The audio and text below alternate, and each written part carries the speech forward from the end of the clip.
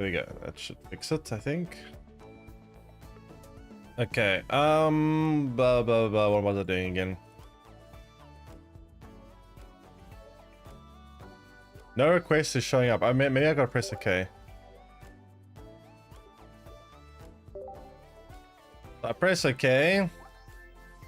You've offered the card to trade partner. While it's being offered, it will not be displayed in my cards and you will not be able to use it. Oh, so there's a 2-day time period when... Okay, so when you send a trade forward, there's like a 2-day waiting period. I'm guessing if the trade agreement doesn't happen within the 2 days, it just cancels it. I'm guessing.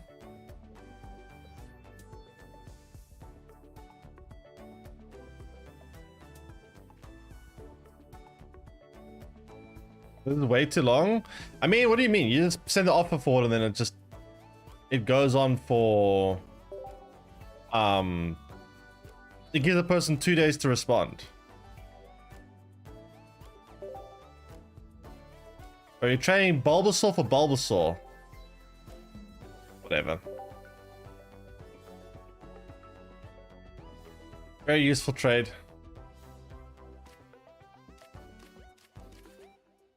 Very, very good trade. We trade Bulbasaur for Bulbasaur. Insane. Boggers. Okay, that was just to test how it works, to be fair.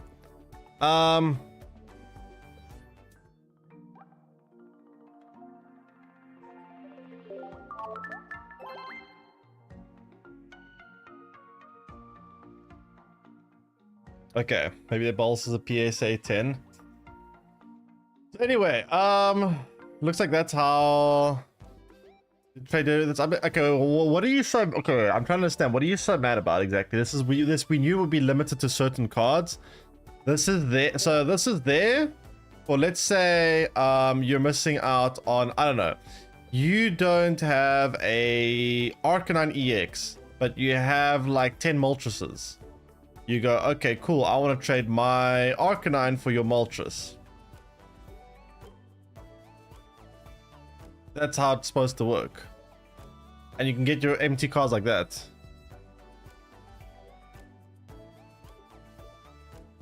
Not enough tokens? Yeah, when you get enough tokens. I'm assuming it won't be that hard to get this.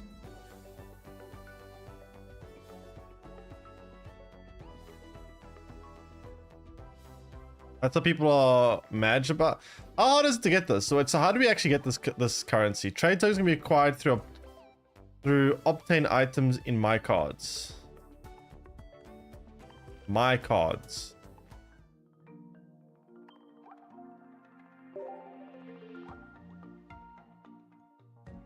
Okay, do I have to do on a higher rarity one? Let me see. So... what do I have a lot of that I can just burn? I have a lot of these, holy crap. Okay, there we go. So I can just yeet and skeet a couple of these. Can I do multiple at once? I don't want to click this 1,000 times.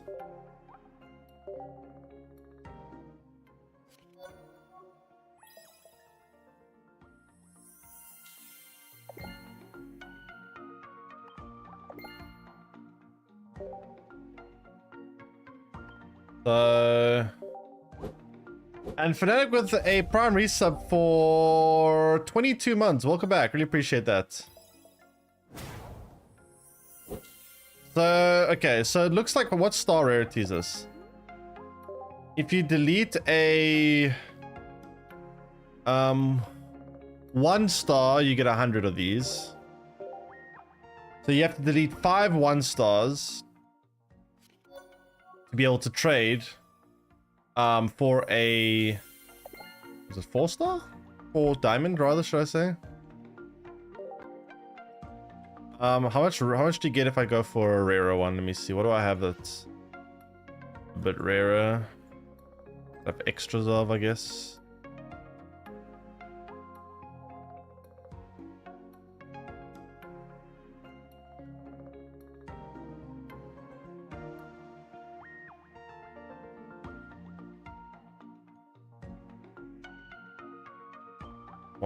That's 1 star, 1 star.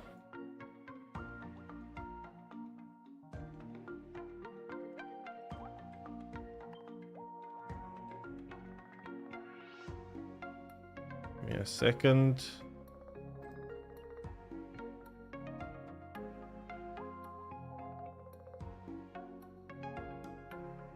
You have more for 4? Wait, this is still 1. Wait, I got not much extras of like higher stars. Okay, how much would you get for like a 2-star? 300? And like a 3-star? Also 300, that's weird.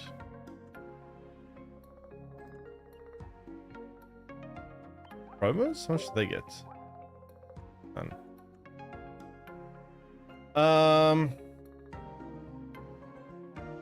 Get rid of my crowns? What crowns? Lamau. Okay, so 2-star and 3-star is both 300, which is strange. You get for 3 stars, you get, or 3 diamonds, you get 125. Okay, I mean, wait, what? Wait. 4 diamonds gives me 125.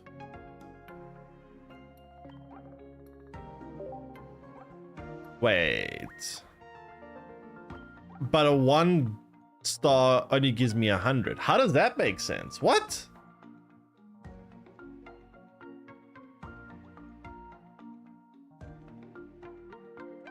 That's weird.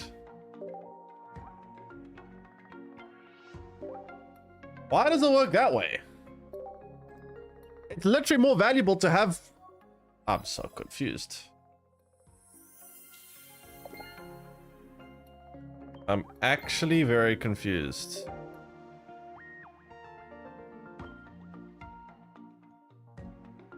You might want the EX.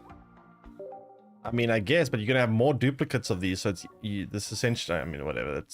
It's better for us for it to be that way, but it makes no logical sense to me.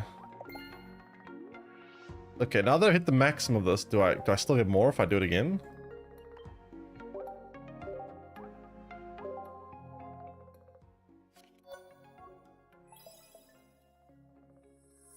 Trainer doesn't have worth an issue with a bunch of duplicates. I mean, that's the point, right?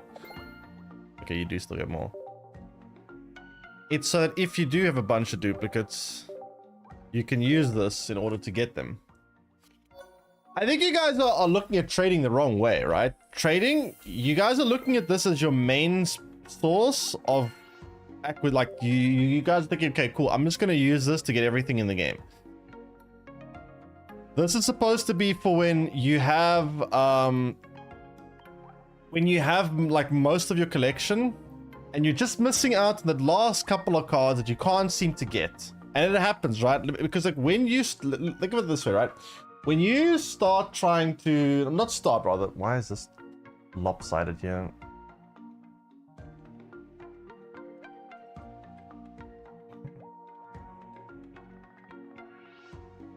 Okay, when you are trying to get the last couple of cards you get, when you first open them, when you first open your first couple of packs, everything's new.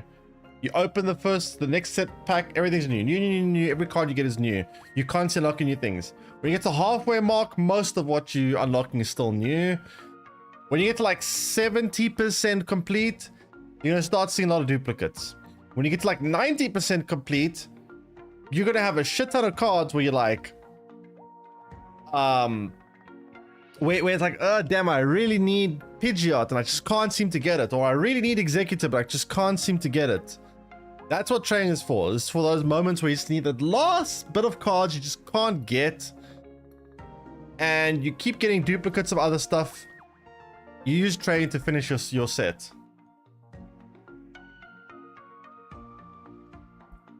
How is anyone supposed to catch up? What do you mean catch up? What about players joining the game down the road? I mean, down the line, you can just, once again, all the new expansions will become old expansions. You can still trade between those. But I mean, you can't expect someone to join the game, like, let's say a year from now and just be like, boom, give me a full collection. And obviously, they're gonna have to They're gonna have to work their way up like everybody else. But they'll have the advantage of being able to trade throughout any of the expansion sets if they want to.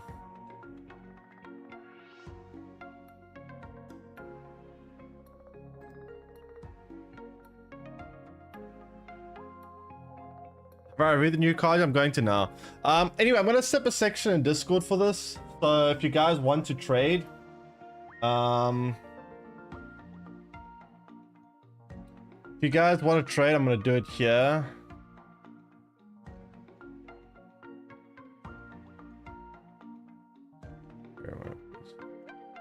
All right.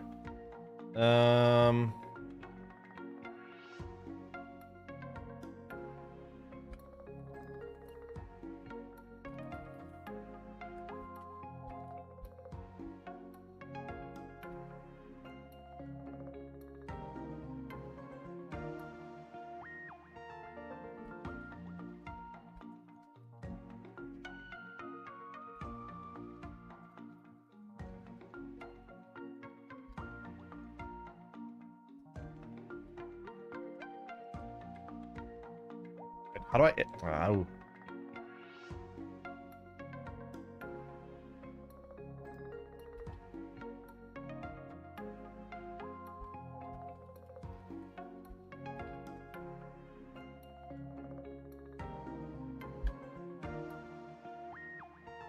How do I press enter, make a new like tab on mobile? This works. On desktop, it just enters the message. How do I, like, you know, new line? Enter just sends the message. It's shift plus enter. Okay, thank you.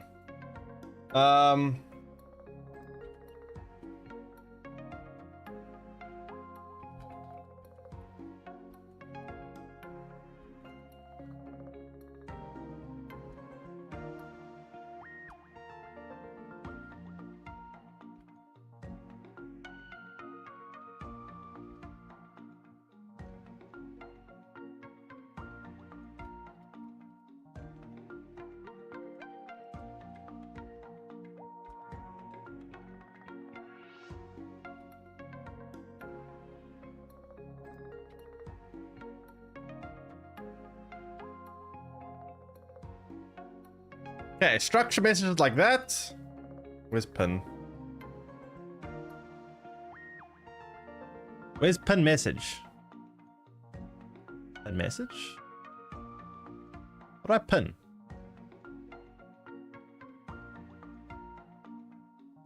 Pin. Oh, there we go. I'm blind. All right, there we go. If you guys want to trade, join Discord. Go into that section of Discord, and yeah, you can set up trades there. Add each other's friends. Get the cards you need from there. Yeah.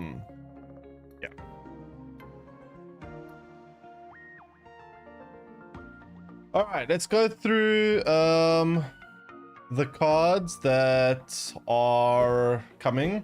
Thanks, follow Samka Pales. Welcome stream. I followed logic of what needs to happen. You must have 3 copies of anything that's 3 diamond and above, while tokens in order to be able to trade those cards. Yes. Now that sounds like a big deal. Remember, this is not supposed to be there to just give you every single card in the game just like that. This is supposed to be there so that if you're missing a couple of specific cards, like maybe 3 or 4 of those last couple of cards you just can't seem to get, you use this to get those specific cards. It's not there to just give you everything in the game just like that. I really don't think it's that big of a deal. It's just there to give you the last couple of cards. Okay, let's go through the leaks. Apparently these are the cards that are coming. So what do we have here?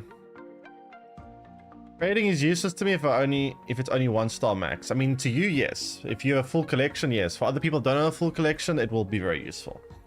So these are the cards that will be coming to the game. Oddish, there's a new, I think these are all new versions, right? Oddish, heal 10 damage from his Pokemon, 10 damage. So it's... What does existing Oddish do? It seems more or less the same, just split between healing now.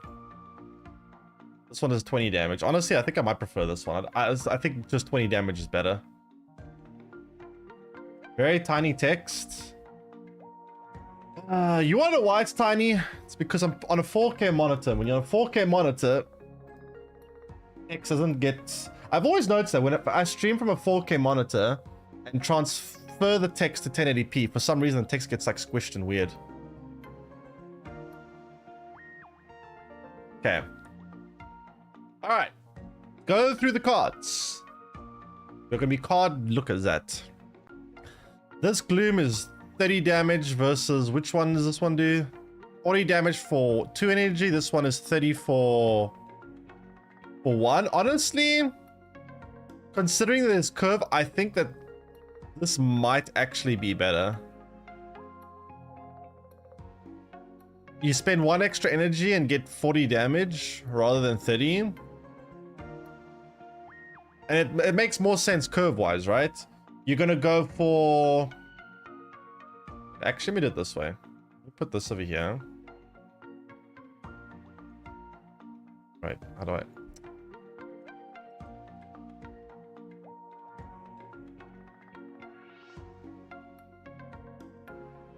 There we go. This is where we can compare things.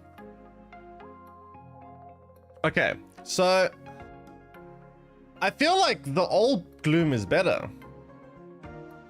Because like if you want to be on curve, you use 1 energy, you put it on oddish, you attack maybe once with it or whatever, then you evolve it into Gloom, 2 energy, attack with it, and then Vile Plume is 3 energy, attack with it. That's a perfect curve. There's no problem with that curve. So honestly, these new oddish Glooms seem worse. I think these actually look worse. Oh well. Belotham. Belotham. Leaf Step. Oh wait, but this evolves. Oh, that's interesting. This is a different evolution from Gloom. So instead of evolving into Vile Plume, it can evolve into Blossom. Blossom is 2 energy, 80 damage. 2 energy, 80 damage. And then you have Beetle that can do 1 energy, 70 damage. I don't know, it doesn't seem that great to me. But whatever. Tangela. Getting an evolution now. This one is 2 energy, 30 damage. This one is 2 energy, 40 damage plus heal 10 damage on this Pokemon. Wait, what?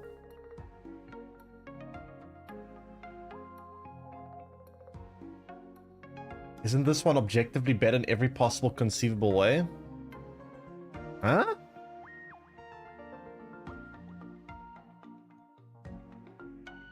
Oh wait. No. Heal 30? Yeah, but that's this one. The Tangela here, between old Tangela and new Tangela. Am I missing something here, chat? Old Tangela, 2 energy, 40 damage, and also heal 10 from this Pokemon. New Tangela, 2 energy, 30 damage, that's it. Not just that, but this old Tangela is 80 HP, the new Tangela is 70 HP. That makes no sense to me at all. Okay, so it has 1 more retreat cost. That's not worth it though. See, when I see stuff like that, I start doubting the legitimacy of the leaks. When I see things like this, because this doesn't make sense at all. You'll never play the new Tangela, oh, the old Tangela over the new one. I mean, the new one over the old one. Yeah, but chat, it's not worth 1 extra retreat cost for all this downside. Doesn't seem ever worth it to me.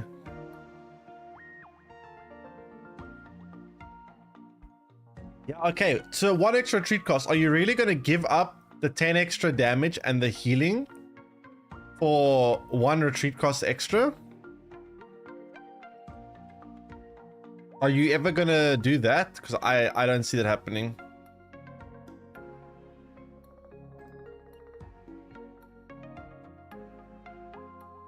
That literally makes no sense. Anyway.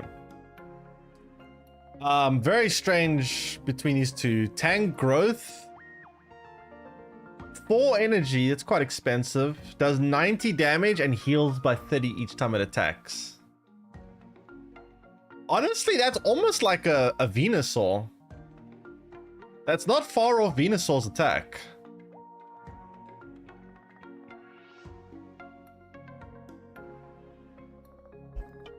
How does that compare to Venusaur non-EX? Non-EX Venusaur is 4 energy, 80 damage, heal 30. It's actually better than old Venusaur, or regular Venusaur. It has slightly less HP than Venusaur, but it's only a 1-stage evolution rather than a 2-stage evolution. Which is a pretty big upside.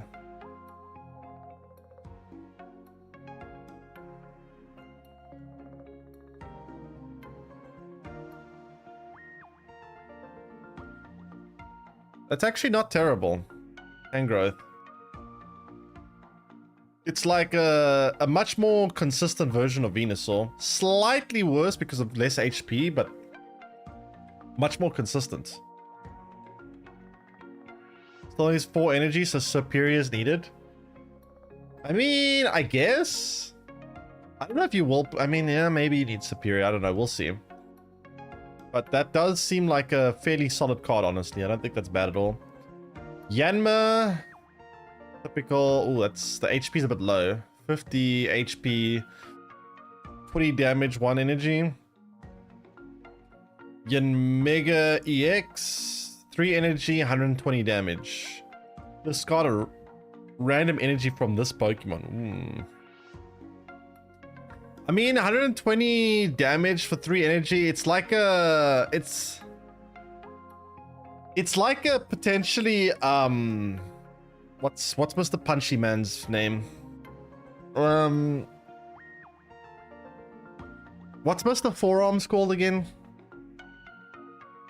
I guess it is neutral energy. Machamp, yeah, that's one. It's like a Machamp. A lot less HP than Machamp. I think Machamp is like 180, right? Machamp EX is a lot more HP, and it doesn't have this downside of discarding energy. On the upside, though, this is a much cheaper retreat cost. It also is a grass type, so it can get healed, and it can also be used with Superior, I guess. The other upside is the fact that it's a stage 1 evolution rather than a stage 2 evolution. But the downside is you have to constantly keep putting energy on it, which is kind of annoying.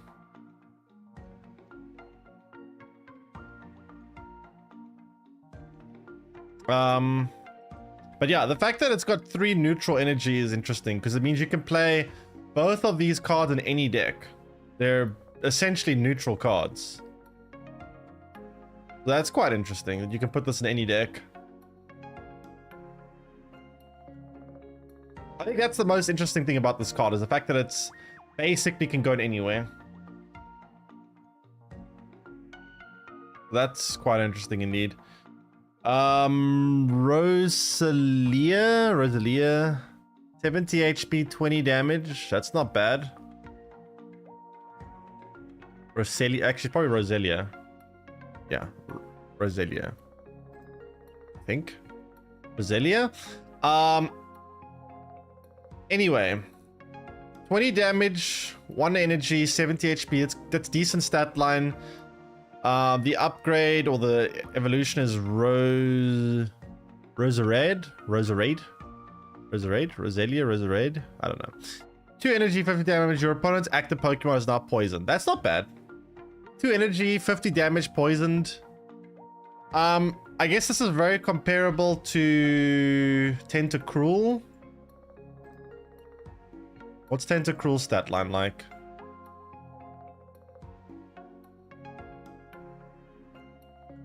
The Tentacruel is going to be doing 2 energy, 50 damage, poison, the same thing. So the only real difference here is that Tentacruel is 10 more HP. Otherwise, they're pretty much the same card. Tentacruel seems a little bit better, but then again, these are different energy types, so you could say that, oh, but this card has access to Erica, whereas Tentacruel doesn't have access to Erica. So, you know. But yeah, it's basically Grass's Tentacruel. Okay, so... Turtwig. 2 energy, 30 damage, that's kind of bad. 80 HP. 80 HP is not bad, but the attack is kind of weak. Grottle, 3 energy, 60 damage. That seems terrible. This card sucks. Oh wait, there's another evolution to it. So, Torterra, 4 energy, Plant Frenzy, 150 damage. That's a lot. During your next turn, this Pokemon can't use Frenzy Plant. Wait, so this card can only attack once every second turn, essentially?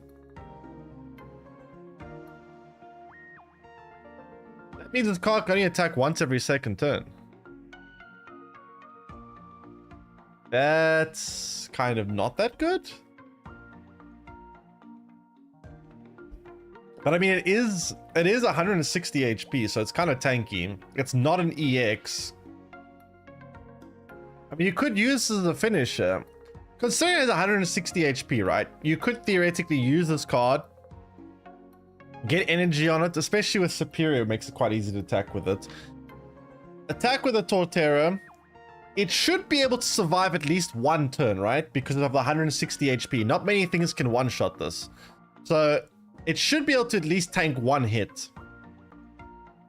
And then, you know, you attack, your opponent attacks back. I guess it has to tank 2 hits, right? No, wait, actually, that doesn't make sense. It has to tank 2 hits then. Which that it becomes a lot harder. So you actually really could only use it as a finisher.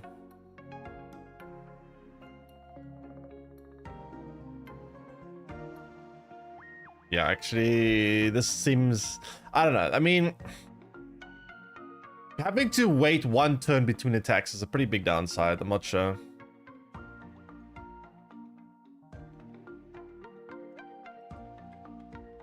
Why does Yama get one?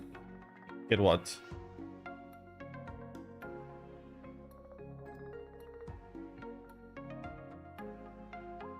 Oh, EX?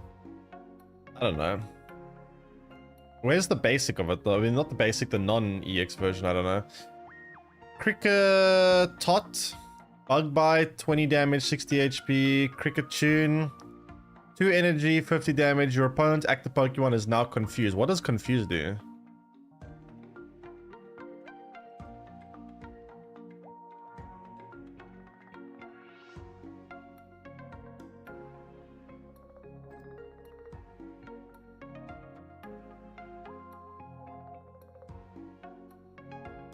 What does that do?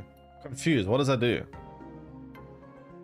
In the game, there is a chance the enemy can attack itself. Whoa, that's... what's the chance though? 50-50?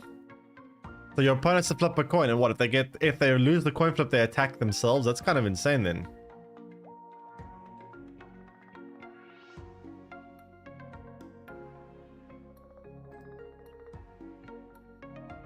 It just ends?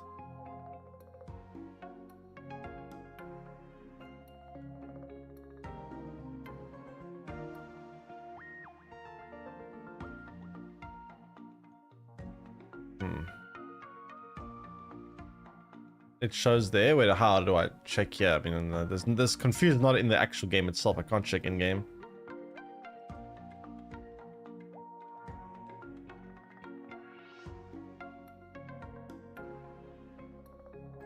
No coin flip to attack or end turn with no attack. Okay, I'm seeing a lot of conflicting results here of what you guys are saying.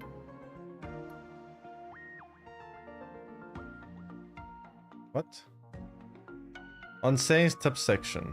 In the game? But how can it be how can they have the tips for this? It's not in the game yet. Is it full up for Leafeon? I don't know. We'll see, I guess. In game, but how? That's not, this effect isn't in the game yet.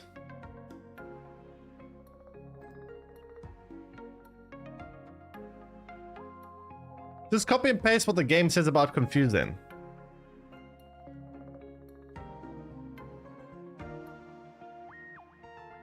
I feel like going through. To move the screen to be a hassle now. But what does the game say about confused? Just check. Oh my god, man. Okay, there we go. If you attack, it flips a coin. If heads, your attack goes off, but if tails, your attack fails and your turn ends. Okay, so just a 50% chance your opponent skipping their next turn's attack. Got it. Chat, why could you just say it? This doesn't have to be so hard. Okay, Burmy. 10 damage, 1 energy, that's kind of bad. Wormadam, 3 energy, a lot of very high energy cost cards here. Flip a coin, if heads, attack does 30 more damage. So it's kind of like Executor? Kind of, but for 3 energy? Is this a worse Executor?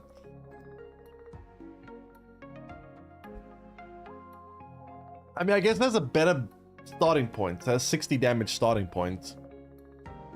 So it's on average doing like 70 damage per attack, whereas Executor's doing on average 60 damage per attack. That's the EX version. Also non-EX. I guess you should compare it to non-EX Executor. Non-EX Executor is 30 starting point, potentially 60, whereas this is... The starting point is actually... But it has a lot more energy cost though. 3 energy versus 1 is a pretty big downside. I don't know. I feel like this is still a worse version than Executor. Combi, put one random basic Pokemon. Just zoom in more.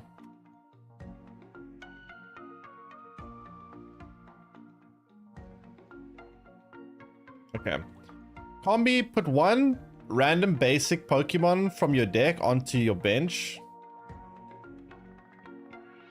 One random basic Pokemon from your deck onto your bench. That doesn't seem that bad. I mean, it's kind of similar to...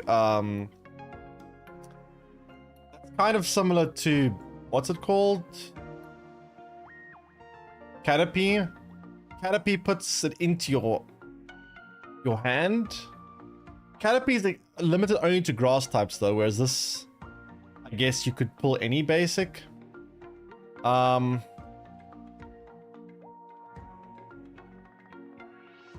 But it's kind of similar. They're doing very similar things. Vespa Queen? 2 energy, 70 damage. Not that interesting. Carnivine, 3 energy, flog, 40 plus 40 damage. Flip a coin if it heads, this attack does 50 more damage. A very similar effect to this. Where is it? Why are these two so similar?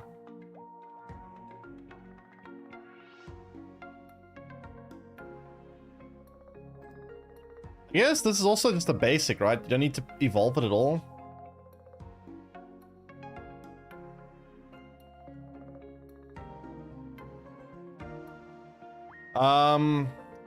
Expansion available will be in 24 hours from now.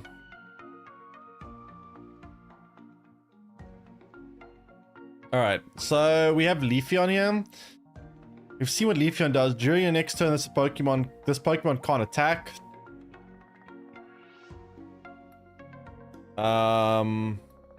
Rotom. Flip a coin if heads, discard random energy from your opponent's active Pokemon. Discard random energy from your opponent's active Pokemon. Interesting. 2 energy though.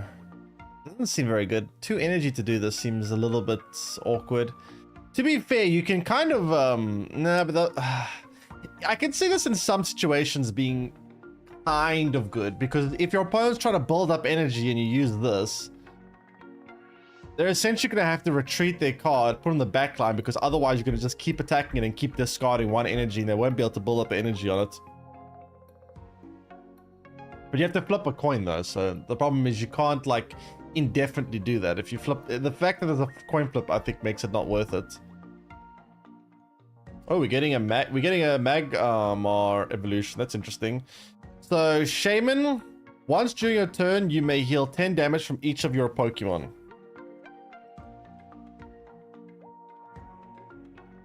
A basic that has a passive healing ability. Honestly, that doesn't seem that bad. Passive healing every turn for a basic. Not much healing, but I mean, I don't know. 10 damage every turn could potentially end up being a lot. The ability on a basic is kind of nuts. Yeah, I mean, the fact that you can just put this on a basic is definitely kind of valuable. You can have 2 of them, I suppose. Yeah, if you have 2, you're getting 20 free healing every turn.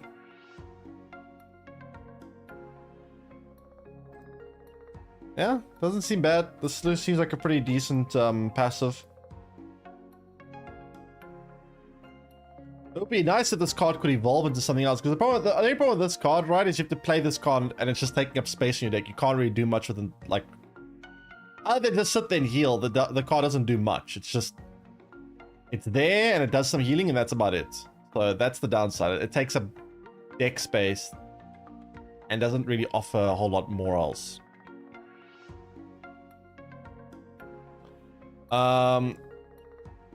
Magma, take a fire energy from your energy zone and attach it to this Pokemon.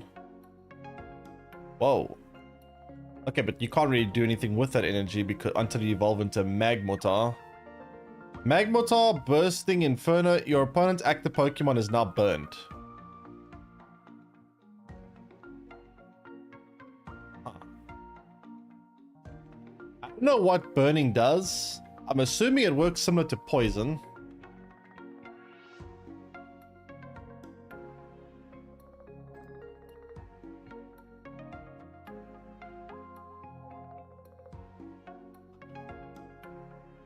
But if it is the same thing as poison, what's the point of what's the point of having a different keyword? If it works the same way as poison, why not just say your opponent's active Pokemon is poisoned? If there's no difference between the 2 effects, what's the point of having different keywords?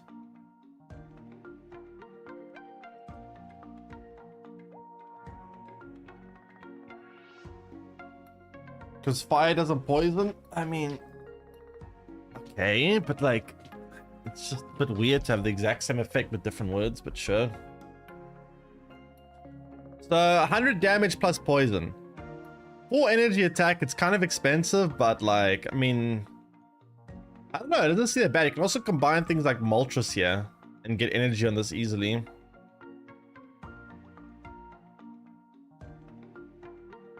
Poison and burn stacks. Poison does not stack. Does burn stack? But poison does not stack.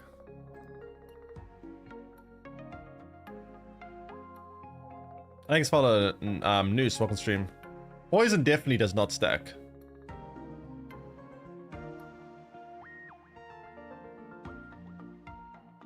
It does.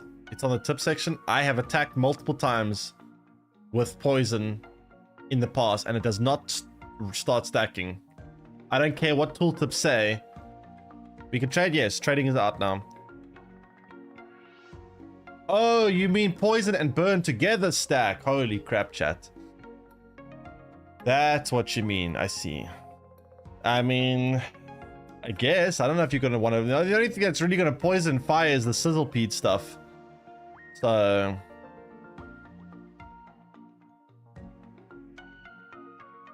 The trading system is so bad though. I'm genuinely quite curious why everyone thinks it's so bad. Like, what was everyone expecting trading to do?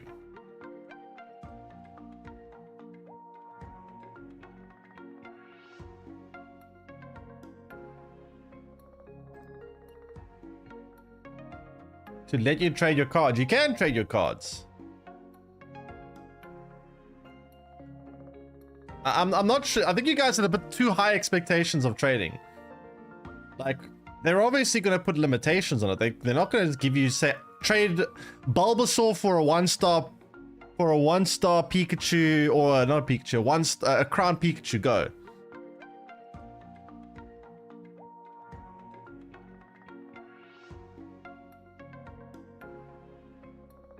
You have plenty of dupes to burn? I think a lot of people are going to have quite a few dupes to burn.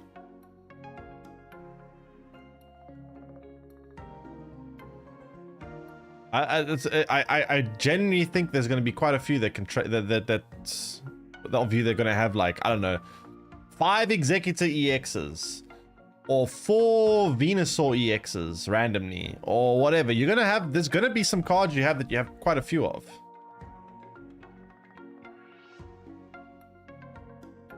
So Discord, I did. There is a Discord subgroup. I told you I've made a section on Discord where you guys can trade. Use it. It's right there. Go join the Discord. Go to Pokemon Pocket trading. It's right there. Actually, let me rename this. It's a bit long, this name. I guess we don't need the pocket parts.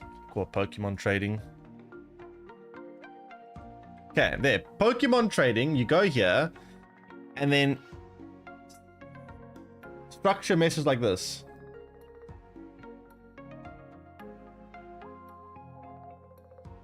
See? Trade like that. Right there. Want to trade? Go there.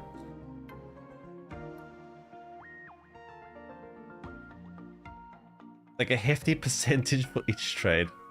If only I could do that. If only.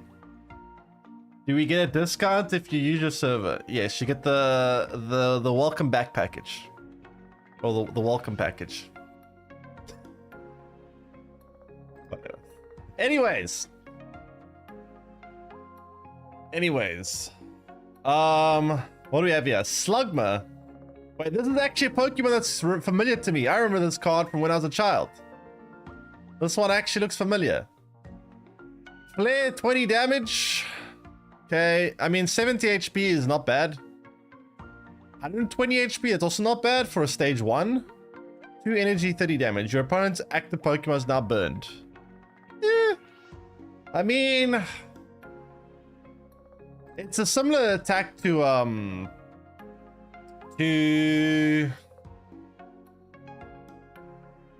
what's the card name?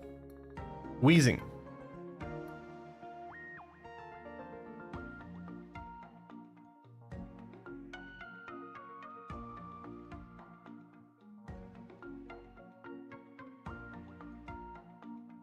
Very similar to Wheezing.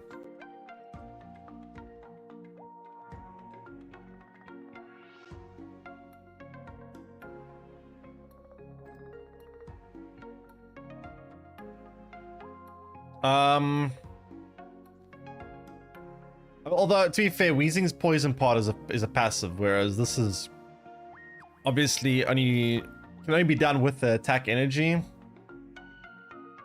So Weezing's still better, but I mean Weezing is just Weezing. Okay, let's see this monkey.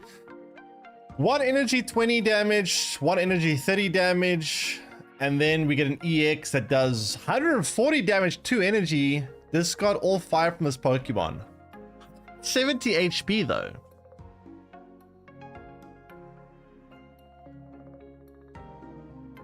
That's an interesting card. Who can trade? Join the Discord and go trade there. 170 HP is quite big though. Holy crap. That is a pretty chunky amount of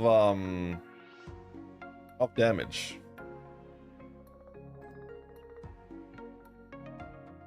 I mean of HP, but so when it discards all energy, it means you can't stack extra energy. So when you have something like, for example, Charizard that discards 2 energy, if you stack like 10 energy on Charizard, you can just keep attacking with it. But if you have, let's say, 10 energy on Infernape, then it discards all of it. So you essentially can never attack twice with this card in a row. But still, 140 HP. It has a 0 retreat cost. Wait, that's so easy though. Don't you just attack with this card and then get a free retreat? You attack, retreat it, and then you build up energy again. The fact that it's got a 0 retreat cost makes it actually pretty good, right? Because you can just attack, retreat, and then put energy back on it and start building up again.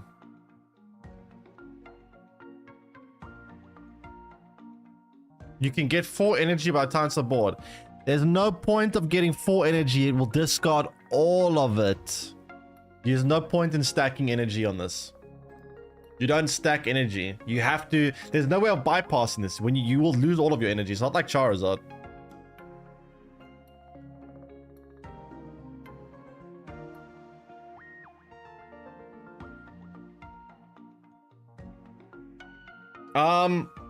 Yeah, I don't know. The fact that it's got a 0 treat cost though is kind of insane.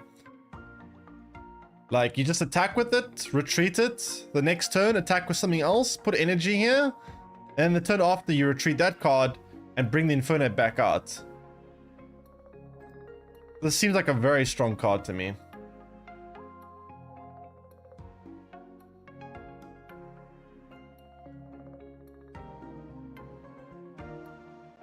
Stage 2, yeah. I mean, it is a stage 2, so it's not exactly the most consistent thing in the world, but I mean, you only need 2 energy to do 140 damage. You can also just use the finisher sometimes as well. This seems like a pretty damn good card to me. Heat Rotom, 2 energy, 30 damage. Flip a coin if heads attack does 30 more damage. What's up with all these like executor-like cards? They've given so many cards that are so similar to Executor. It's kind of weird. Alright, let's go into water now. Sparklesness favorite type. Swinoop? 2 energy, 40 damage, kind of bad. Hello Swine. It's got a passive. This Pokemon takes minus 20 damage from attacks from fire or water Pokemon. That's interesting. So that makes a type advantage against water even better, or a type advantage against fire even better. So not only are you doing 20 extra damage against fire, but you're taking 20 less damage against fire too, and water as well. The attack is a bit bad though. 3 energy, 60 damage is not that good.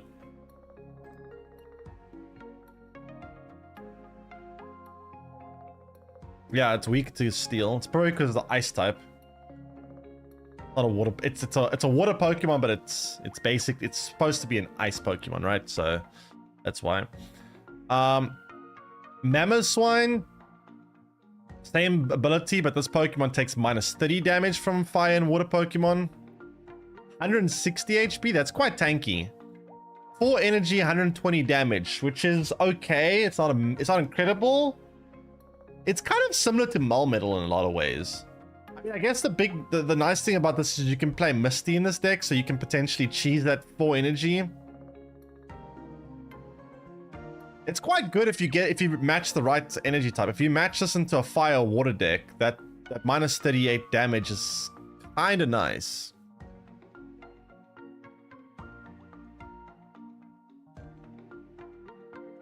Can cheese Melmetal now too with Dialga? Yeah, we'll get to Metal in a bit, but I don't know. This card doesn't seem terrible, but it is a 2-stage evolution though, which makes it not the most consistent thing in the world. You just try that one out. Regis? I don't know what the hell this is. This is some kind of ice Pokemon. Prevent all effects of attacks used by your opponent's Pokemon done to this Pokemon. So it means it can't be poisoned or burned or anything like that, I'm guessing.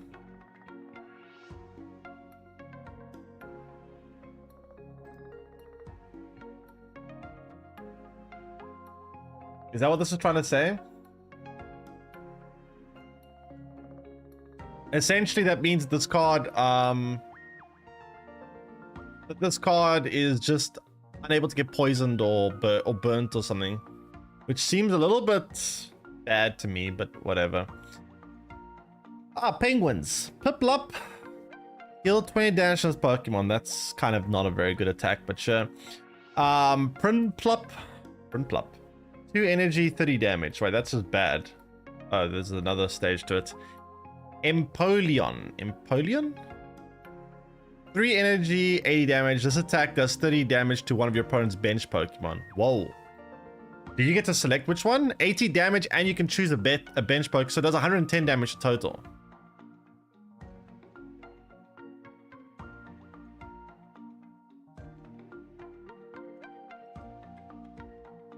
Does this prevent extra effects from attacks like extra damage on coin flips? That I'm actually not sure. It could be. But either way, it's... I mean, I guess it's a wall, right? 110 HP. Like, this is just supposed to be like a wall, I suppose.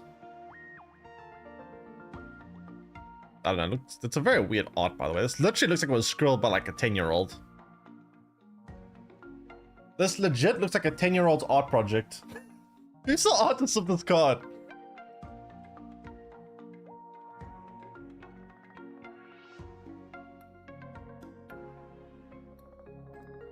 Anyway. What was I saying now? So, this card, it's a two-stage evolution, which is kind of difficult to get to. The ability is interesting, but there is one big downside. Usually this late in the game, doing damage to bench Pokemon isn't as valuable anymore. Doing damage to bench Pokemon is a lot better in the early game. Like, that's not to say that it's not valuable to do late game at all. It's just a little bit less valuable because you really want to use this to try to disrupt your opponent's setup. Like, your opponent's playing like, I don't know, Magikarp. It's great to take it out early on. Or if your opponent's like trying to build up a, maybe a, what's the other card called? Charmander. This can be quite good at disrupting that. But this late into the game, it's not going to do that much. I mean, I guess it's not to say it won't do much. You can potentially snipe off, obviously, damaged Pokemon and finish them off with this, which can be nice. But overall, basically 110 damage, split up onto onto your opponent's bench Pokemon.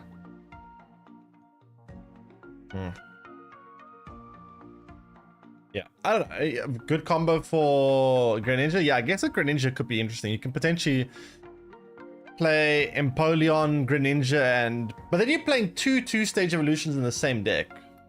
That seems a little bit dodgy to me. Playing two second stage evolution cards in the same deck. I don't know.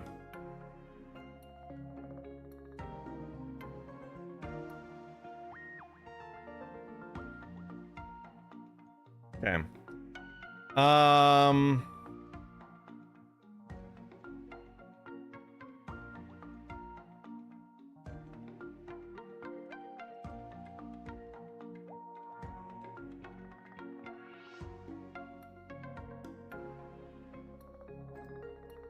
1 second.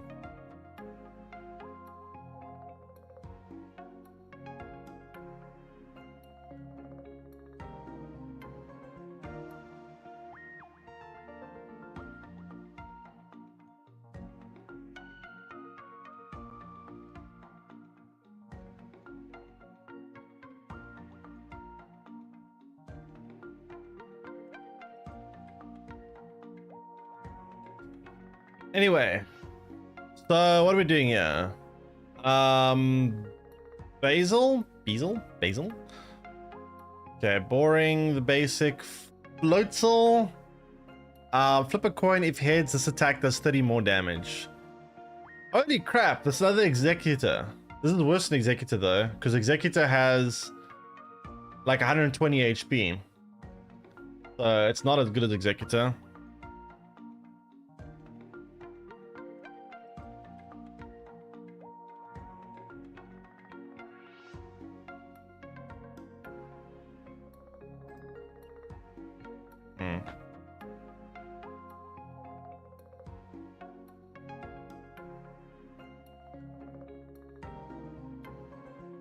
Animaridium? You know what the weird thing is? I don't see the messages popping up in the YouTube chat section.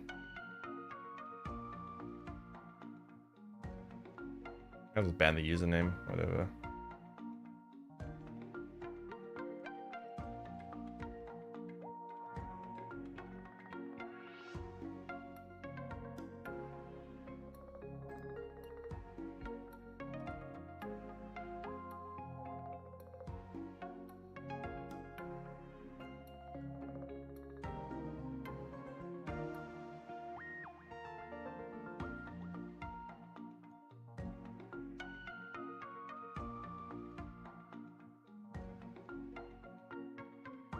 Wait, how does banning on YouTube work? Actually, I don't even know.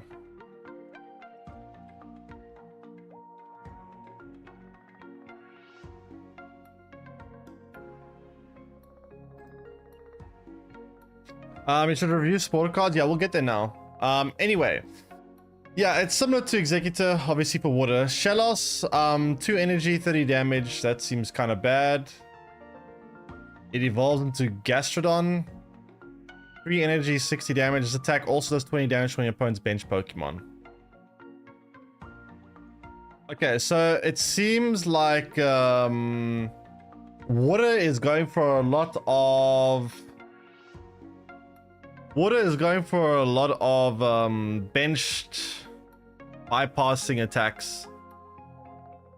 So in total, this is basically doing 80 damage for 3 energy, which is, I don't know, not that great. But you can attack the bench Pokemon as well, which has some value. And Finneon, it's a different ability of Finneon. What is the compared to the basic version? Let me just pull up Finneon here. So Finneon is going to do that one. So this one does 20 damage, very simple. This one does 10 damage, flip a coin if heads during your opponent's next turn, prevent all damage from and effects of attacks done to this Pokemon. I think it's just, this is just more reliable. I would probably still just take the old Finneon. There's a new Lumineon though. This one actually looks quite different. This one is 1 energy, 50 damage. This one is 2 energy, 50 damage, but can also attack the bench. I think this is better. Old Lumineon, because it has a better curve. You don't... I mean, this one has 10 more HP, but I think this one has more use. I'd probably prefer this one, honestly.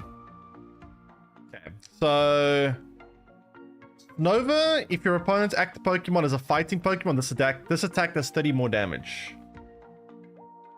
Huh. That's interesting. I mean, 40 damage is quite nice, but that's a bit specific. I don't think that's typically going to be doing that much. Wait, the Alolan can only reach the bench? Ah, I see, actually. That's interesting. Maybe you run one of... You could actually potentially run one of each, maybe, I guess. But yeah, that's... I actually thought this was anything. Okay, so it's only bench. Oops, I did not mean to do that. A bummer snow. A bummer? Oh, bummer. A Bamo snow.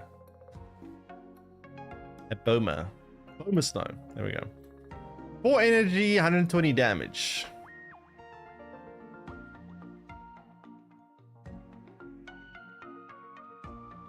Seems kind of meh. I'd rather, instead of playing that one, I'd probably rather... I think this one looks more interesting. You can do more with this.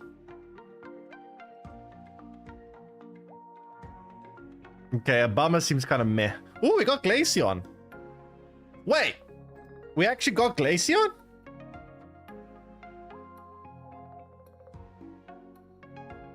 So that's so weird. Now we have Vaporeon, we have Glaceon within the same energy type. So what does it do? Ice Beam, flip a coin if your opponent's active Pokemon is now paralyzed. 2 energy, 60 damage, and can paralyze your opponent. It's okay, it's not bad. 90 HP. And you can potentially try stun lock your opponents.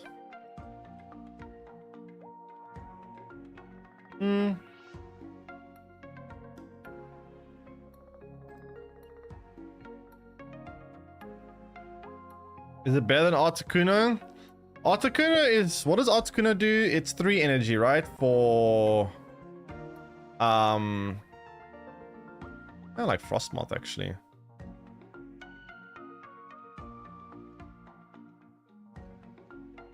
Actually quite comparable to Frostmoth. Very comparable to Frostmoth.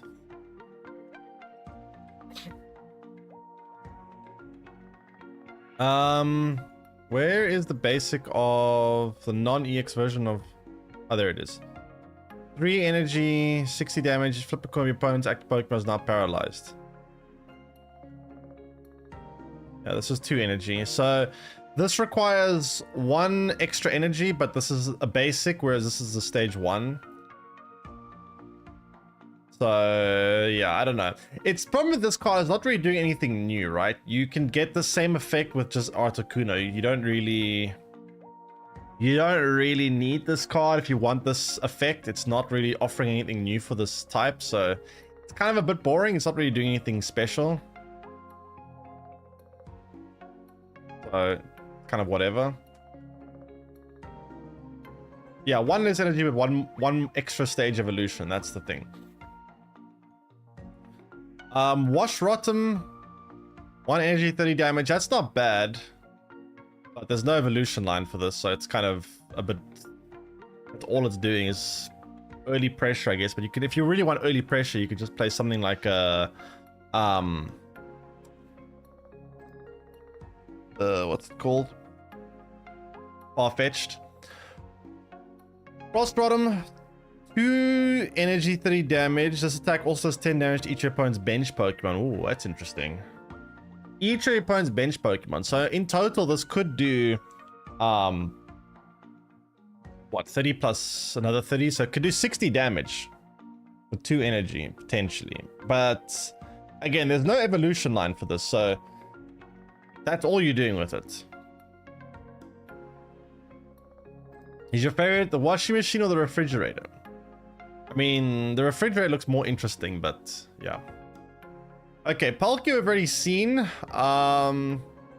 We know what this one does. Discarding 3 energy makes it kind of difficult to attack multiple times with it, but yeah, 150 damage and doing 20 damage to each of your opponent's bench Pokemon. It's quite big, but yeah, attacking with it twice, unless you high roll Misty, is gonna be difficult. Manaphy, Oceanic Gift. Choose 2 of your opponent's bench Pokemon. For each of those Pokemon, take a water energy from your energy zone and attach it to that Pokemon. Wait, choose 2 of your opponent's bench Pokemon. For each of those Pokemon, take a water energy from your energy zone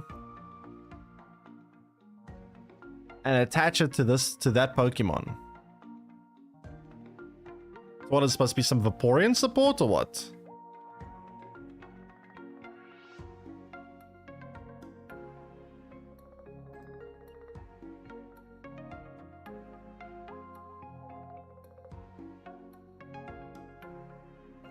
Use 2 of your bench Pokemon. For each of those Pokemon, take more energy from your energy zone attached to that Pokemon. I mean, okay, never mind. Why do I think it was opponents? So you're attaching your okay. So you're putting energy on your bench Pokemon. So I guess there's another way to ramp out energy, which I guess water types do like that. I mean, you can use this. This is actually not bad, right? You can use this with things like this Mammoth, because obviously it needs a lot of energy. Things like Magikarp, Gyarados, Blastoise potentially. This actually seems like a pretty good card. Water Moltres, yeah. I mean, only 50 HP, so it's not going to survive that long, but I don't know. This could actually help you get a lot of energy out.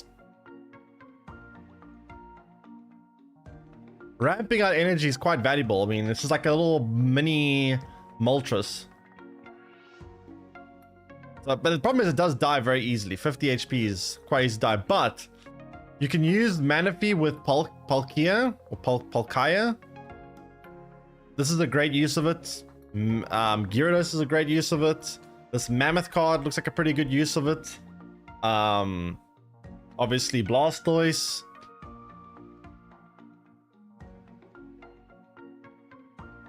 This actually seems pretty good. I think this card is very, very good. Like, water is designed around needing extra energy. There's a lot of cards in water that need extra energy. Also not bad Articuno, I guess, too. You could potentially combat with Vaporeon and move the energy in even more specific ways, I guess. This card looks very interesting to me.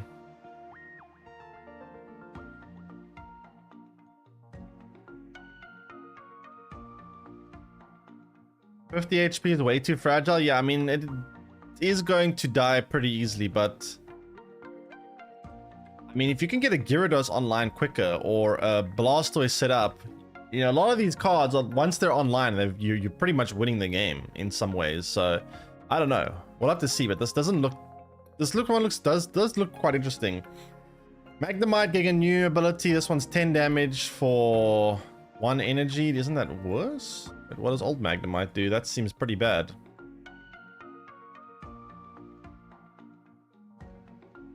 Wait, this is objectively worse. I mean, one positive is the fact that it's neutral energy rather than lightning, but what? This is just worse.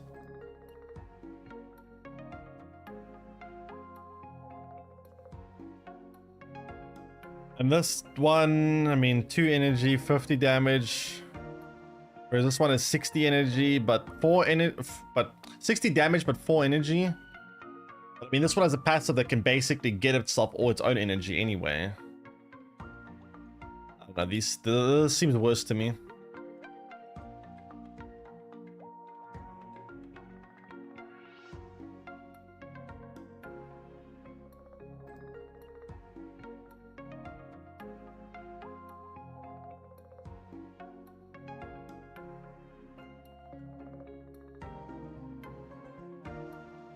Oh wait, there's a stage 2 to this. I just realized, whoa, this actually, whoa, what the hell does this do? Magnet Zone. I didn't realize there was another stage to this. Magnet Zone, discard all electric energy from this Pokemon to do 110 damage. Discard all electric energy to do 110 damage.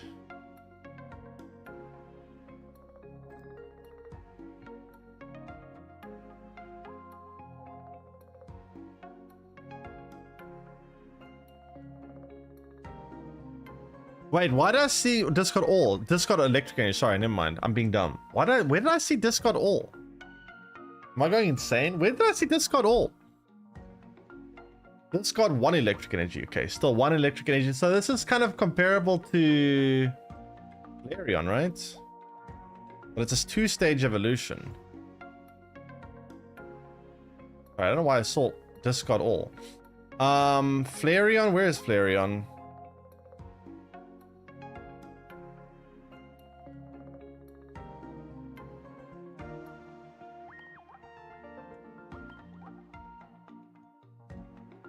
Discard a fire from his Pokemon. So this one has a little bit more HP, but this is a 2-stage evolution. This one is a 1-stage evolution. Keep in mind you get a free ramp from stage 1.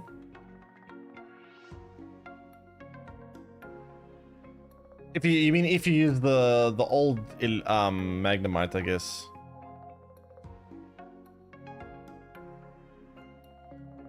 Yeah, I guess if you use this Magnemite, you get 1 extra energy anyway. Potentially more if you keep it there for multiple turns.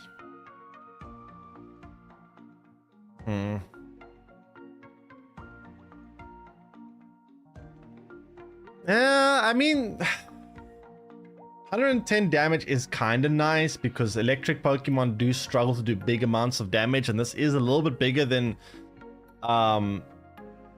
this is a little bit bigger damage than what electric Pokemons typically can do. But yeah, you definitely use the old ones. The new ones look kind of garbage, but Magnezone, yeah, I don't know. It's kind of like a Flareon, but luckily because of the stage 1 evolution, you can get extra energy as so the downside isn't as bad on this. It also has a little bit more HP than Flareon, I suppose. So maybe it could be worth testing out or trying out. Voltorb. This Pokemon also does 10 damage to itself.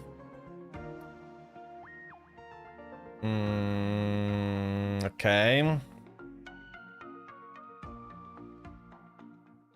I mean, it means you can 2-shot basics, right? Rather than 3-shotting them. Which could be worth it if you think about it, because if you take out a Pokemon in three turns, it means they have 1 more turn to attack you, which means they're going to do 20 damage extra, typically. Whereas if you can take them out in 2 turns, well, you also take 20 damage to self, I guess. because you're doing 30-30, so it's 20 extra damage. So I guess it's kind of, in a way, it's kind of the same thing in a way. But obviously 30 damage means you can reach certain break points.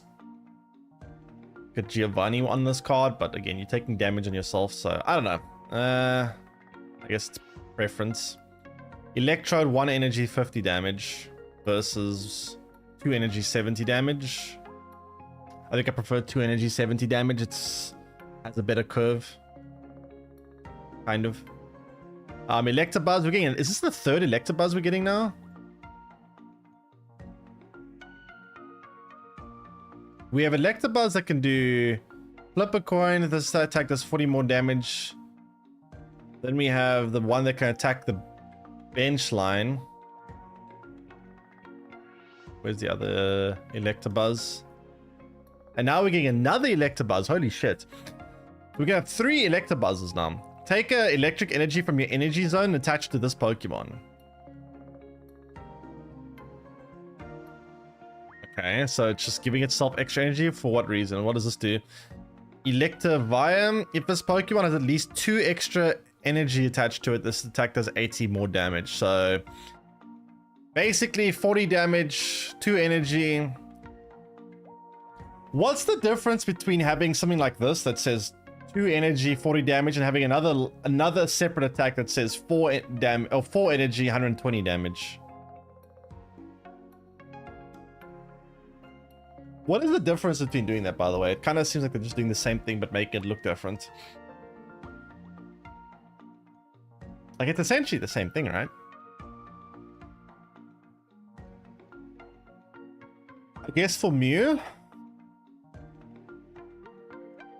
Okay, yeah, I guess it does make Mew worse, I suppose.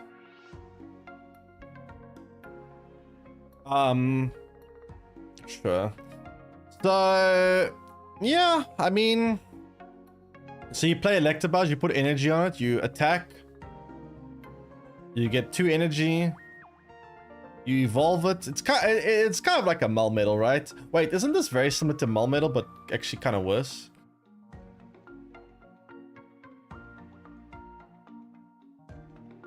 I guess the one big upside is Electivire can attack earlier, so you can start attacking with this immediately, whereas Melmetal has to wait for a while before it can attack. I guess that's a big upside. But Melmetal has a nice passive. Electivire has support you've yet to review.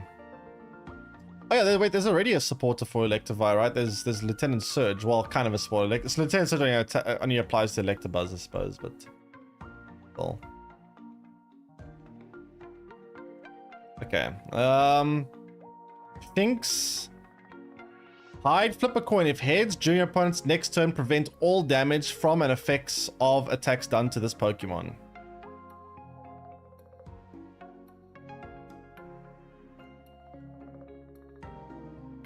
That's kind of similar to Diglett, right? Or Dugtrio, should I say? Kind of.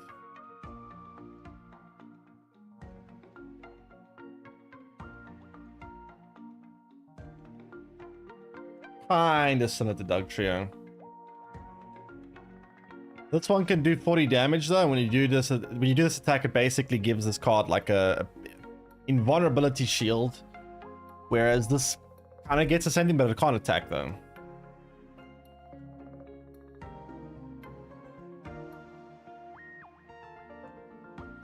So this evolves into Luxio. Luxio has 2 energy, 40 damage. Whatever. Luxray can do Volt Bolt. Discard all electric energy on this Pokemon. This attack does 120 damage to one of your opponent's Pokemon.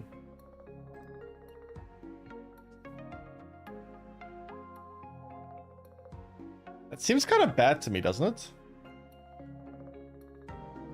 I mean, you can attack the bench, which I guess is nice. But, like, you can only attack once. It's a Raichu? I guess it's a Raichu, but the thing is, Raichu's only a stage 1 evolution. This is a 2-stage evolution for this, and Raichu could do 140 damage. to be fair. I mean, I guess there's a 0 treat cost, which is nice. Add supporter, so don't judge too early. Okay, I'll see the supporter later on, but based on right now, all the information I've cried right now, this doesn't seem that great, but I guess we'll see later on. Maybe there's supporter cards that can make it. This I think we've seen, right? This Pokemon has a Pokemon tool attached that does 40 more damage. Also a basic type, so just play this. Another electric rat. Rotom. If your opponent's active Pokemon has a Pokemon tool attached to it, this attack does 30 more damage.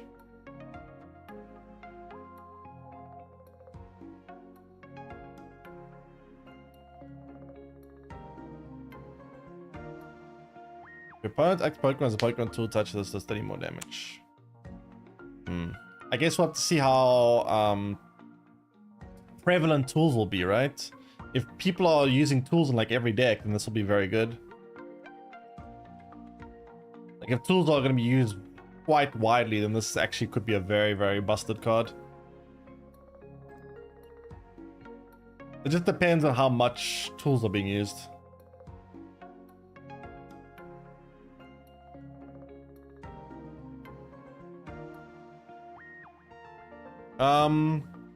Togepi, yes. Togepi, 20 damage, only 50 HP though, so kind of a bit weak. Togetic, Fairy Wind, 1 energy, 40 damage, that's not bad. Togekiss, I've actually never seen this Pokemon. I've seen this one before. I've seen this one before back when I was like still a child. This one I never saw. Why does it become a giant stingray? Togekiss, 2 energy, 60 damage. During opponent's next turn, this Pokemon's override smash attack does plus 60 damage. So during your next turn, so it attacks, it does 60 damage, and then the next turn it does 120 damage. Is that it? For 2 energy only? Cynthia synergy makes it do 160. Wait, Cynthia is Cynthia a card that synergizes with this one? So we still have a lot to review. Holy shit! During your next turn, attacks done by Garchomp or Togekiss do 50. Holy shit!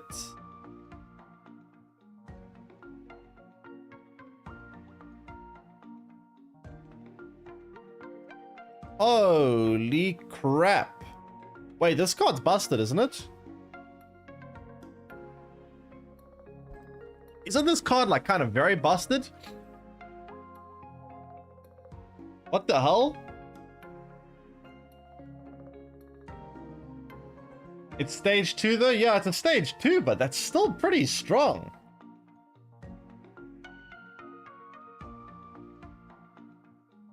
That is still very, very strong. What do you mean it's underpowered? How is it underpowered? It doesn't require much energy. You're free to use your energy on other cards. You need 2 energy on this. You can combine with Cynthia, which means that it can do either 110 damage or 170 damage. 170 damage can one-shot like 95% of all the Pokemon in the game. Right? And not just that, but you only need 2 energy to start doing 120 damage after the second turn of it being on the active lane.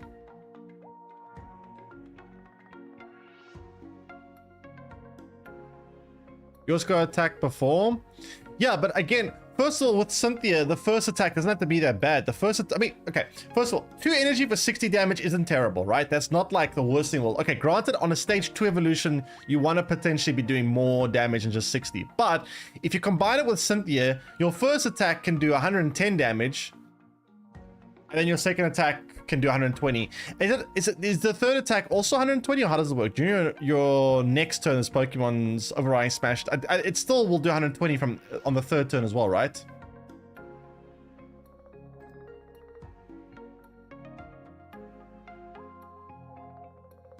Is the stream lagging for anyone else? It shouldn't be. I mean, it should, right? Because when you attack, you're doing overriding smash. It says during your next turn, this Pokemon's overriding smash attack does plus 60. So at turn 1, you attack, you do overriding smash, you do 60 damage. Turn 2, you attack, you do 120 damage, and you use overriding smash again, which reactivates the turn, the next turn after that. So it should continue to work afterwards. Hello. But this seems pretty good to me. I think this card looks very strong.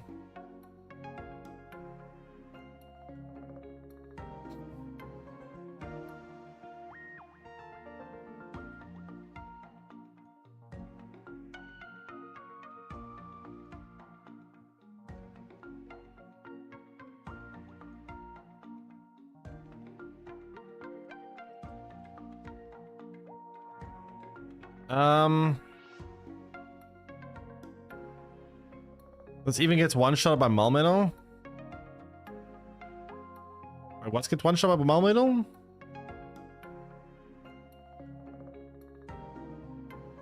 Wait, Melmetal only does 120 damage, doesn't it?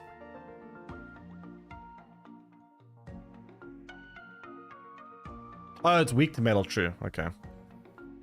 Yeah, currently no one's playing Melmetal, although that might change. Okay, let's see what else we got here. But honestly, I think I like this card quite a lot. This one looks very interesting to me. Miss Dravis? Okay, nothing interesting there. The evolution though. Miss Magius. 2 energy and 70 damage. Your opponent's active Pokemon is now confused. 140 HP.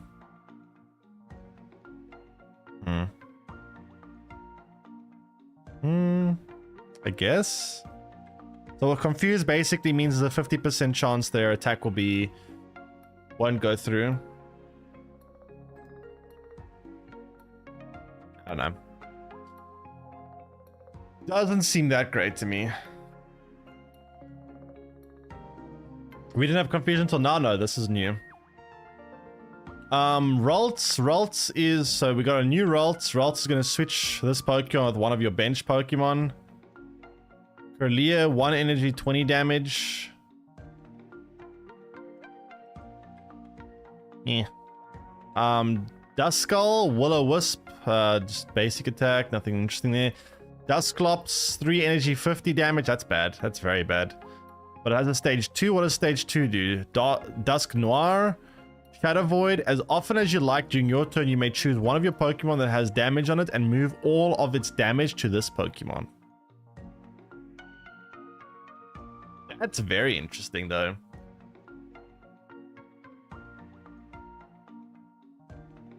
You can move damage around. I've never seen that before.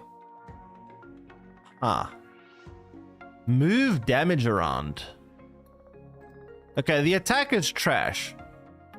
So the card has literally no value in attacking. But its passive is interesting. It's a bench heal? Kind of, yeah.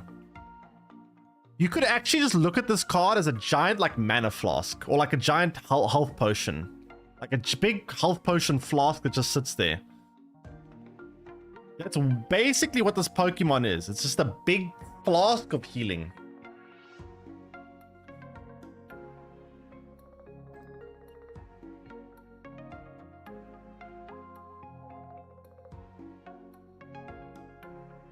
But the thing is though, it is a 2-stage evolution though. Keep that in mind. It's not going to be that easy to get this out. So you basically have a 2-stage evolution for the ability of being a giant health flask. So I don't know.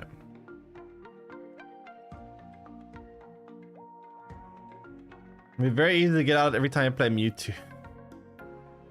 Yeah, true. Just play Mewtwo and just have the Mewtwo RNG. Yeah, I don't know. I mean, it's an interesting ability. I'm not sure how I feel about it though, because of the fact that it has a pretty terrible attack. Like, its attacks are all garbage. But its ability is interesting.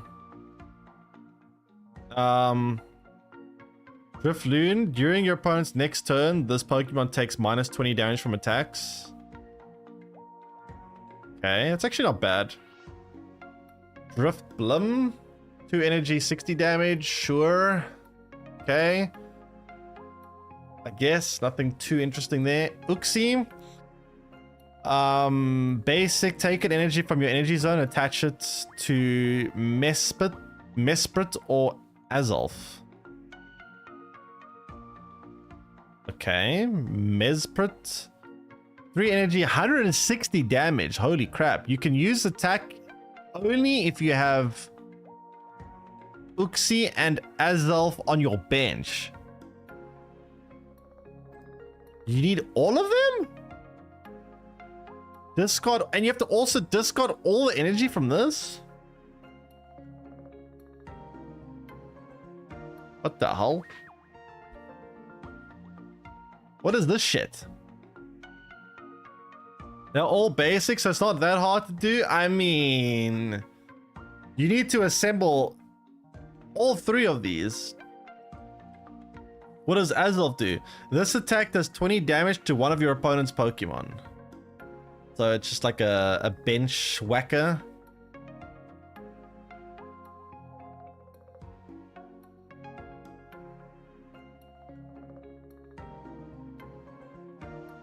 I don't know, man. I mean, this is a pretty big requirement.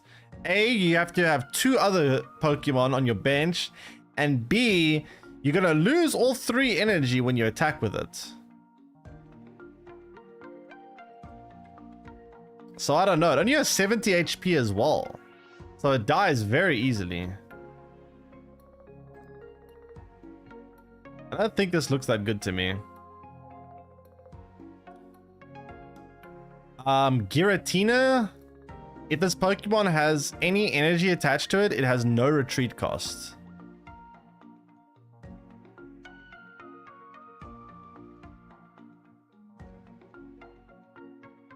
So otherwise there's 3 retreat costs, but if you have 1 energy or more, it's a 0 retreat cost. I mean, a 0 retreat cost is not bad.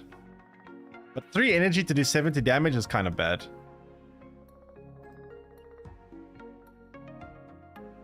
You could maybe use it as a wall, I suppose. It's 120 HP. To me, this just looks like a wall.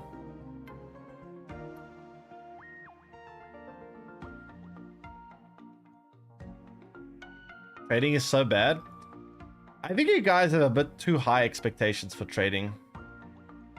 I think you all expected that trading was supposed to give you every single card in the game for free. It's just there to complete like missing cards. If you're missing a very specific card you just can't seem to get, that's what it's used for. Can't trade anything, need trade tokens to trade.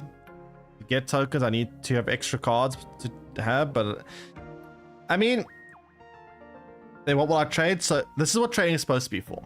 I've said this before, I'll say it again. If you have, let's say, and I was in this position, right? You guys remember I was trying to get Flareon, Vaporeon, and I think it was Vileplume as my last couple of cards. I just could not seem to get them in packs. I just kept opening pack after pack after pack, and I just couldn't get them. If there was trading back then, I could have just traded for them and be like, okay, whatever, let's just trade this and be done with it. I could have completed my collection much easier. It's for when you have a very close to finishing your collection and there's a couple of missing cards you really need, then you trade to get those last couple of cards. That's what it's used for. It's not supposed to be used as your main source of getting new cards. It's supposed to be there to complete the last couple of cards you need to finish. No, it's not useless for free-to-play players. It's not. That's not true. It is useful for free-to-play players.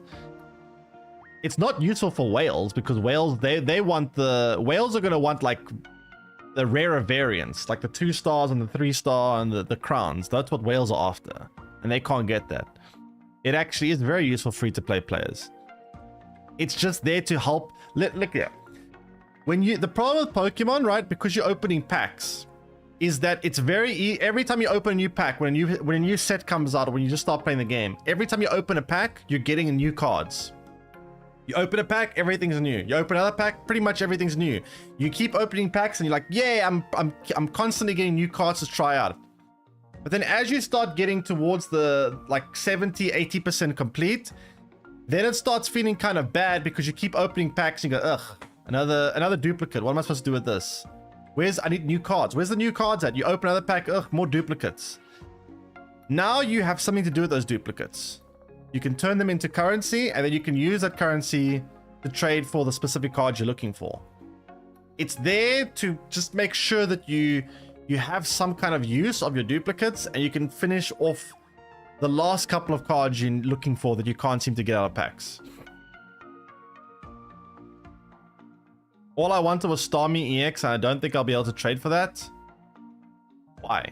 You should be able to get... Why can't you get Starmie EX? Surely you have some other extras you can... Like, how much does Starmie EX cost? Starmie EX and trading will cost...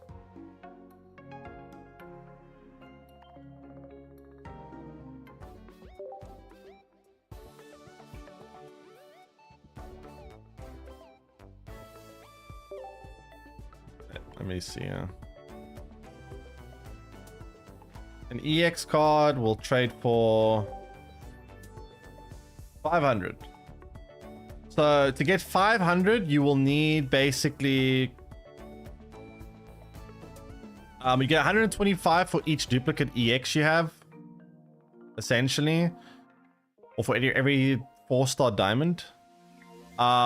Which means you will need to essentially transmute, you'll essentially to burn 4, a bit more than 4, 5, almost, it's like, wait, no, it is 4, 125 times, yeah, so it's 4, you need to burn 4, and then you need to trade a 5th, so you essentially to have 5, you essentially to have 5 extras in order to do 1 trade. I feel like people should look you like, how much does this go for, by the way? This doesn't go for anything. I don't know. Maybe I'm not 100% sure how much most people have in extras, but I mean, look, yeah, I got 8 of these. I got I had a lot more of these. I still have 6 more of those. I have 1 extra of those. Let me filter by rarity.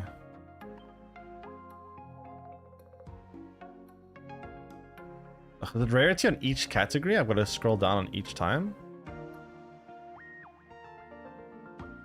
No.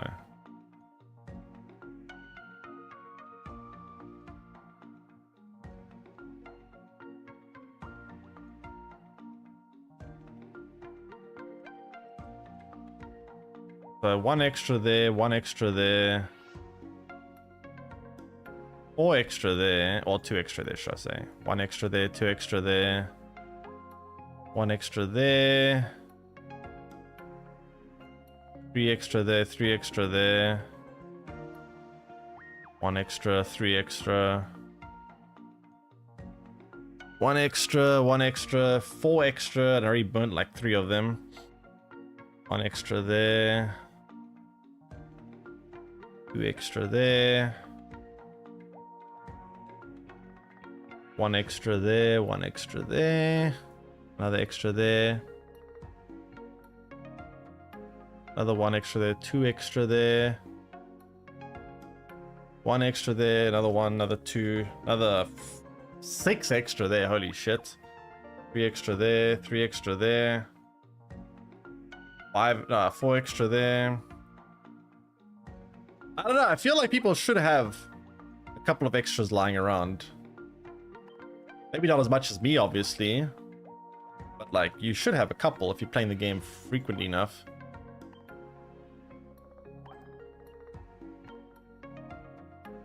I don't know. If all you're missing is 2 EXs, I'd imagine you have spare EXs. Yeah, it's like if you have like 90% of your collection complete, you're probably going to be sitting on a couple of extras, and you should be able to do it. Now, if you are only like, let's say 30% complete, then that's where trading is not very useful. But that doesn't really matter, because if you're only 30% complete, then you can every time you're opening packs, you're pretty much getting new cards anyway. So you shouldn't really care that much. Because you can just go open a pack and get new stuff anyway. Problem is you don't have chat to choose what card you want. Okay, that's why I've made a Discord channel for you. You don't need a chat. You don't need to have a Twitch chat. Come here and you can access the whole of chat yourself. Then you can be like me and just access the entirety of chat. I literally made a Discord for you guys to a channel to make trading available, so you guys can trade with whoever you want.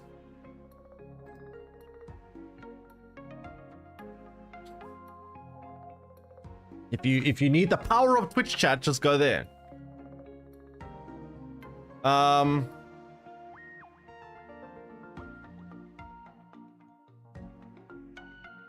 Trade kidney for Gyarados EX. Kidney for Gyarados EX. What?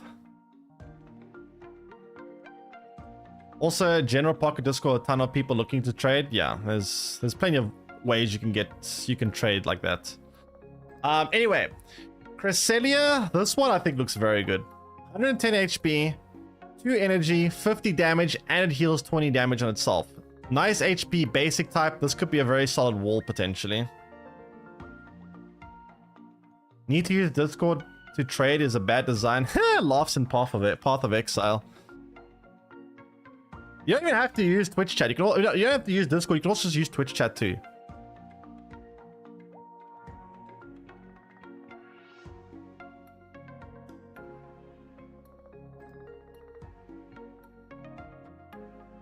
All right. Anyway, Rhydon, 2 energy, 40 damage. Kind of bad for a basic, I think. Rhydon, stage 1 evolution, 3 energy, 70 damage. Also kind of bad. But there's Rhyperior. So it has a stage 2 evolution now, which is going to do 4 energy, or use 4 energy to do 150 damage. Discard the top 3 cards of your deck.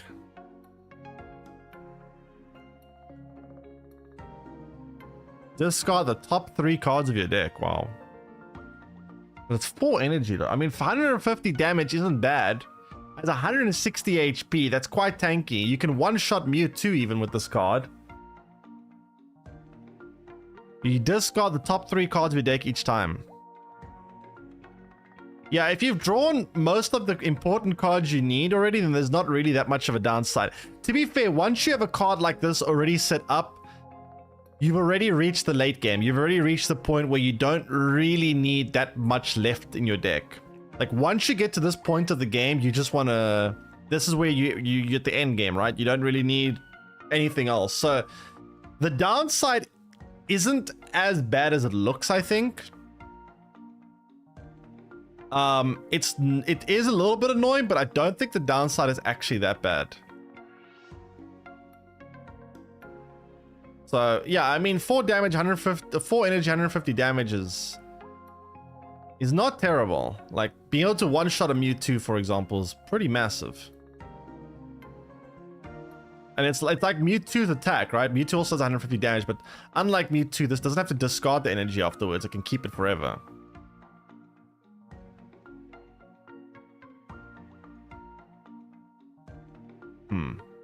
Interesting.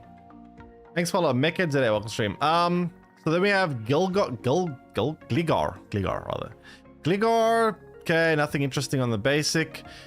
Gliscor, it is going to do flip 2 coins if this attack does 20 more damage for each head. So 20 damage base, potentially 60 damage if you flip 2 heads.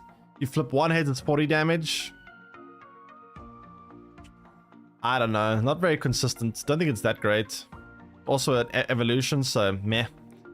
Hitmon top, 50 damage, 2 energy. That's not terrible. But it has no evolution line here, so meh. Nose pass, 2 energy, 30 damage. That's garbage. That's very garbage. Rigorock, 4 energy, 100 damage. Passive ability, this Pokemon takes minus 20 damage from attacks. I don't know, it doesn't look that good for me. 4 energy, 400 damage isn't that good.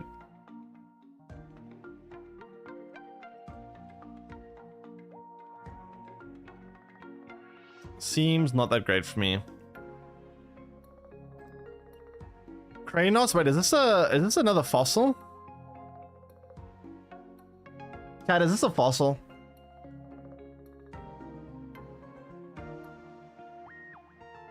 So they're gonna introduce a new fossil. The question is, will the fossil do the same things, or will the fossil do anything new?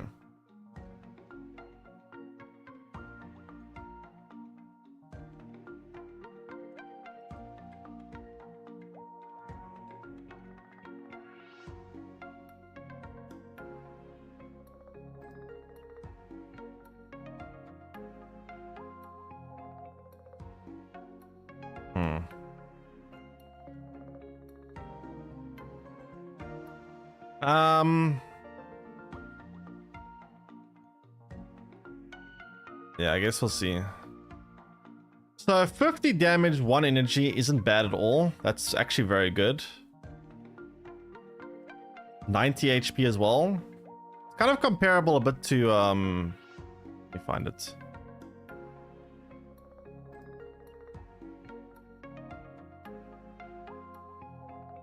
Kabuto, which has 1 energy, 40 damage. So this is already better than Kabuto.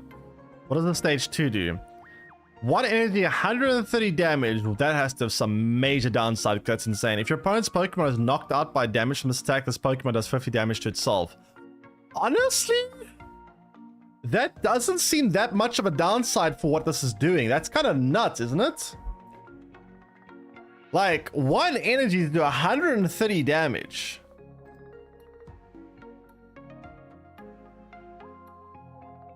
Like,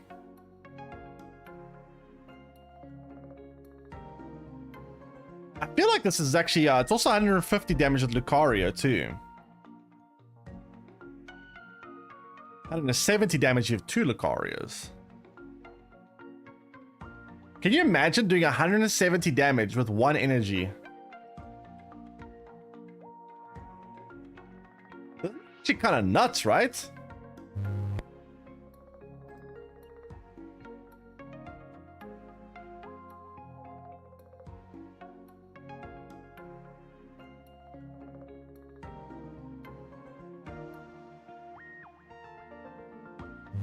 Yeah, I know it's a stage 2, but still, like, this seems kind of nuts to me.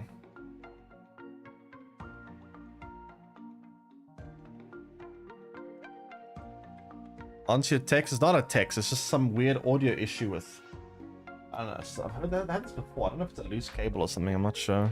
Kind of weird. Yeah, no, I don't know, it does it sometimes randomly.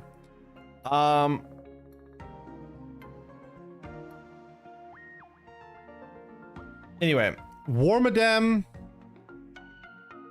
Land Crush, 3 energy, 70 damage. Wait, where's the basic of this?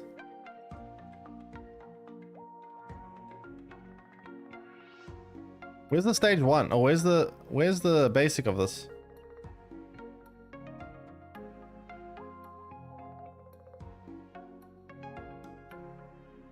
Also, 3 energy, 70 damage is kind of bad.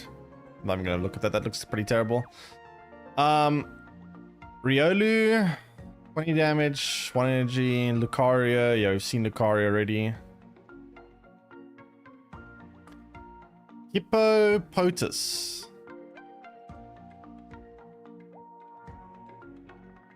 Hippopotas.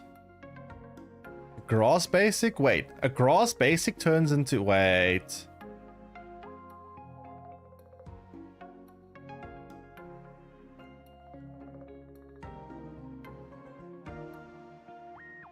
Is it the... No.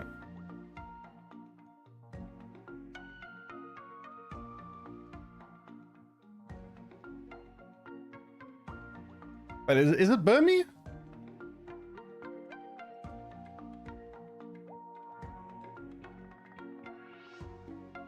Ah. That's interesting. That is very interesting. Okay, so that's... that turns into this. But to be fair, 70 damage for 3 energy kind of sucks. So I don't even really care too much about that. Hippopotamus 3 energy, 60 damage, even worse, but it has an evolution at least. The evolution is Hippodon, 4 energy, 120 damage. I don't know, it doesn't seem that good.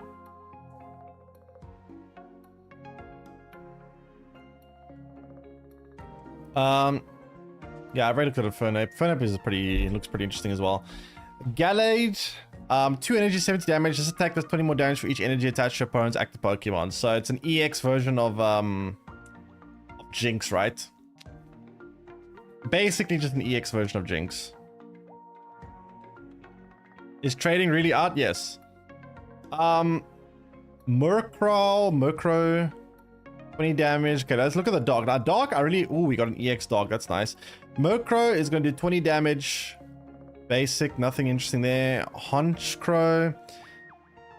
Skill dive, more like skill issue. This attack does 50 damage on your opponent's bench Pokemon. Okay, so that's going to basically be similar to Lumineon.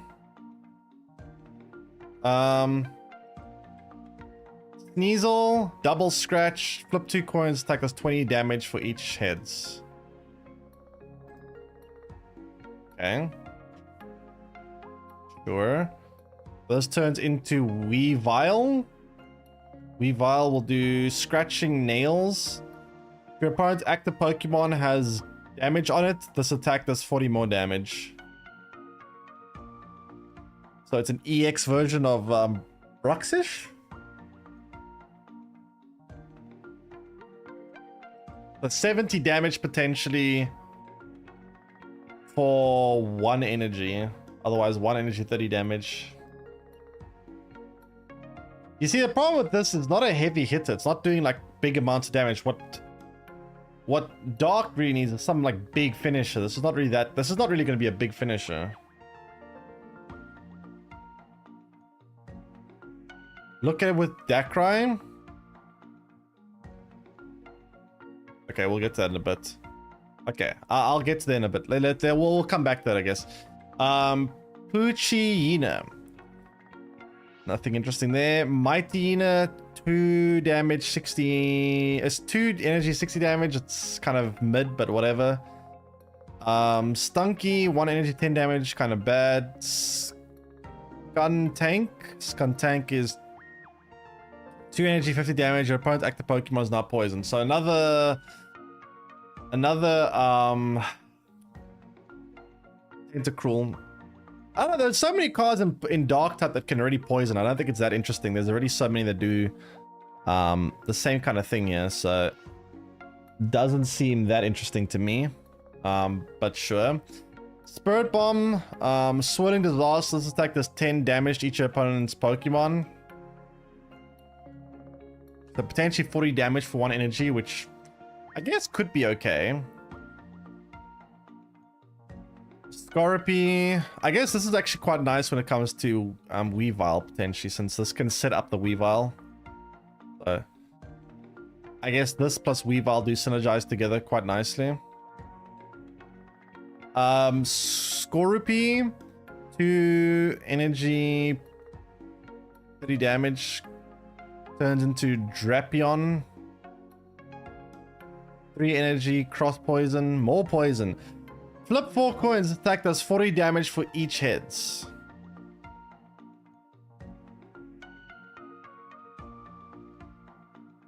If at least 2 of them are heads, your opponent's active Pokemon is not poisoned.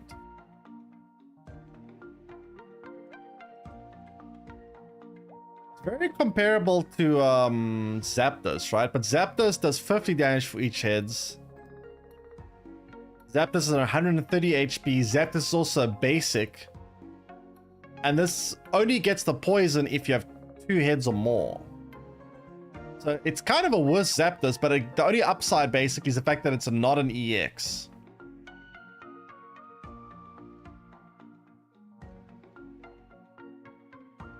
I don't know.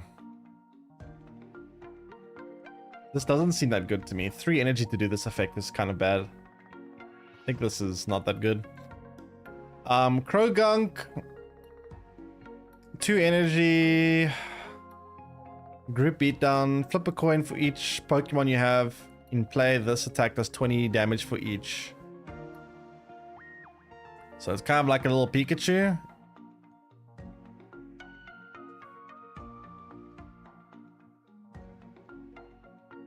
So does it count itself?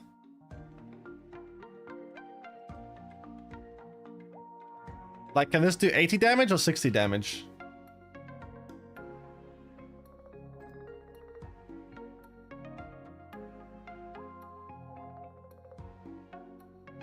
You see it counts itself? Pikachu doesn't count itself though. That's why I was curious. If it counts itself, then it can do 80 damage for 2 energy, which isn't that bad. But it is 2 energy, and then it evolves into Toxic Croak, which also is 2 energy. Flip a coin for each Pokemon you can play. This does 40 damage for each. Ooh. So it's basically double that. So it could do 160 damage for 2 energy? Wait, that seems pretty good actually.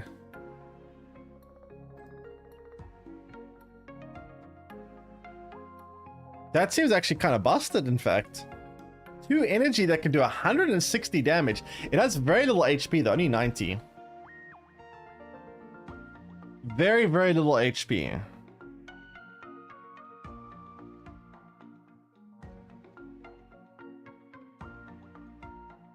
Not an EX2. So 160 damage for 2 energy can take out probably like 90% of cards in the game in one shot. That seems very good actually.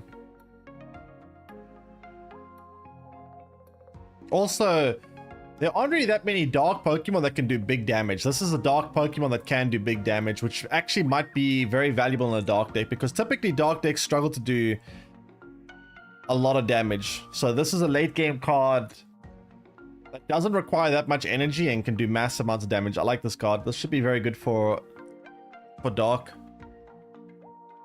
Yeah, I guess you did the flip a coin though, to be fair, so it's not going to be consistent. That's a big downside. I guess I kind of forgot about that effect. The fact that it's flipping a coin is a very big downside though too. The problem is if you miss, the issue here though is if you miss, right? The fact that it's 90 HP means if you attack with this and miss, it's fairly likely your opponent's going to one-shot this back and take it out, and then you kind of lose the game. So that's a very big downside. So I'm not 100% sure. Darkrai is your opponent's active Pokemon is now asleep.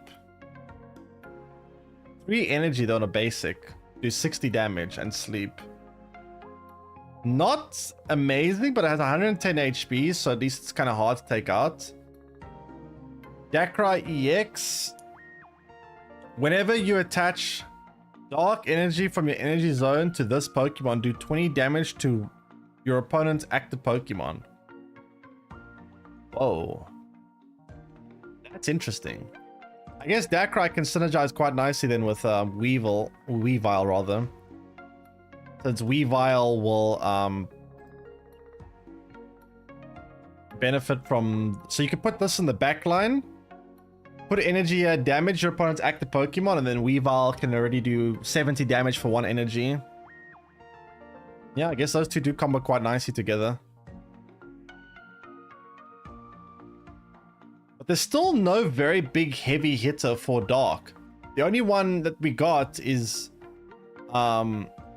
Toxic Croak, but Toxic Croak isn't consistent. That's the thing. There's no consistent big damage dealer for Dark.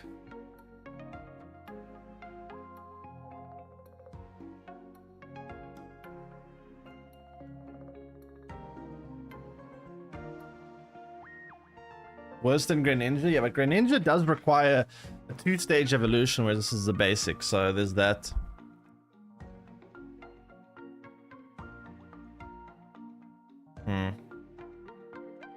Can put in a Pidgeot for big damage.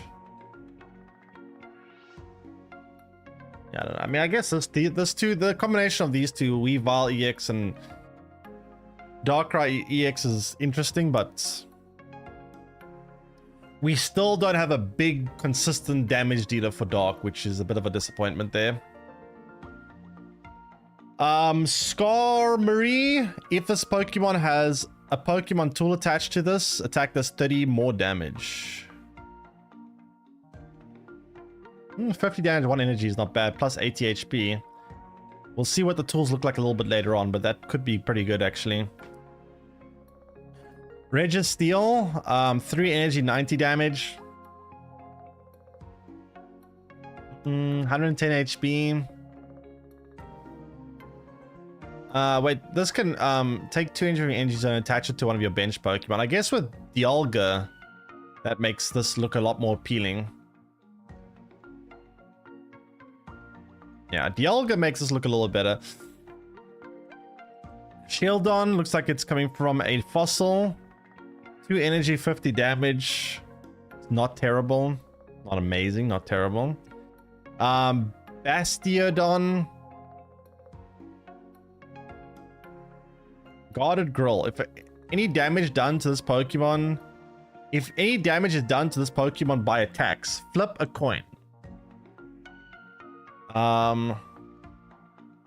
If heads, this Pokemon takes minus 100 damage from that attack. Whoa!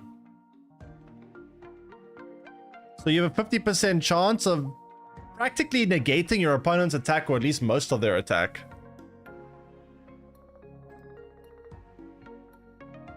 That's interesting.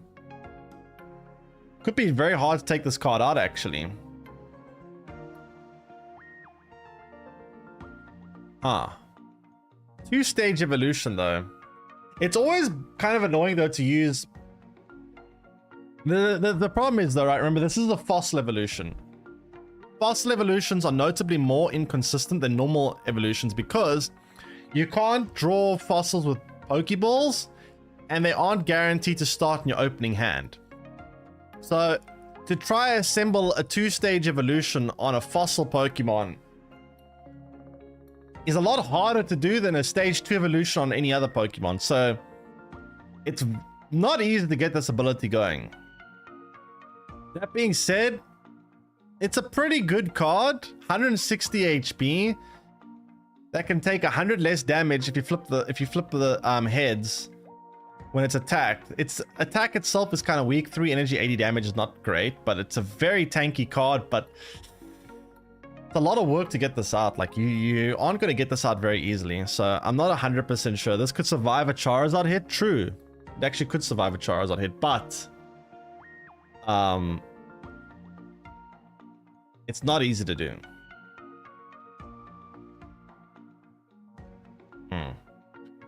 Wormadam. Wait, is this another evolution from this thing? 2 energy, Iron Head. 2 energy, 50 damage. Flip a coin if you get tails. Attack does 30 more damage for each. Why do they make it if you get tails? I thought the heads are supposed to be the positive effect on the coins. That's just confusing now. You want to get tails? Can't they just keep heads the positive coin and tails the bad coin? Like, let me be angry at tails. Stop making me now. Now you're gonna have to make me confused. Now I'm gonna be angry at heads. Let me just divert all my anger towards tails so that I can at least be consistent in my frustration. Now I've got to be frustrated. Now I've got to be angry at both heads and tails. Flip a coin until you get... Oh, wait, no, I'm reading bad again. Holy shit, I'm being stupid. Flip a coin until you get tails. Okay, fine. We're good. We're still angry at tails. That attack does 30 more damage for each heads. Wait, so you flip coins until you get tails. Wait, this is like... Wait. In a reading? Yeah. Okay, it's fine. We can still be angry at tails. We're good. I thought we were going to be angry at heads. So, wait, that's actually not bad then, right? You do 50 damage for 2 energy, and you keep flipping until you get tails. So you essentially always do 50 damage. You have a 50% chance of doing 80 damage. You have a 25% chance of doing 110 damage.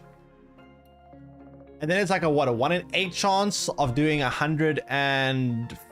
What did I say? 140 damage?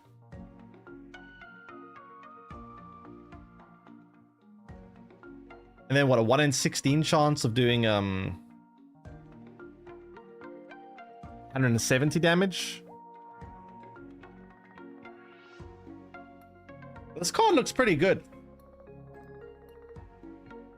This is actually a very good card. Like, it's the nice thing, it has a base amount, so it's got a solid base amount of 50 damage, which isn't terrible. 110 HP, which is okay for a 1-stage evolution. And then again, it can do well, depends how it can do a lot. We have no idea. 80 damage one game, 107 damage next game, or 50 damage next game can be whatever.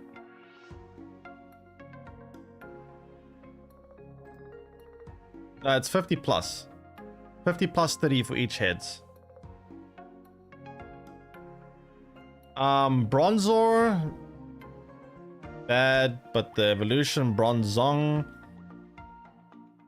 3 energy during opponent's next phase or next turn. This Pokemon takes -20 damage from attacks. This is kind of bad. Probopass. 4 energy. Flip 3 coins. This attack does 50 more damage for each heads.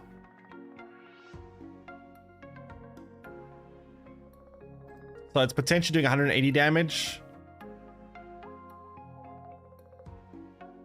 You get 1 head, it's 80 damage. You get 2 heads, it's 130 damage. Wait, what's this evolving from?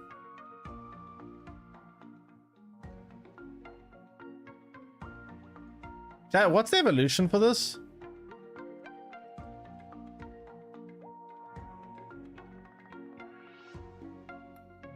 Nose pass? Where's that? Is that a different energy type?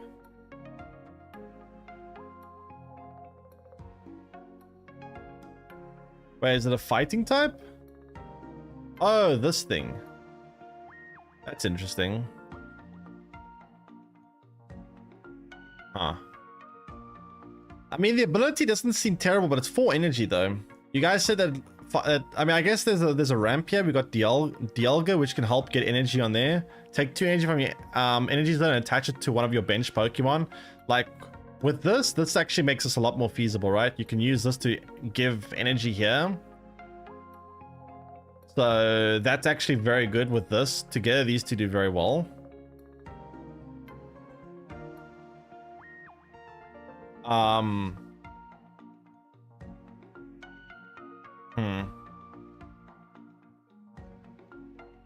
Yeah, you definitely run these two together. Interesting. Heatran. This Pokemon also does 20 damage to itself. That's kind of not that great. Well, basic type. 120 HP, 3 energy though. 3 energies. Wait, I just actually realized 110 damage. Wait, 3 energy, 110 damage. I mean, if you combine it with Dialga, maybe it's actually not that bad. Like, Dialga makes this look a lot better.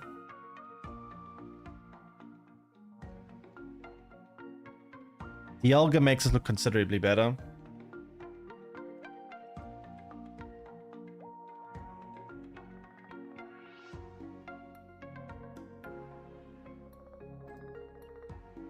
So like Steel Arcanine.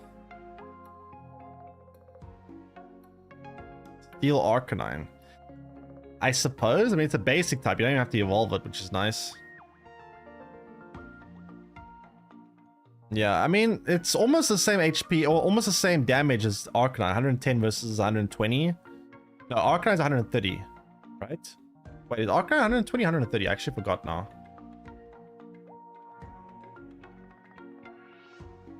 $120. Okay, so it's not an evolution, so it doesn't need the stage or the basic. It is the basic. A little bit less HP. Well, actually no, a lot more. This one takes, yeah, this is a lot less HP. So 30 less HP, but it is a basic. They both have ramps though, to be fair. Arcanine has Moltres, this has Dialga. Interesting. But yeah, this card looks actually potentially pretty good. With Dialga, of course. So we have Gible, which evolves into Gabite. You see, this attack isn't bad. 22 energy to do 60 damage isn't bad, but it needs 2 different energy types, which is a little bit inconsistent. Like, this is not bad. 2 energy, 60 damage, but again, you water and fighting energy to get that to go. So, I don't know. Garchomp is going to be having an ability, Reckless Shearing. You must discard an energy from your hand. Wait, what? You must discard a card from your hand in order to use this ability. Once during your turn, you may draw a card. Ooh. So you can cycle your deck. 2 energy, 100 damage. 2 energy, 100 damage is very good, by the way. And you get to get a lot of consistency. Now it's a 2-stage evolution, so it's not going to be easy to get this out. But once you do get it out, 2 energy, 100 damage is not bad, and the ability isn't bad either. Not a terrible looking card, honestly. Licky Tongue, 3 energy, 50 damage. That's terrible. Licky Tongue EX though. Oh no, it's not Licky Tongue. Licky EX. 4 energy, Licking Fury. Flip a coin until you get tails. Attack does 40 more damage for each heads. So 100 damage to start.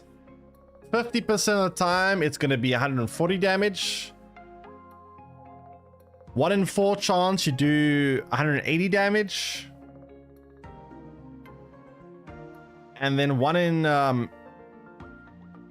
8 chance you're going to do 220 damage. After that becomes quite overkill. 160 HP, so it's not easy to take this out. This is quite a tanky Pokemon too. 4 energy though is quite expensive. Wait, can this give energy to anything? Take 2 energy from your energy zone and attach it to one of your bench Pokemon. You could potentially use a Dialga, right?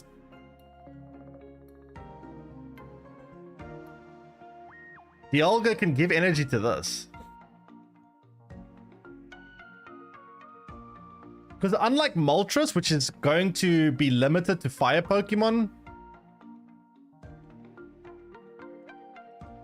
this can give it to, this can give it to anything. So you can give this Licky Tongue or Licky energy from Dialga. So that could be a nice combo to run together, honestly. Dialga and Licky.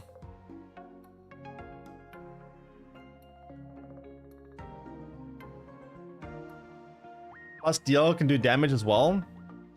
Yeah, that's also true. Dialga can do 30 damage with his attack too, and he can do 100 damage. He gets 100 energy. So yeah, Dialga actually looks like a very good card. Dialga could open up a lot of possibilities. You can use Dialga to ramp a lot of things. Well, a lot of things that are neutral energy.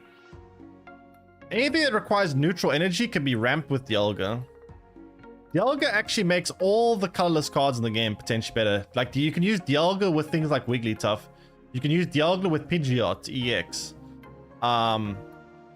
Anything that's like neutral potentially makes Dialga very good.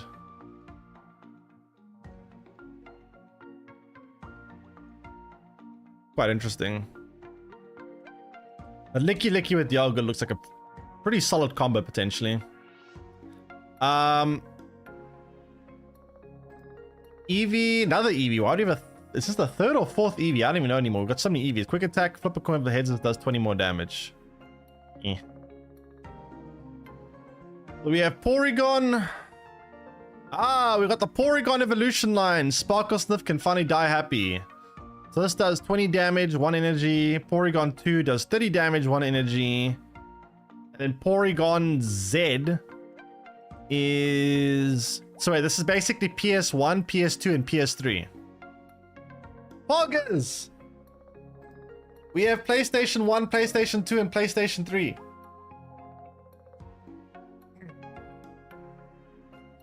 Three energy, what the heck is this doing? 80 damage. Change the type of the next energy that will be generated from your Pokemon to one of the following at random.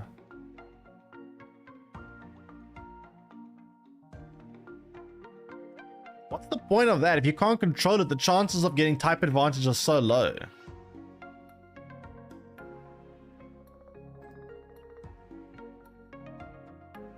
Oh, for your opponent to one of the following at random. Never mind. It's one of your opponent's cards. But still. What is really the point of this? What is application? How do you use this? You change their type. So let's say your opponent's got a fire Pokemon. You change its next attack to grass. What difference does it make?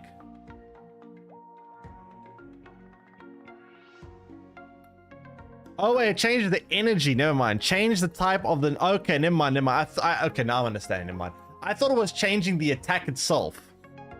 Change the type of the next energy. Never mind. I'm reading this wrong, or I'm understanding this wrong. Change the type of the next energy generated for your Pokemon to one of the following random. So here's the problem with this, right? There is a problem.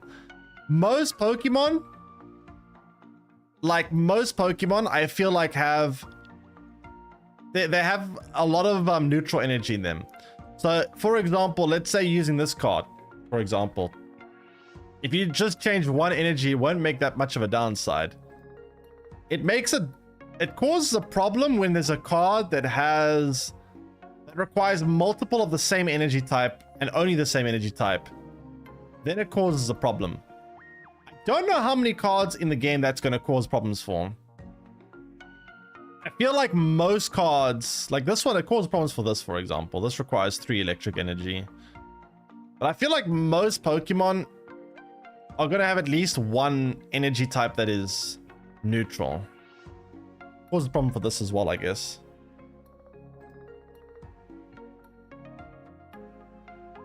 But it's a 2-stage evolution, so by the time this is online, there's a good chance your opponent doesn't really care that much about the energy anymore. I don't know. So I don't actually know if this is going to be that useful.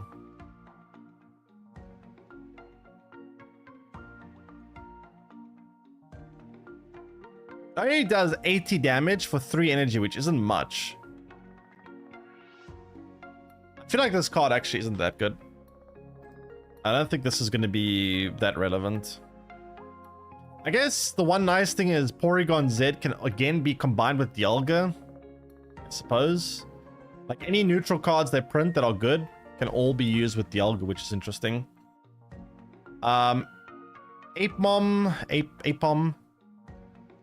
Lame. Ambipom. Flip 2 coins, attack does 40 damage for each heads. So it's essentially like a little mini. What's his face called? Marowak, which I really don't like. I'm not a big fan of Marowak, so I don't think I'm gonna like this card either. Starly Pluck. Before doing damage, discard all Pokemon tools from your opponent's active Pokemon. Ooh, that could be a good counter for tools, I guess. So this is just a tech card against tools.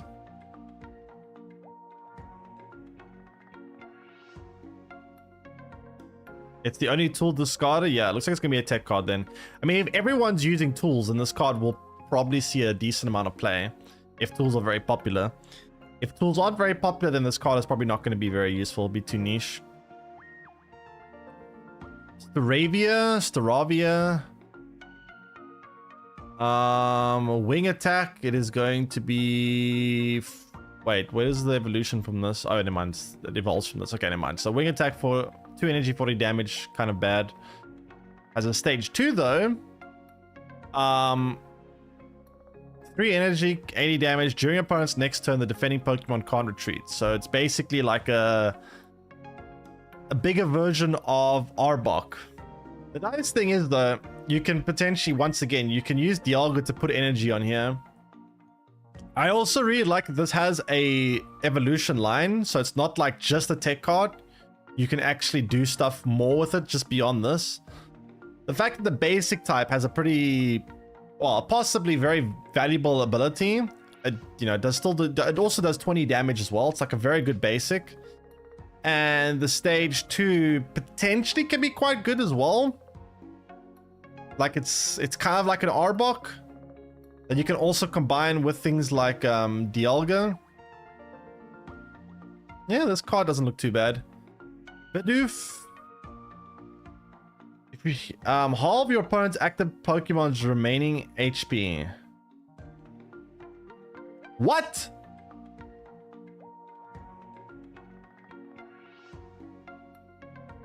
Half your opponent's active Pokemon's HP. Holy crap, that's really good in the late game. Potentially, like, you could just half like a Mewtwo, for example, and turn it down to 70 HP.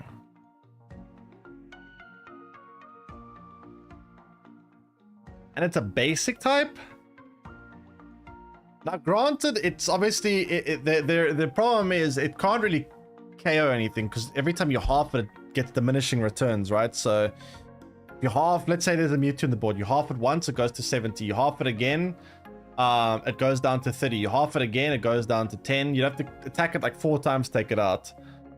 But getting one through does potentially like 80 damage for like 2 energy, which is very good.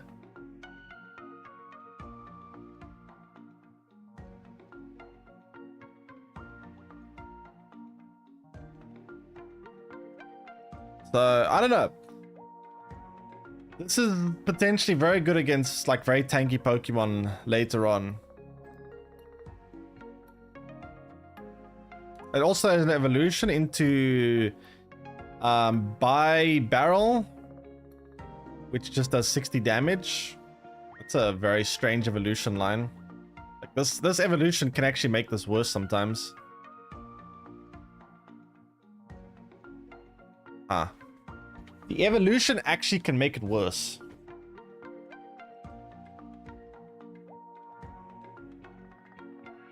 Usually that's not the case. Usually evolutions make things better. This can actually make it worse, which is very weird.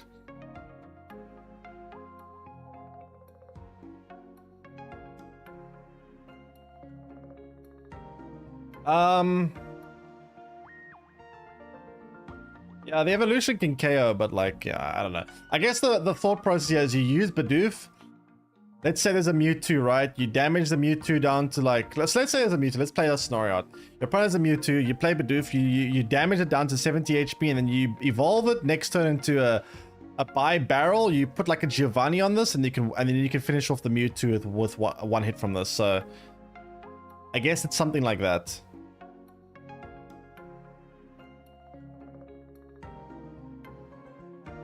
Which is interesting. Baneri. Splash, 10 damage. Loop Bunny is gonna do Jump Kick. This attack does 20 damage to one of your opponent's bench Pokemon. Just 20? I don't know, 1-stage evolution? Why would I not just use something like Hitmonlee? Or Lop Bunny, rather.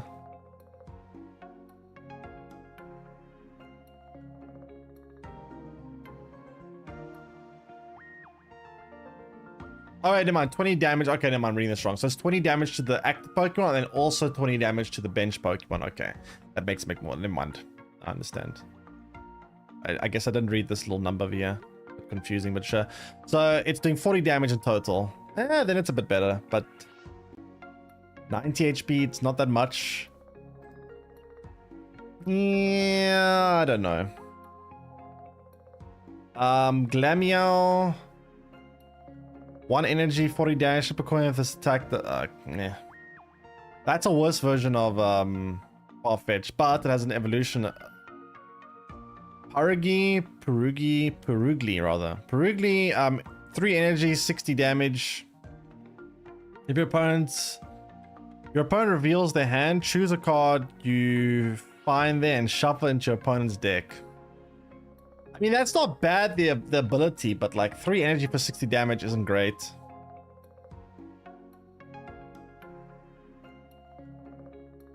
I don't know, it doesn't look that amazing to me. Another Chattet. Flip 3 coins, attack does 20 damage for each heads. That's actually not bad. Question is it better than Farfetch though?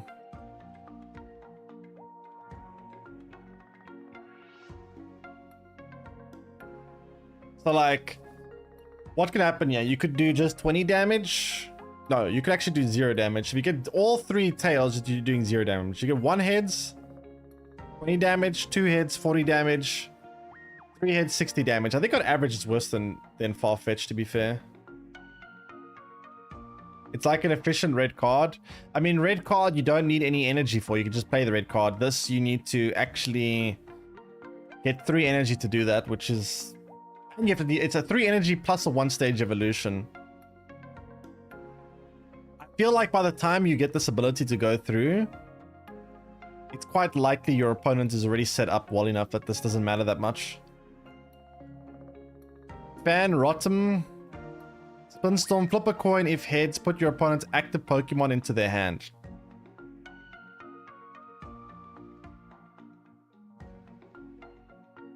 Put your opponent's active Pokemon into their hand.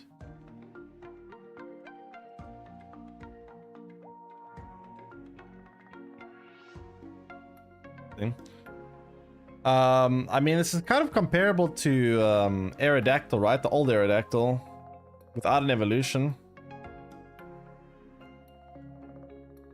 I guess old Aerodactyl shuffles it back into their deck. This shuffles into their hand, so it's a bit worse. But it is a 1-stage evolution rather than a well, it's a 0 stage. It's a basic rather than a 1-stage evolution. So yeah, I can see it. Regigigas.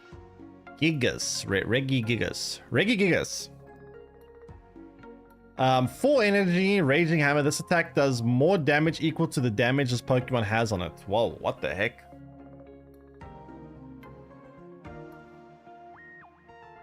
That's interesting. I mean, my first reaction is this gets combined with Dialga. So if you see your opponent playing this card, you don't want to damage it, right? Because if you damage it, it's going to do more damage back. So you want to one-shot this card. Otherwise, if you don't one-shot this card, you're going to have big problems. This is what Snorlax should have been. Yeah, I guess it could be a good wall in a way, but then again, 4 energy, if you're gonna use this with something that ramps like Dialga, then Dialga's kind of the wall. So I don't know if you can actually use this as a wall. But yeah, the attack, it's not a very consistent attack. That's the problem. You can't really predict how this is going to go game to game. I'll go through the tools in a second. We'll see what the tools do. There's a tool that damages it, maybe. Skull Fossil. Okay, this is an item. Play this card. Okay, this is just a fossil. Same as any other fossil. Same as any other fossil. Pokemon Communication. Choose a Pokemon in your hand and switch it with a random Pokemon in your deck. I'm assuming this doesn't work to... This only works with basics, right? Oh, no, never mind. It's in your hand to your deck. Okay, in my hand. No, I guess it can work with anything. It doesn't have to be basic on you. It can be anything. So, I guess this could be... No, actually, this doesn't seem terrible, right? Like, this is just more consistency for your deck. I could see this being used in decks that have problems with consistency. This will make playing, like, 2-stage evolution decks a bit better, right? Because the problem with 2-stage evolution decks is it's difficult to find the right Pokemon at the right time. So... yeah, I don't know. This I think could be good in those like inconsistent decks that have multi-stage evolutions.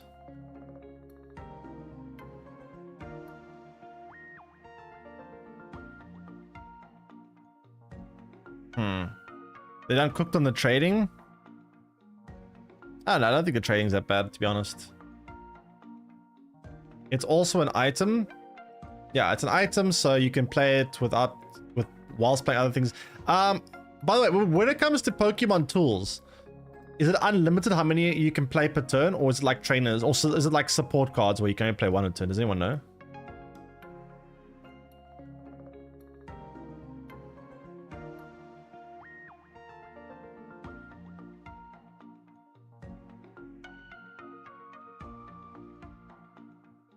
It says on the card, you use Pokemon tool to your Pokemon. You may only attach one Pokemon tool to each Pokemon. Well, it says you can only attach one to each Pokemon, but it doesn't say how many you can play per turn.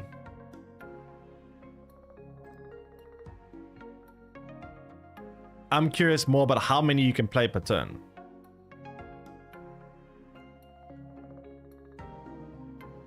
That's what I want to know. I'm assuming you can play... There's nothing that says you can't play more than one a turn, so I'm assuming you can play as many as you want a turn. The HP... The Pokemon this card is attached to gets plus 20 HP. That's not bad. Plus 20 HP. Oh, we can use this to make Venusaur, not Venusaur. Yeah, Venusaur not be able to get, well, no, never mind, fire, no, it still does, shit. Because of fire type, I was gonna say Venusaur can finally survive Charizard. But it can't because Charizard has fire type and Charizard will just have type advantage. On Regigigas, you can one-shot with Mewtwo. I mean, you still need this to get damage though.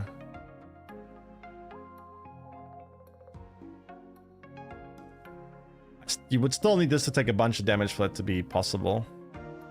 I mean, I guess if you put the giant cape on Regigigas, Mewtwo attacks this.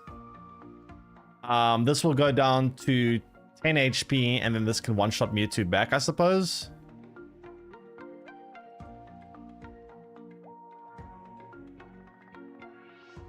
Melmetal can now survive Mewtwo's side drive. That's interesting, though. Rocky Helmet. If the Pokemon this card is attached to is on the active spot and is damaged by an attack from your opponent's Pokemon, do 20 damage to attacking Pokemon. So this just turns everything into Druddigon. Wait, does this stack with Druddigon?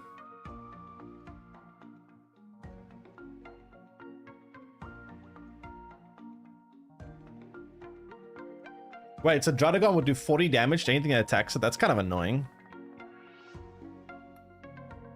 Ah. Druddigon with Rocky Helmet. That's going to be annoying. Or attach it to Executor. Yeah, you can also attach just any tanky Pokemon and turn it into a... Yeah, this actually looks very good. Rocky Helmet looks pretty solid. This actually looks like a very good Pokemon tool. I think this is going to see a shitload of play.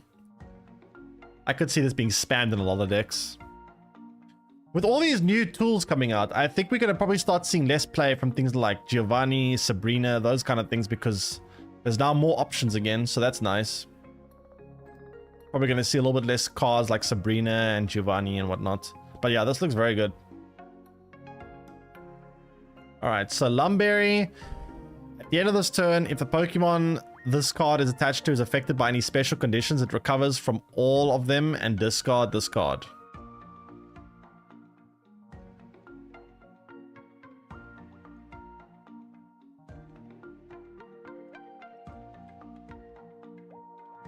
So it basically cures poison, burning. Does it cure like sleeping and paralysis as well?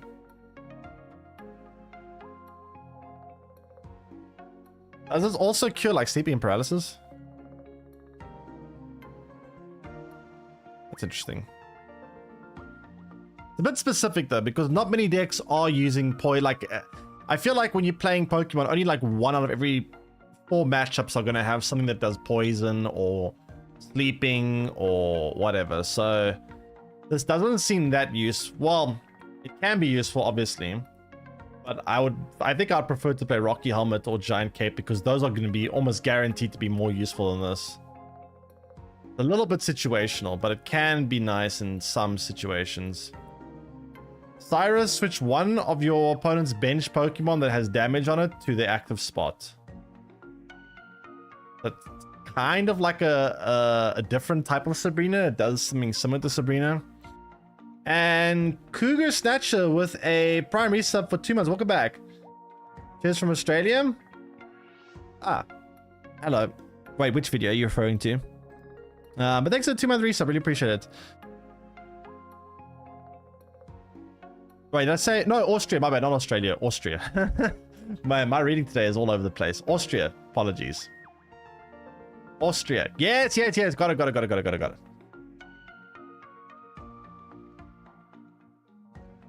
Okay, so Cyrus is, yeah, I don't know. It's limited though. It has to be a bench Pokemon that has damage on it. But I guess you can select the card. So unlike Sabrina, which you can't really choose what your opponent puts in play, this gives you the option of selecting what gets damaged. I guess this could work kind of well with things like anything that can attack the bench line, or even things like, for example, Greninja. We saw a couple of cards we reviewed that can attack bench line or bench Pokemon, which this could be better for. Read what?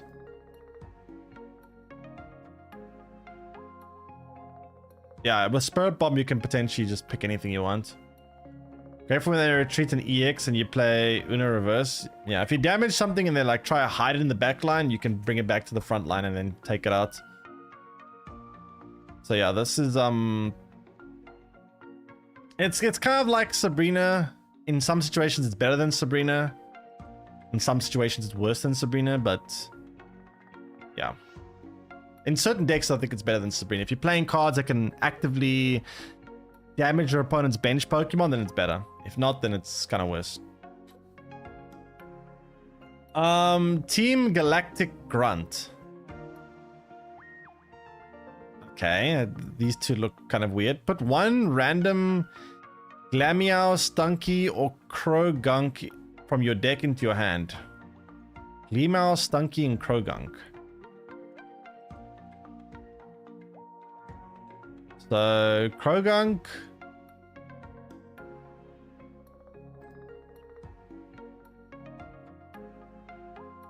Stunky. What was the other one?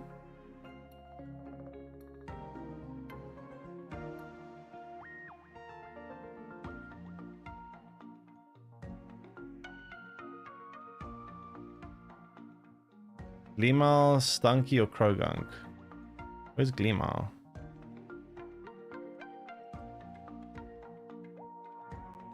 Wait, where's Gleemow? Oh wait, no, Gleemow's a neutral, right? Glameow. Am I reading that right? Yeah, okay, so it's this one. I don't really think this card's that good, but yeah, I guess you can use the tutor art. I mean, it's basically like a trainer that's... It's almost like a Pokeball, kind of, but as a trainer. So more consistency for your deck. I mean, if you're playing these cards, it's a no-brainer to play this. If you're playing with any of these, you definitely want to play this as well, because it's going to give you free deck thinning and tutoring, which is great. So yeah, specific decks will get good use of this.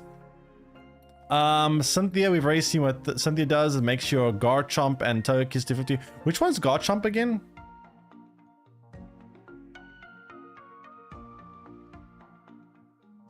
The dragon? Oh shit, that's going to 150 damage to Cynthia. Damn. Holy crap. That could be very good then. Okay, so Cynthia could make Garchomp pretty scary. Trade sucks. I really don't get all the hatred towards trading. I think it's not that bad. I think you guys had very high expectations for trading. Volkner, choose one of your Electivire or Luxray. Attach 2 energy from your discard pile to that Pokemon. Okay.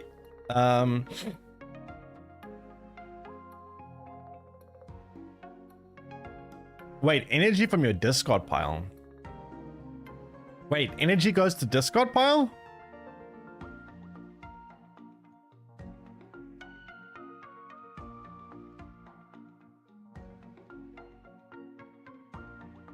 I didn't know energy went to the discard pile. Okay, so that means you need something to have been KO'd for this to work. What's Luxray again?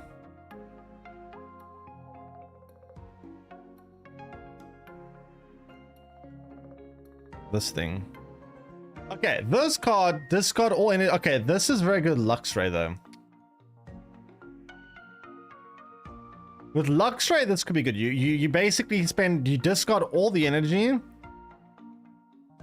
and this gives you 2 energy back, which means, so you have 3 energy, you attack, you lose all the energy, you use this trainer, you put 2 energy back on, and then you get 1 extra energy on the turn to put on this card, giving you 3 energy again to attack again. So this card basically means you can attack twice with this.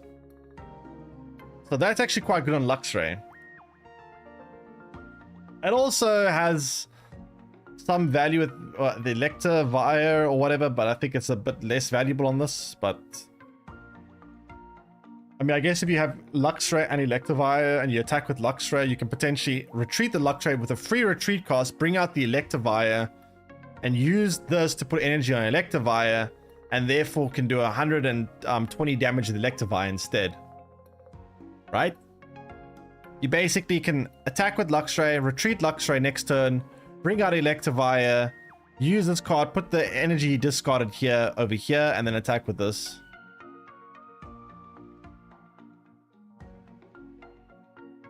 That's interesting.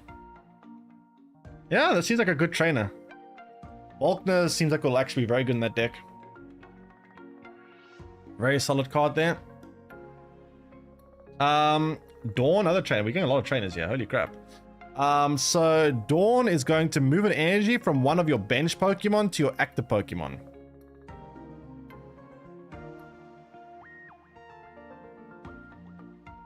Move an energy from one of your bench Pokemon to your active Pokemon. Where is that good for? Hey, moving energy around is valuable, obviously. Just in general, moving energy around can be quite valuable. Vaporeon in human form? Yeah, Vaporeon you can unlimited amounts of movement, to be fair, but I mean, this can be very clutch in some situations. There are going to be a lot of cases where this will actually give you some big value.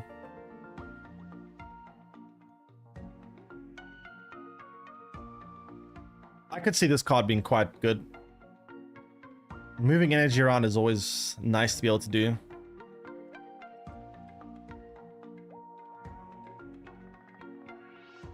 Mars?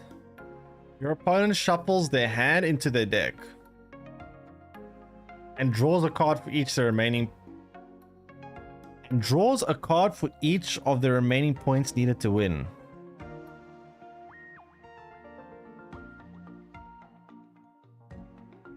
So if your opponent needs 1 point to win, they need to draw 1 card. If they need 2 points to win, they draw 2 cards. If they still need 3 points to win, they draw 3 cards. So it's like a late game red card.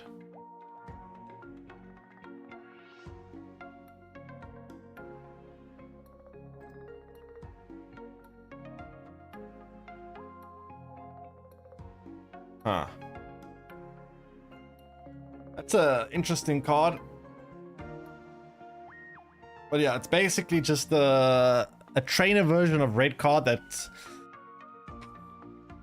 can be better, but it needs to be played late in the game for it to be better.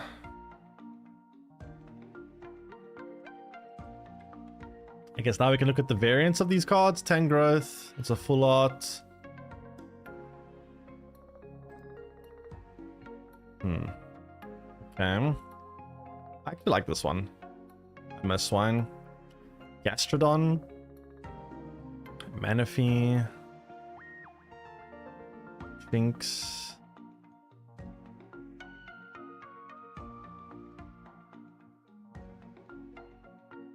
Giratina. That's actually very nice, actually. This one's quite cool. Ooh, this one's actually very nice. Cresselia. Holy crap, I actually really like that full art. Cresselia actually looks really good. Rhyperior also looks not bad.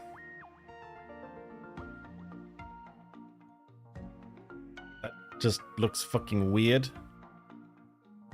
That actually is trippy. Star Raptor looks pretty good too. Yeah, Meow also looks pretty good. This one's actually quite nice as well.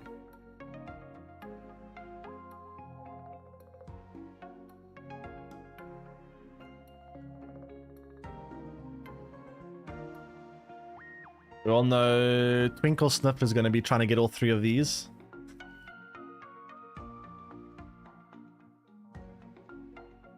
This actually, Pachirisu. This one looks very nice. More electric rats. Weavile looks pretty good. Darkrai looks pretty cool. Reminds me of Haunt from Gwent. Well, Gwent one was much more demonic though. Palkia looks pretty cool. And 2 crowns. Guessing this is an immersive.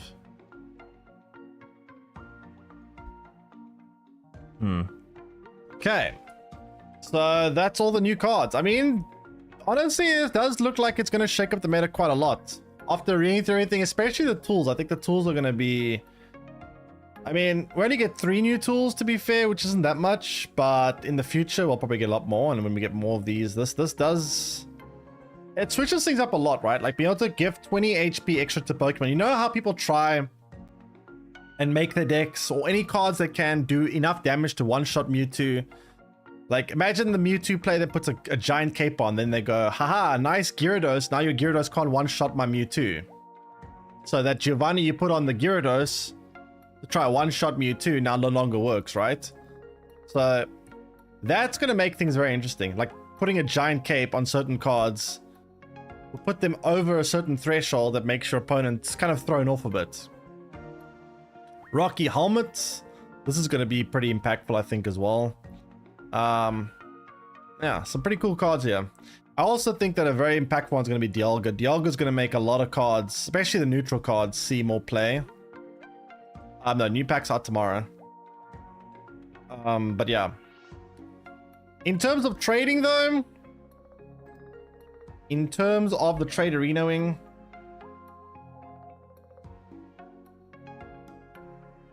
give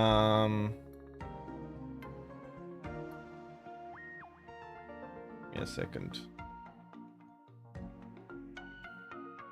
Why is this like this? 1 second.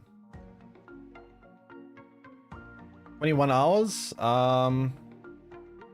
Yeah, it's coming out in almost a day from now, so it's still a while.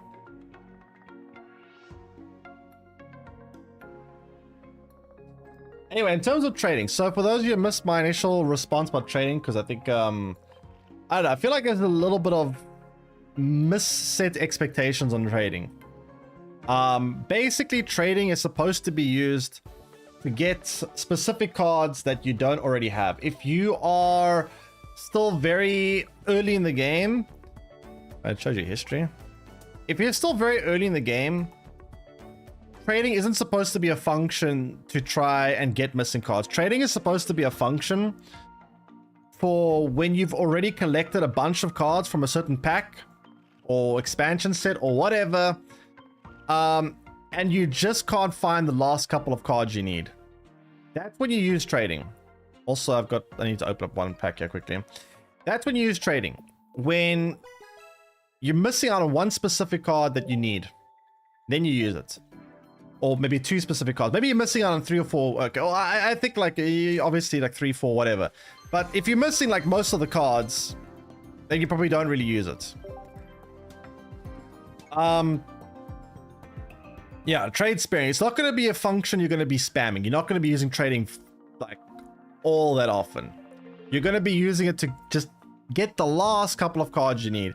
So in terms of trading, essentially you're going to have to destroy 4 EX cards or above. So it's funny how the 1 stars actually get you less value than the 4 diamonds. So So it's actually kind of better to do it on diamond cards. So like, for example, I can just go to Gyarados here and then go zoop. And do that. You get the currency. And then, again, if you're missing out on specific cards, you use it to get those specific cards. Trading is so bad, you burn 4 to trade 1.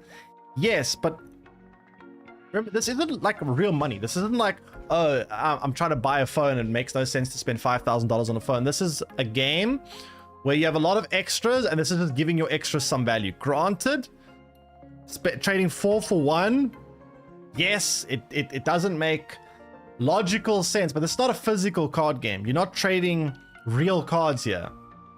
If you're trading real cards in real life, then I could understand trading 4 for 1 doesn't feel good. But this is... These cards are being generated for free. They have no value. Right?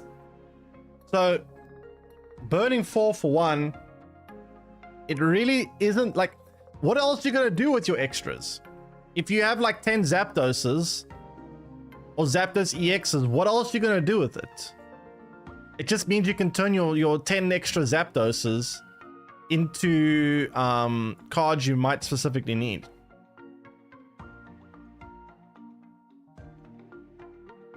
I have to open like 30-40 pack for legendaries.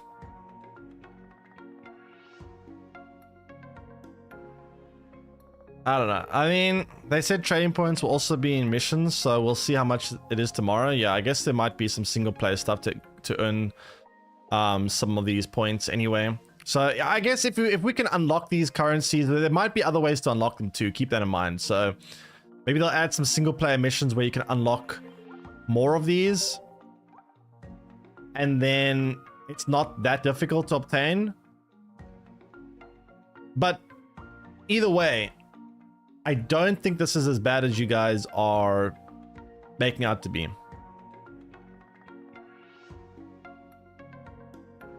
They might also add in the shop, to be honest. They might also go and there might be like, we'll see tomorrow, I guess, but maybe they will. I can open one more pack actually. 1 second.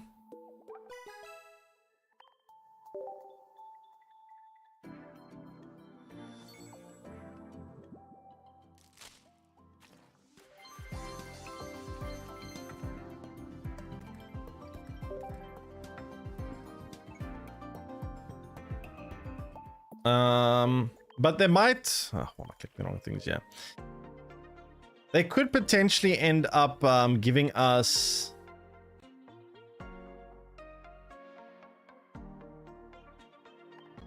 Actually, I haven't claimed this yet today. They could potentially end up giving like something in the shop over here. Like a way to buy this currency through here as well. So... it might not even be limited to just what we have currently in terms of destroying current cards. Yeah, I got one more pack, but I'm gonna keep that for tomorrow. Steam collections, yeah. Yeah, whatever. Anyway, overall trading is kind of what I expect to be. I'm not. Personally, I'm not disappointed because I had my expectations. I think.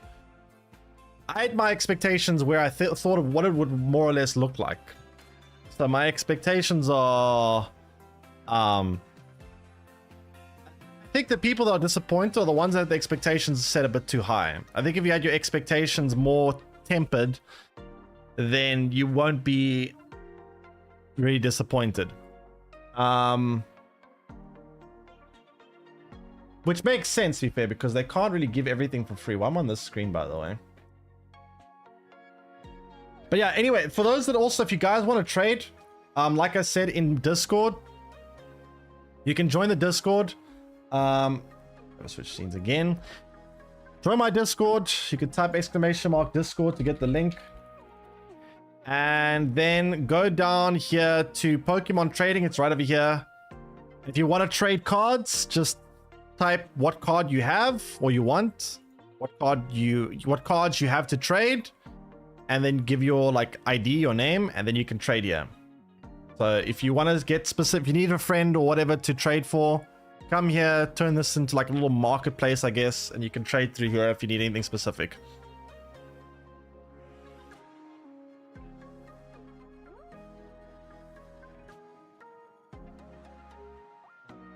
Can you trade promos? I don't think so, no. Which kind of sucks. That is one thing I'm a little bit disappointed about, to be fair. But yeah, anyway. Trade over there if you guys do want to find friends to trade with. Why is there a little icon here? 500 water types. Okay.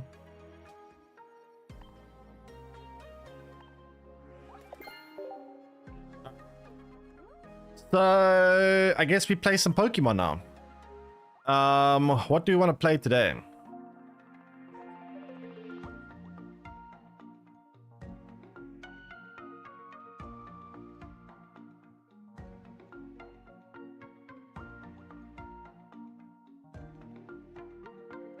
Mew? Mew is just a neutral, that's not really a deck.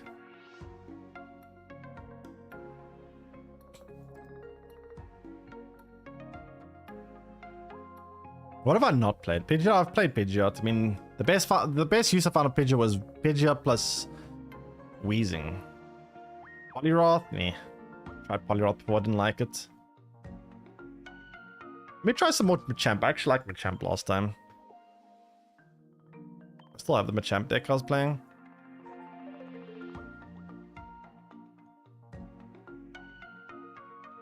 Shit, I don't.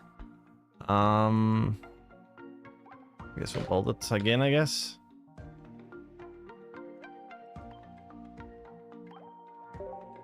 We'll build a new one, I don't know. Okay. Machamp. I tried non-Pidgeot EX with Aerodactyl.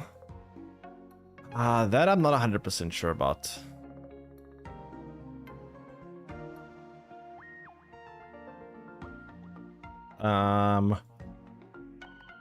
Let me actually use the better art.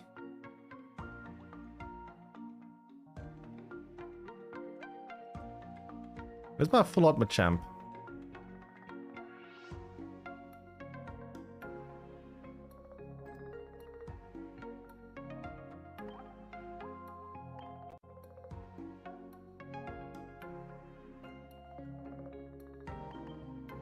So Machamp. At least one Hitmonlee, possibly two, we'll see. And then the card I put with Machamp, what did I put with Machamp last time?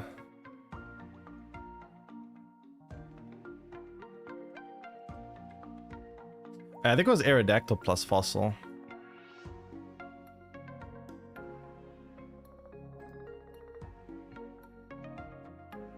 Wait, where's Old Amber? Let's separate those.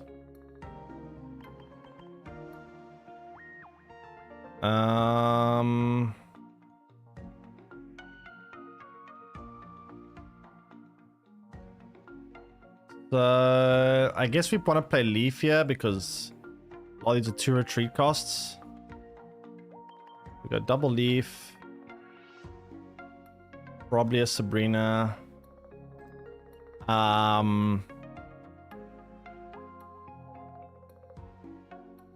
Maybe Giovanni. But the Machamp, I mean, 130 damage, actually quite important threshold. I'm going to play double Giovanni, I think, actually. And then last... We can either play another Sabrina or we can play like a one-up potion.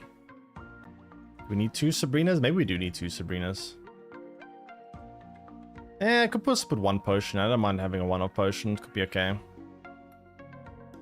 By the way, is anyone still going to play potion when we're going to have a cape that... Like, isn't the tool going to be better than potion? Increasing your Pokemon by 20 HP. Isn't that just better than potion? Because potion, you first have to take damage to use. Like, doesn't the new tool just basically make potion kind of worse? I guess you only have 1 potion. You can only have 1 tool at a time, whereas you could... Yeah, you can also use both of them together, I suppose. I don't know. Let me quickly update that command. Give me a second.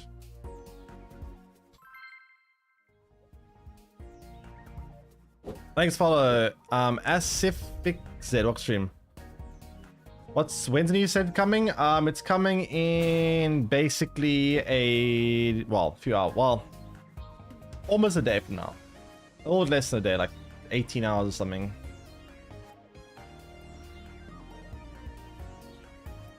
Why am I not getting put into the game yet?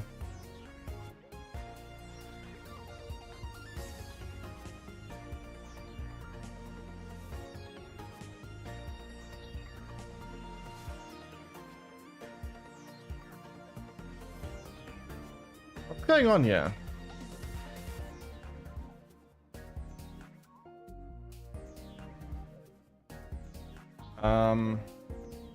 Do I have to restart my game or what's going on?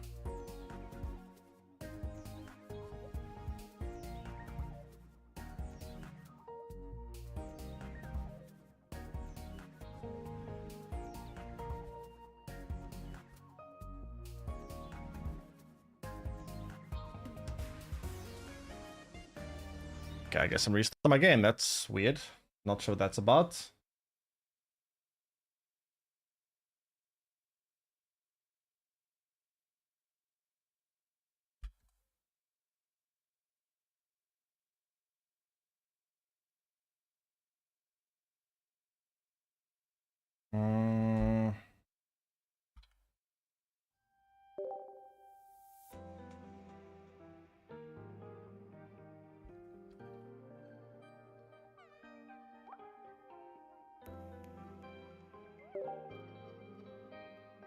I don't know what the hell happened there. Biggest letdown ever. Training sucks. I mean, honestly, Bigger coming out saying it. I genuinely do not think it's that bad. I don't know. Maybe I'm just crazy, but maybe I'm just used to Snap. Maybe I'm just used to Snap being so like difficult in order to get cards that maybe I'm just used to that kind of game, but I genuinely don't feel like it's that bad.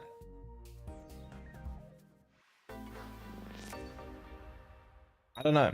Like, I remember when I started playing, and I was still on the first set, I remember I was struggling to get, like, I was struggling so hard to get Vaporeon, I was struggling to get Flareon, I was struggling to get Beedrill, and I was struggling to get...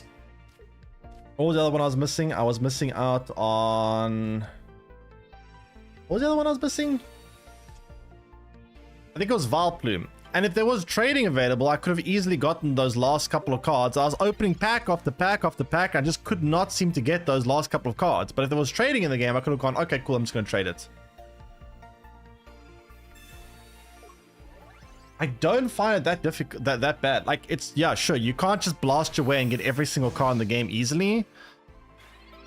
But you certainly can at least get...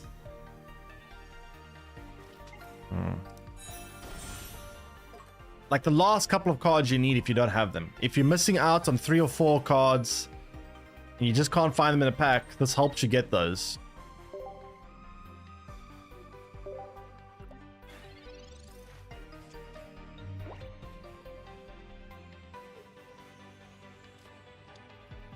Single Machamp on purpose.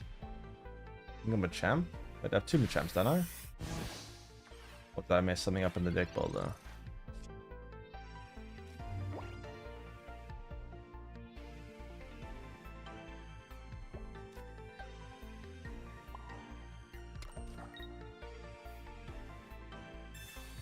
Actually, I can't attack it because then this dies next turn. I actually have to evolve. It's actually Leafia instead of Giovanni. This is actually a bit of a mistake. Oh well.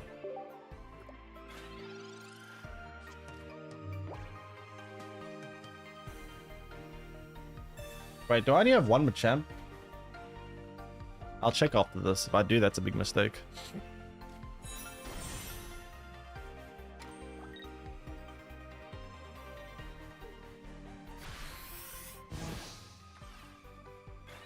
Yeah, and we also don't really know the full extent of how trading is going to work, to be fair.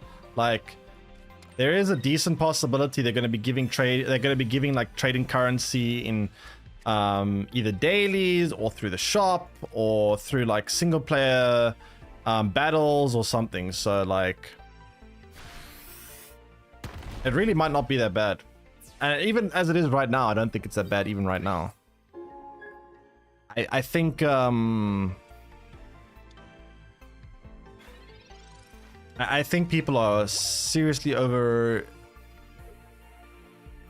Honestly, it also might just be a YouTuber or two that's just trying to like farm negativity. Like right now, if I were to make a YouTube video about trading, what's the most clickbait way I can do it? I can put trading. I can make a thumbnail with trading.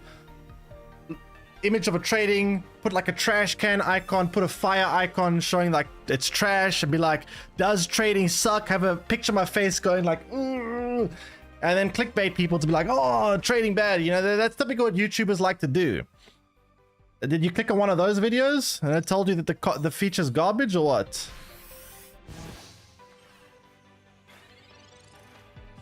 Because it kind of seems like it. I don't think it's that bad.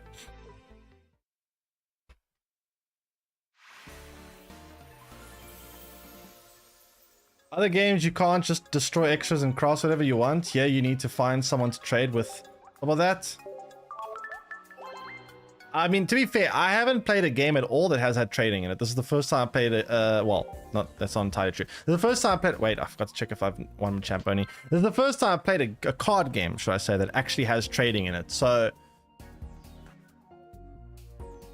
I guess I don't really have much to compare it to.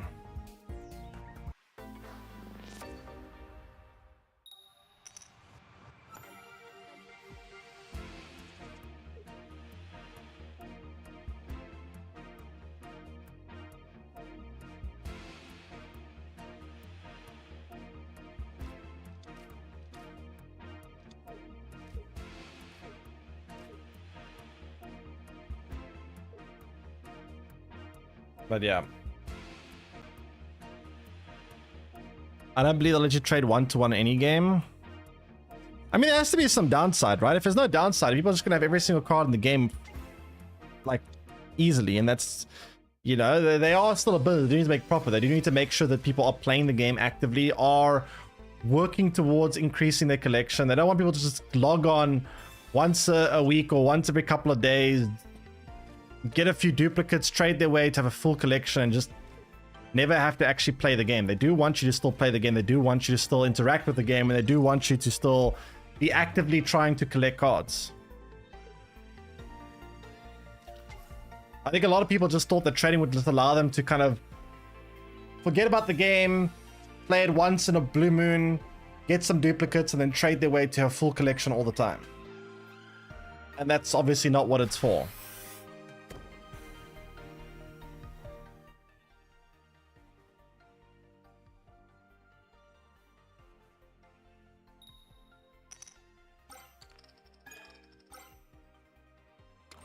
To be fair, creating 100 accounts and trading yourself would probably be against TOS, so you probably shouldn't do that.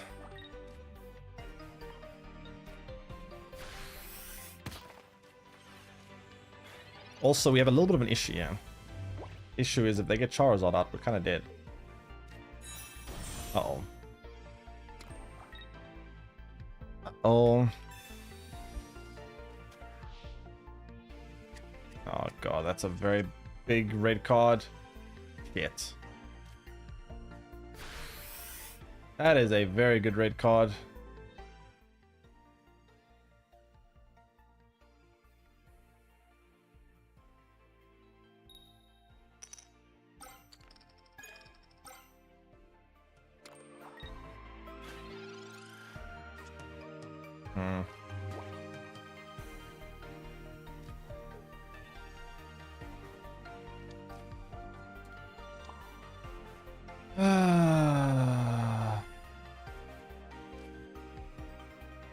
I guess we do this.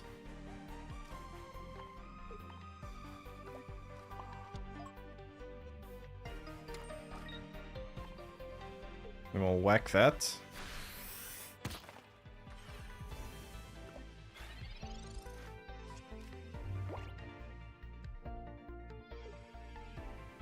Right.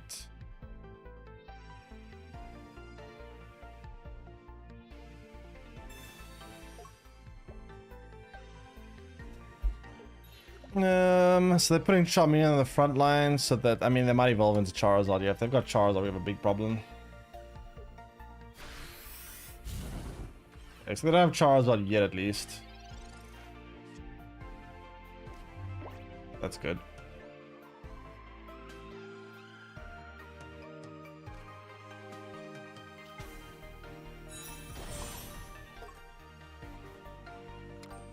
They can't evolve that yet. They have to retreat this.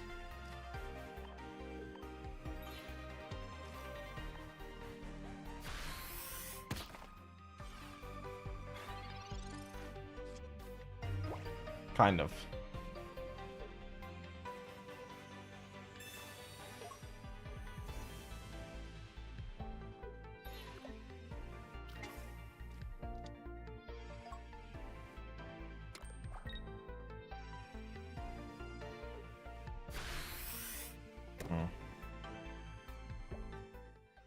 Right.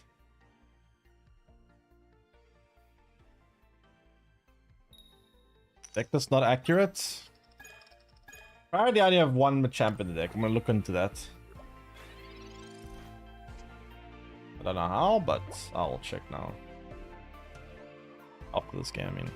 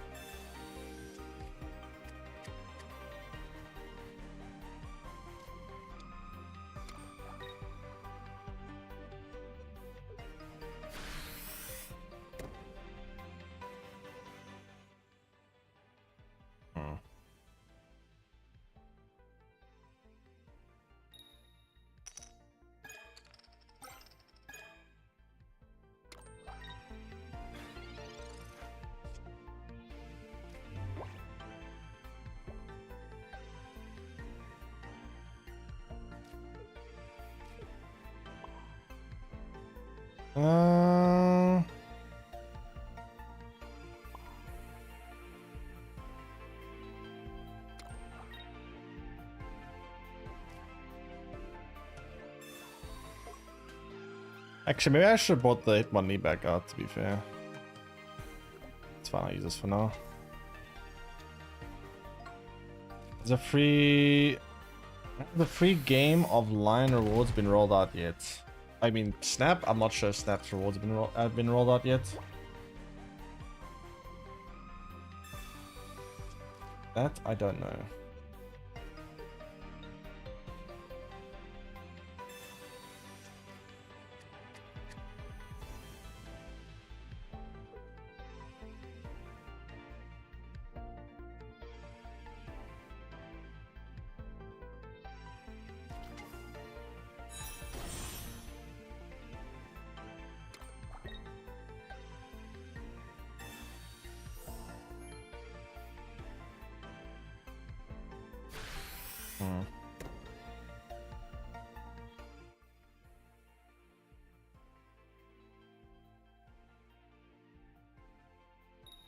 Alright, let's see their flip here.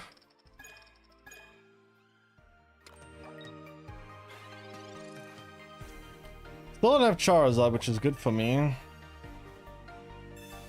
Red card really screwed me over though, not gonna lie.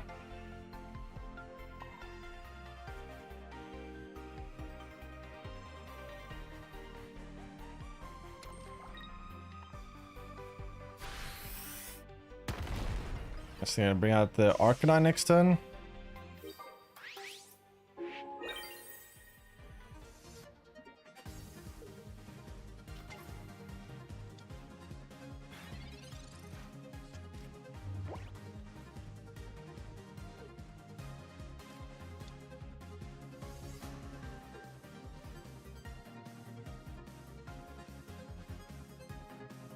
Let's see. Charmander, Sabrina. Sabrina is...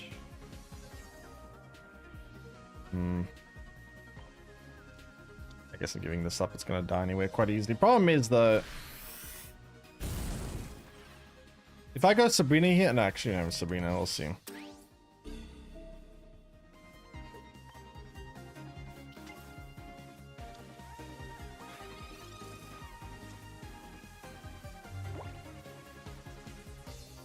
Alright, so we'll go Pokeball.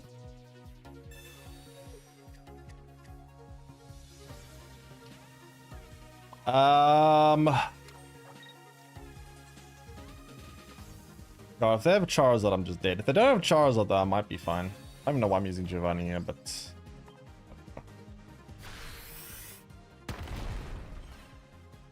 If they don't have Charizard, they're gonna have to retreat the Arcanine and bring Moltres out.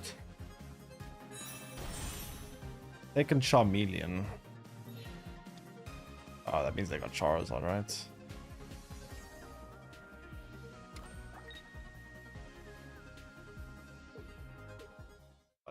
Why did they bring Moltres out? Okay, let me see. Apparently there's a problem with the deck. Let me just quickly check.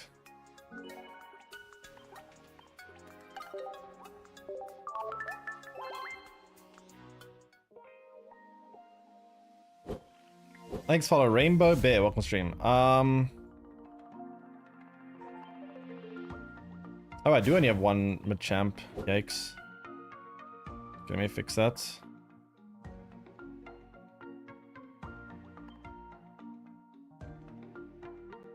There we go.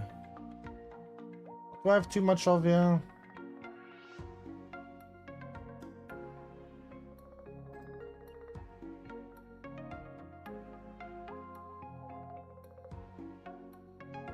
Right.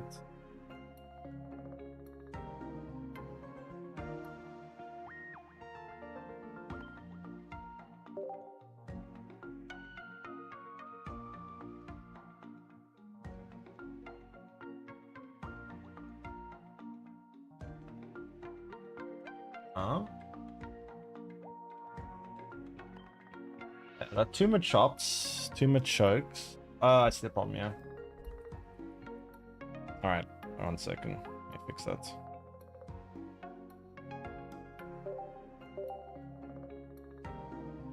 Alright, there we go, fixed.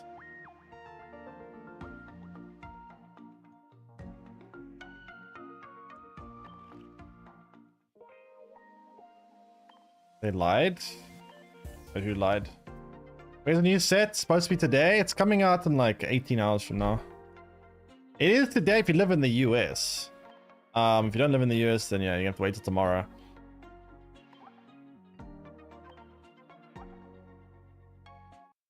Alright. Get my music on here, 1 second.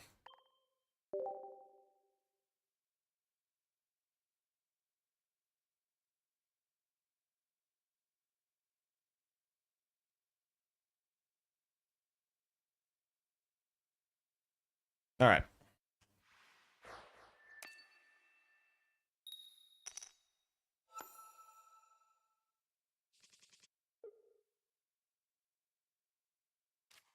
So, I guess we'll start this. It's the wrong playlist.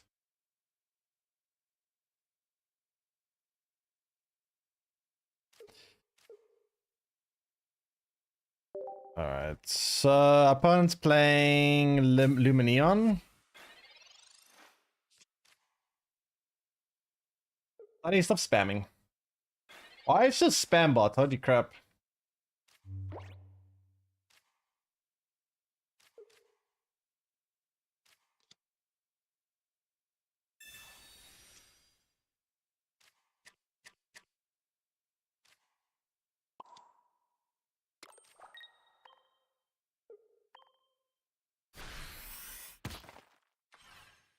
Okay.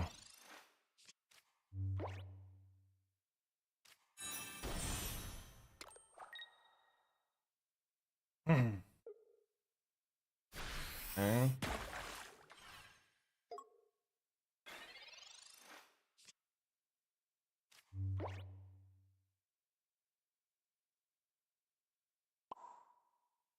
Guess I'll play this, and I'll do this.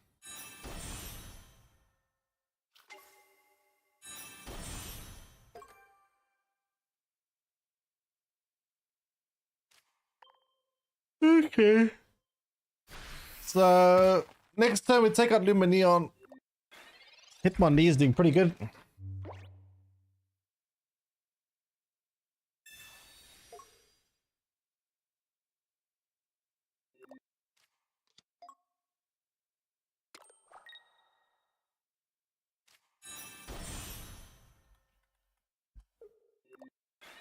What does Psyduck do when it attacks? It basically prevents you from being able to use any supporter cards during your next attack.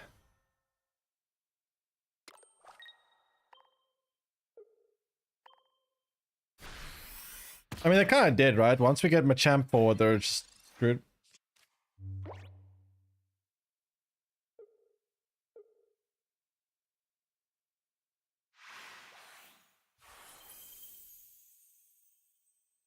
Nice.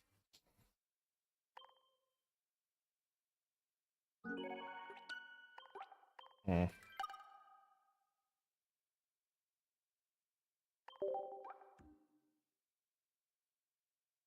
The potion, yeah, I thought I updated this.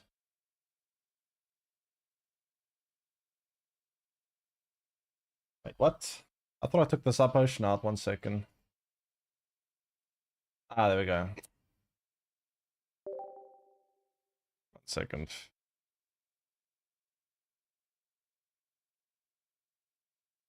There we go.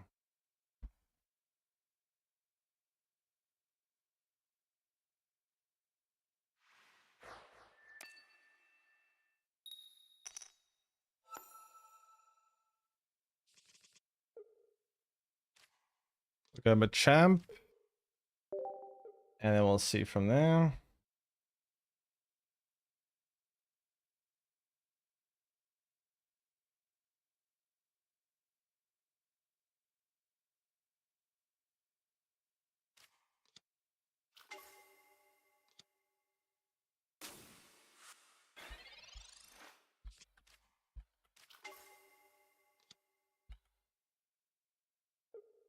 Okay.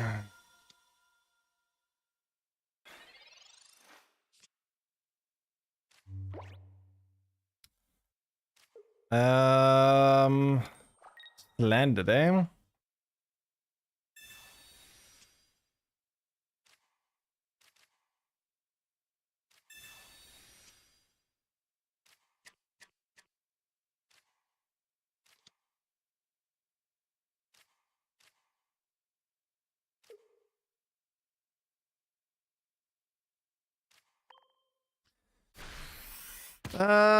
We could potentially bring the Hitmonlee out, but there's not really much attack with Hitmonlee here.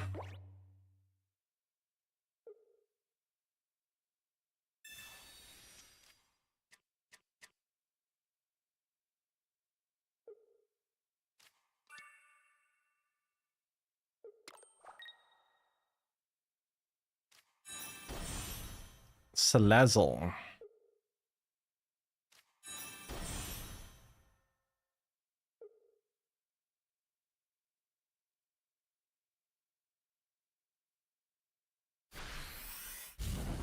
Alright, so they're poison, but it doesn't really matter. We can evolve into Machoke, so it's not that bad.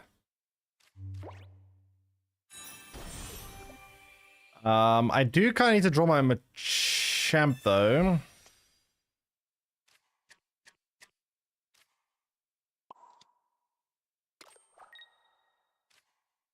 Giovanni's nice because you can one-shot this now.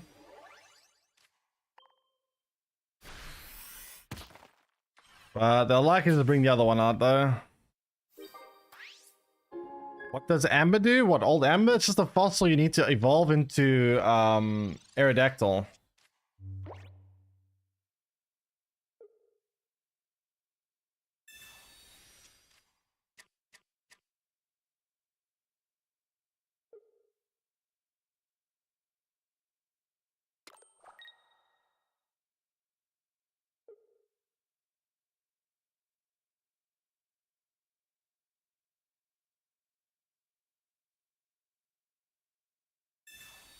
Sabrina. Guess it's better to get this out since it's a cheaper retreat cost. What does Aerodactyl do? stops your opponent from evolving anything on the active spot. They can't evolve anything on the active line. Alright, we win. So we play Leaf, you retreat the Hitmonlee, and then just one-shot everything. We can even one-shot Mew. Nice.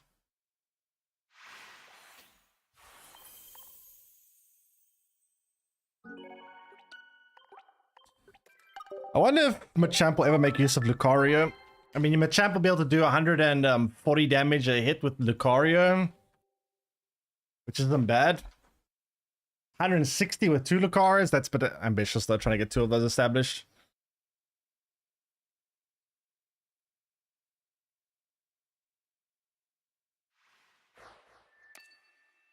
To be fair.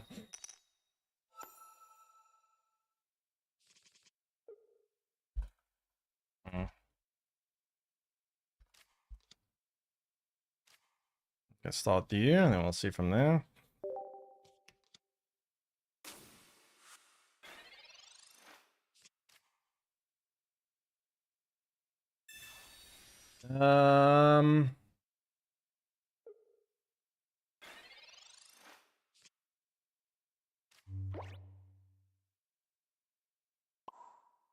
I guess we can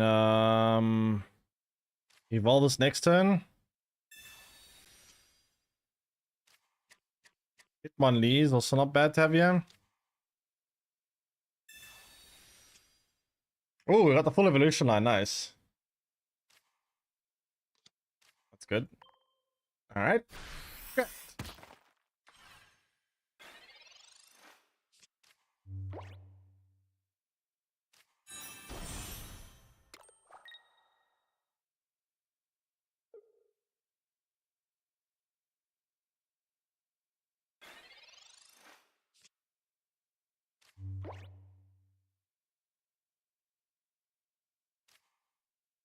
So, I mean, this should be a win, right? It's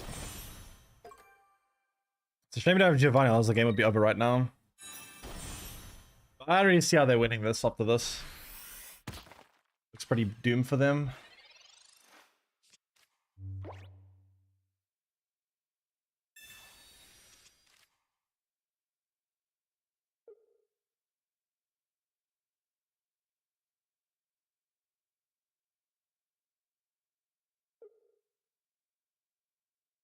Yeah, they have a superior, yeah. I thought so.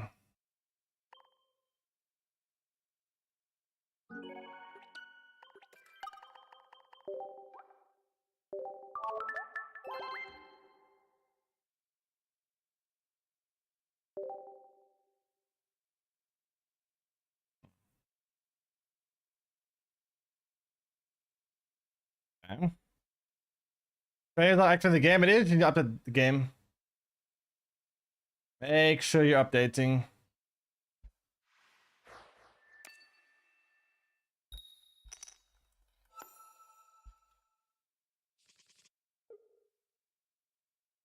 Full evolution line again. Holy crap.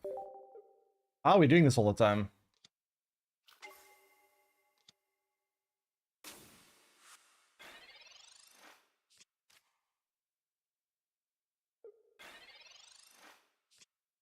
Alright, so Mars Shadow, that's fine.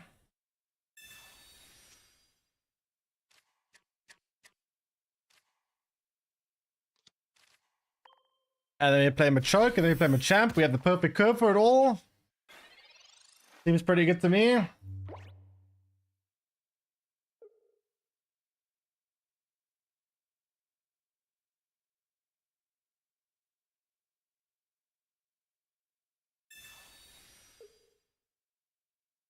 Okay, Sabrina slows me down a little bit, I guess, but not the end of the world. X speed.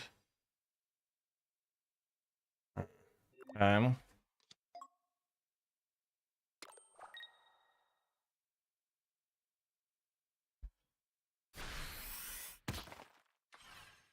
So, what's the plan here? Get this down.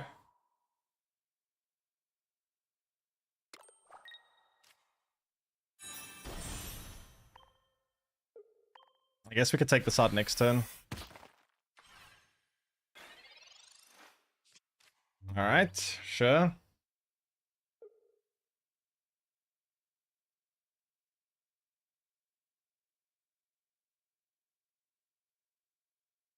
Hmm.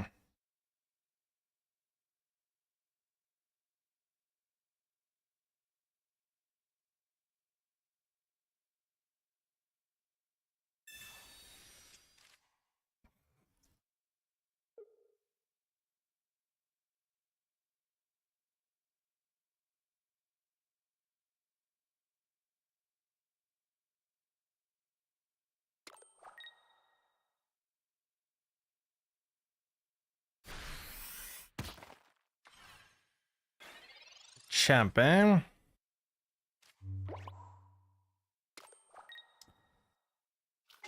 Okay, so Machamp is down.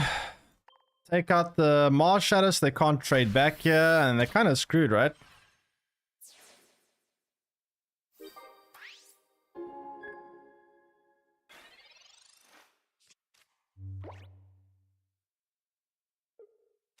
Hmm.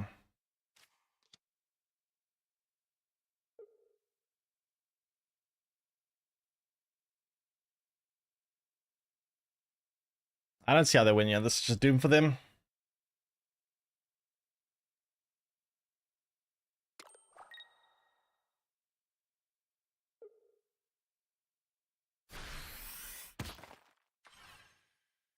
Alright. Let's see. So we'll go Leaf.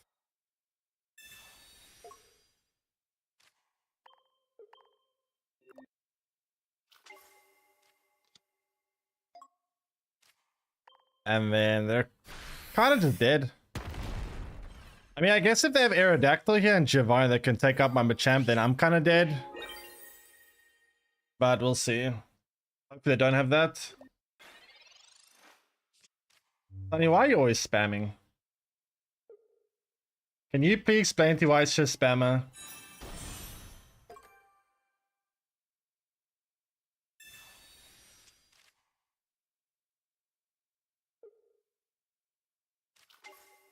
Because I enable him? How do I enable him?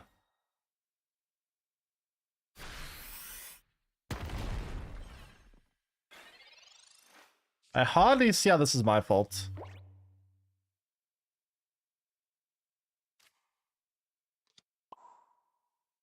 I guess we attack, yeah. And then next time we just Giovanni and win. So they attack. They take this up, but it's fine.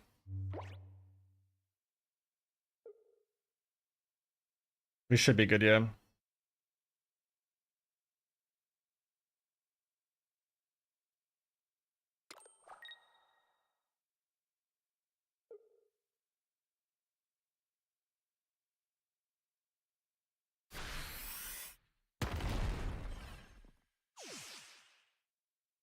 All right.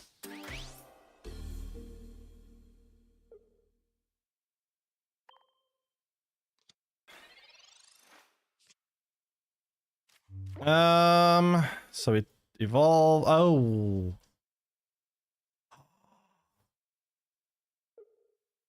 Okay, it's fine. We can just attack him with Chop and win, right? It's fine. It's fine. I kind of forgot about that. You can't retreat the thing, right? In mind. It's fine. We would just attack with Machop, then it's all good. Chad, it's all fine. We could just attack with Machop and win the game. Chill. Machop can do 20 damage and that still wins. We were completely fine.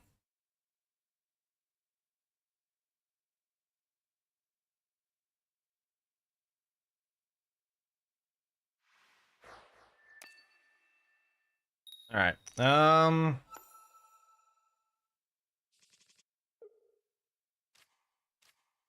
right. All that.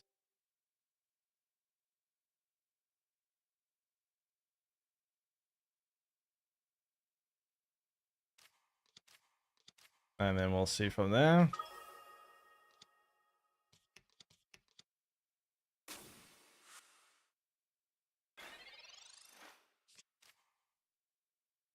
I sold all my duplicate cards for trade tokens now. I have no duplicates cards to trade.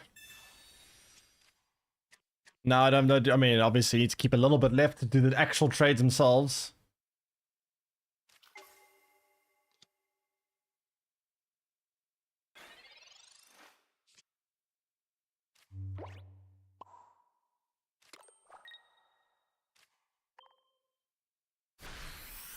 Alright, it's up against Mewtwo, eh?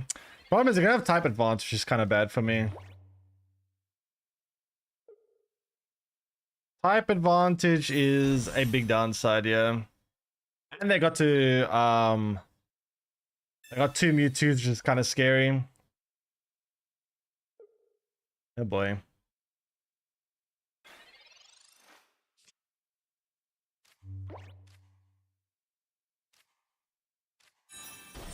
So next turn, they're going to be able to do 70 damage to this.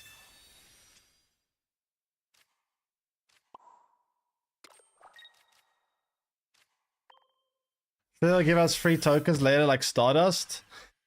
I mean, there probably will be some single-player missions to earn some tokens. They might also include tokens in the shop that you can buy with shop tickets, possibly. So I'm sure there will be ways to earn the tickets or the tokens, but we'll see.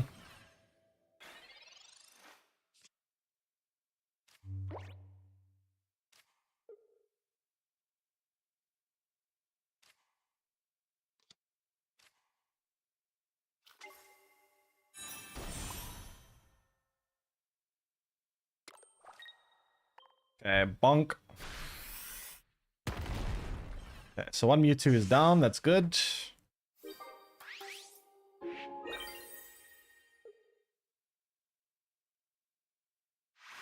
Oh, great. Can we request the card we want or not? Yes. Again, I opened up a Discord channel that you can use to trade with if you want to organize outside the game to trade.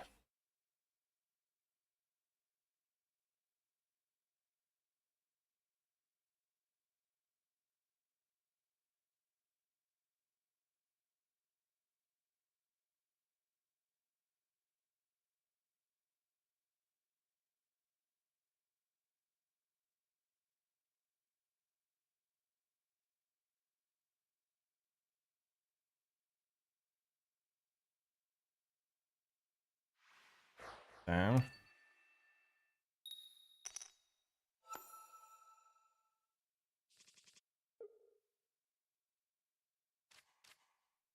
So do that. We're up against Psychic again, so type disadvantage.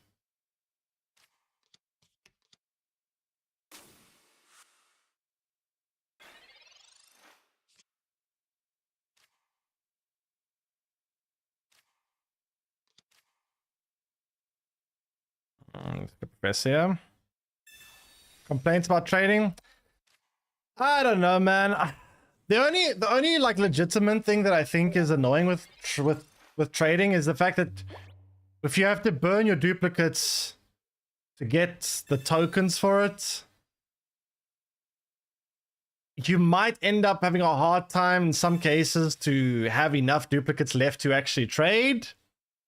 Because like people are looking for specific things, right? If you are burning through all your duplicates and now someone says, okay, I want a Starmie EX, I have a Mewtwo EX. And you go, oh shit, I used to have an extra Starmie EX, but I burnt it to get extra tokens. That can be a little bit annoying. I could see that being a little bit annoying. But yeah.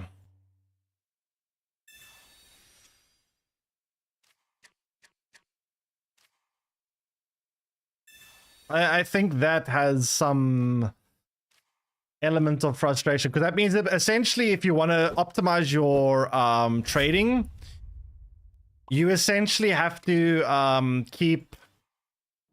Oh god, I have to evolve, yeah. You essentially have to... You have to essentially keep one extra of a card. So 3, basically. 2 because you need 2 to play the game. 3 because you want to have 1 buffer so that you can use that to trade. So essentially, optimally, you don't want to go below 3 cards.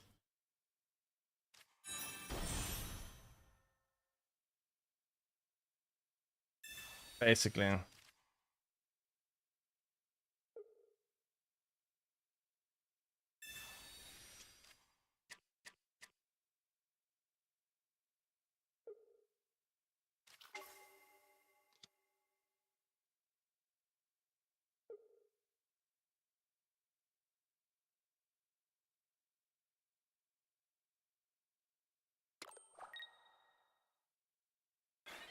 Hmm.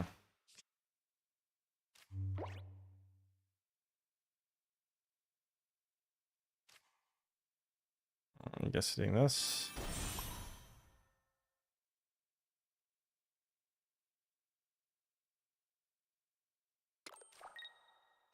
If they have God of War, we're gonna have a big problem.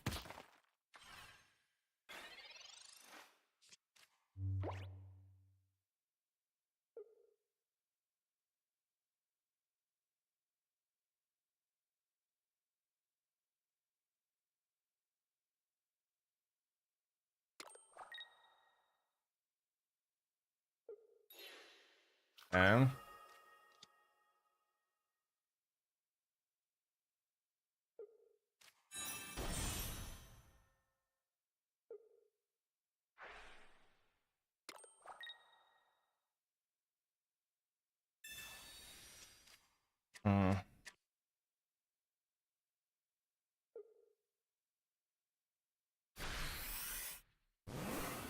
so what is plan? Do this. They have God of War, we're kind of dead. I guess we can do is we can punch this. And then it goes to 30 HP. We can Sabrina and finish off with Hitmonlee, but they still have another Gyarados and they still have God of War, so we're kind of dead. Thanks for the Decalen Metcalf on the stream. Or Metcalf, rather.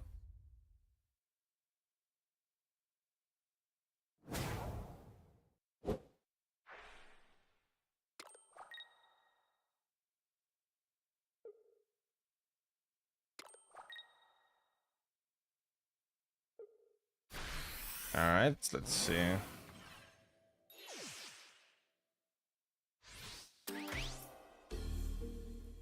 Trading out? Yes. It is indeed out.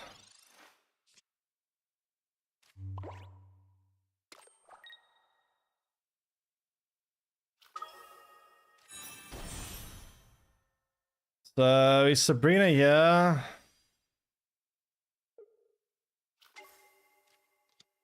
I don't see I'm winning here, though. Is there even a point to take this out? I'm still just dead.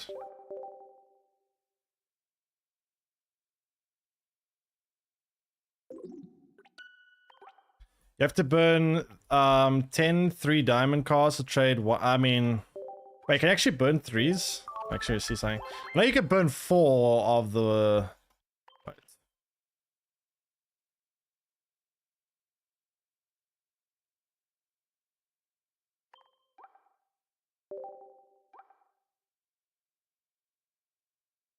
You actually can burn these. That's very inefficient though. Way better to burn a 4-star. Gives you a lot more. You basically burn 4 stars and then also have 1 left to trade to get, so it's like you have to basically give up 5 4-stars in order to trade for 1 card you want.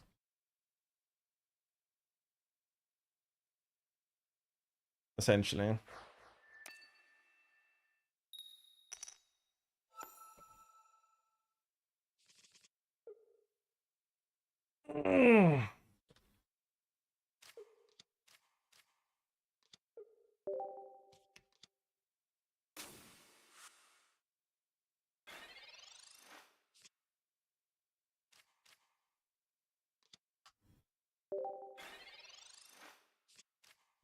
Hmm.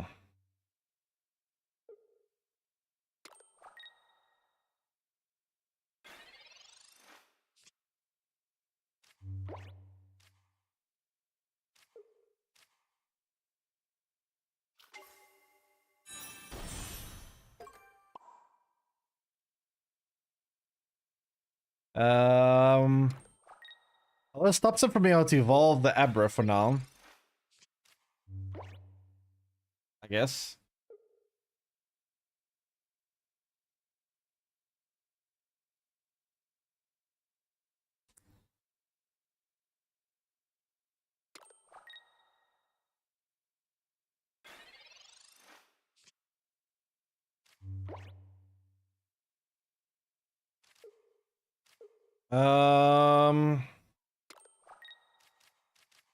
I'm sure I leave here.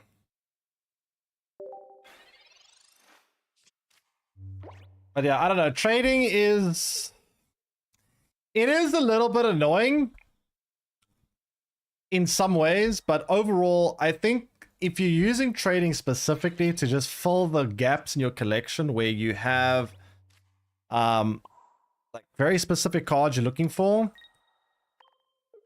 to either finish a deck or to finish a collection, I think it's not so bad. If you were hoping that you have a very limited collection and you could just use that to just trade for what you want, then the feature is going to be disappointing. But I think if that's the case, I think you probably had too high expectations. At least that's the way I see it, to be fair.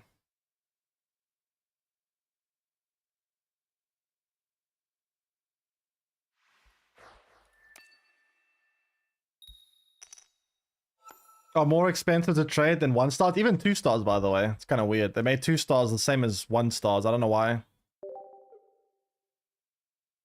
A little bit weird.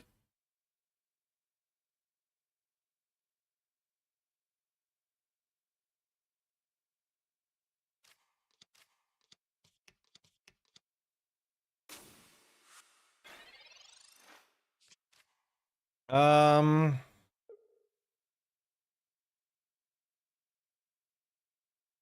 So what's the plan, yeah?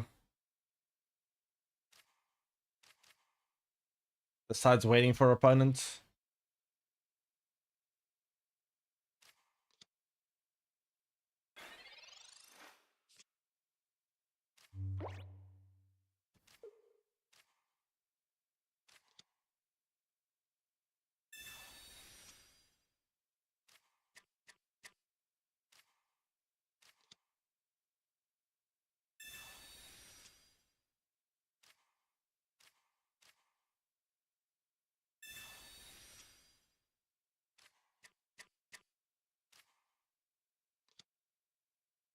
Hmm.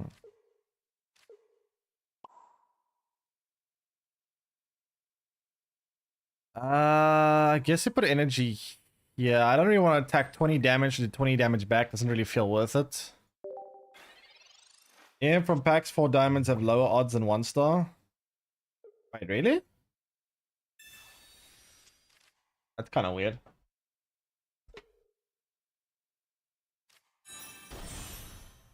I didn't actually know that.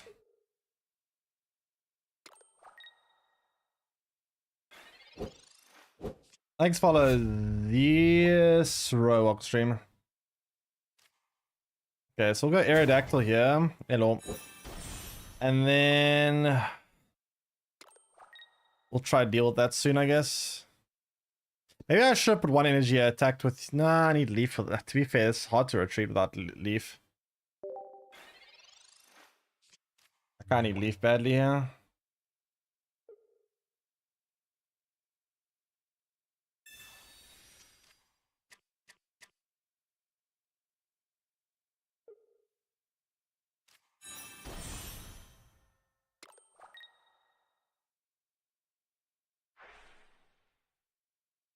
Kind of sad every new card is leaked. I don't mind.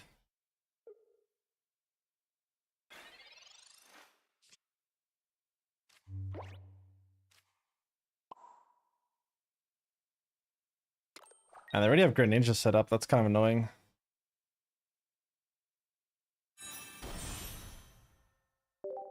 All right.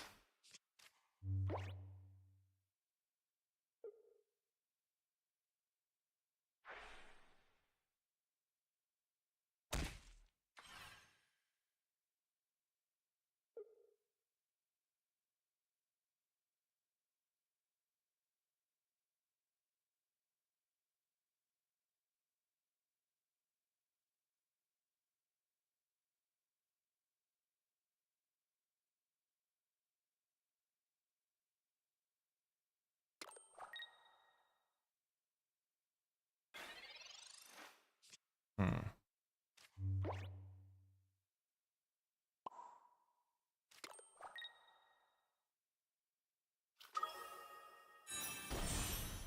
All right. We have the Greninja set up, which is nice.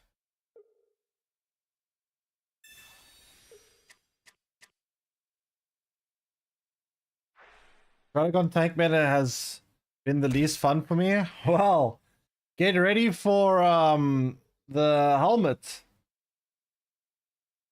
gonna turn everything into Dradagon. Or Dradagon into a Super Dradagon. But I guess that's why they also add a whole bunch of backline hitters now. To be fair.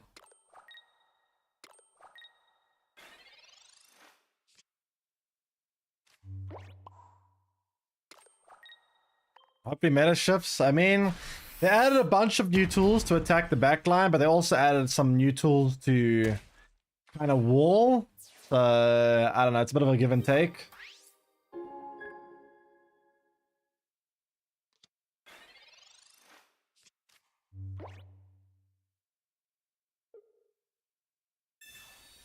We'll see.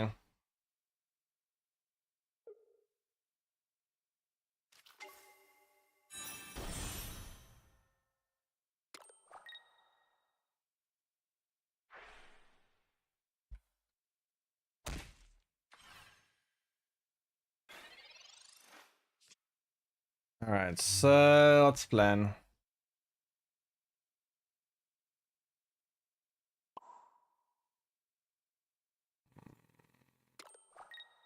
Gyarados.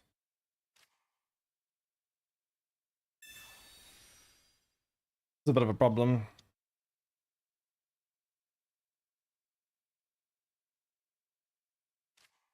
I mean, Gyarados next turn kind of kills me, right?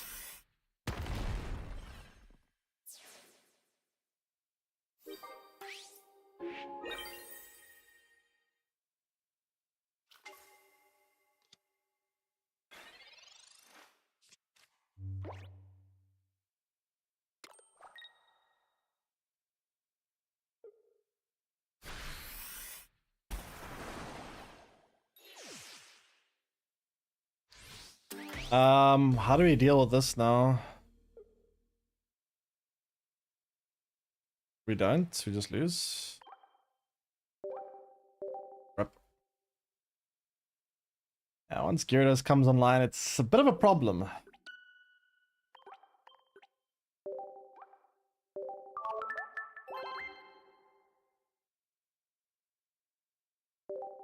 Some combo of Articuno, Palkia, Greninja, and Cyrus could be interesting.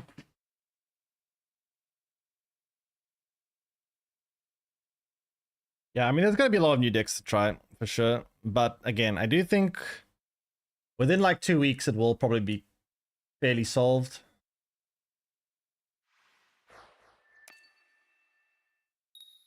I do like that Tools does give us more options now, so we might start seeing a little bit more in terms of deck variety rather than just Sabrina and Giovanni and whatever we already have. There's more, at least, considerations and decisions making to be made between the special cards, which is nice.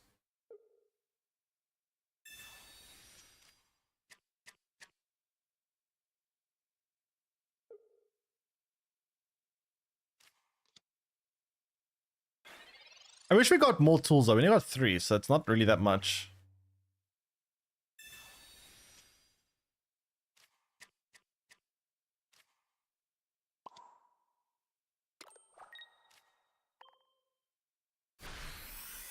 Would have been nice to get a little bit more.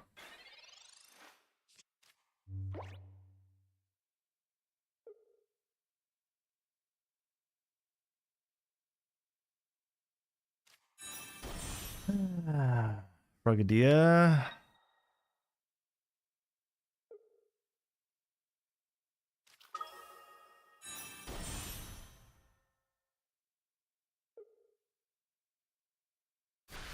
Is Dialga the new metal card? The EX one? That one looks very good because that one can help ramp out so many things. You can use that to ramp out so much.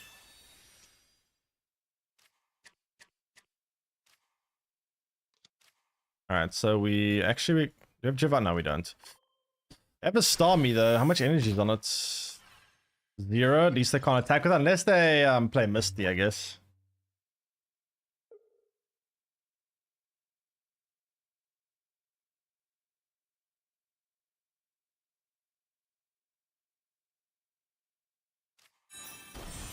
Great Ninja. Alright.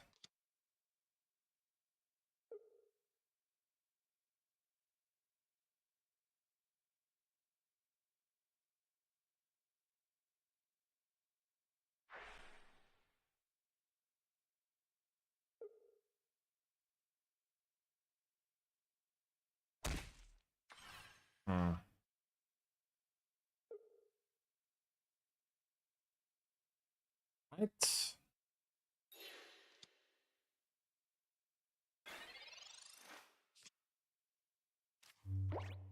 So I guess we do this. And then we can start one-shotting just about anything they're playing. Well, I guess we need Giovanni to be able to one-shot this Starmie, to be fair. That's a bit of an issue. Pokemon communication card? Which one's that? Wallpaper in the beginning of the stream? A live wallpaper. Wallpaper? What, you mean this? This is not a wallpaper. This is a custom-made thing. There's no wallpaper for this.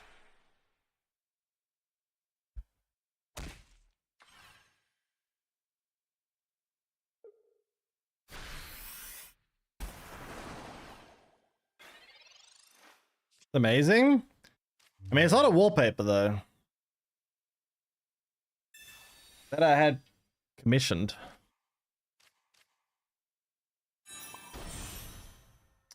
Oh, Giovanni kind of sucks.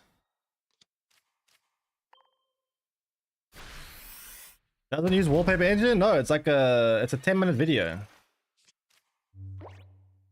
Literally just a 10-minute video.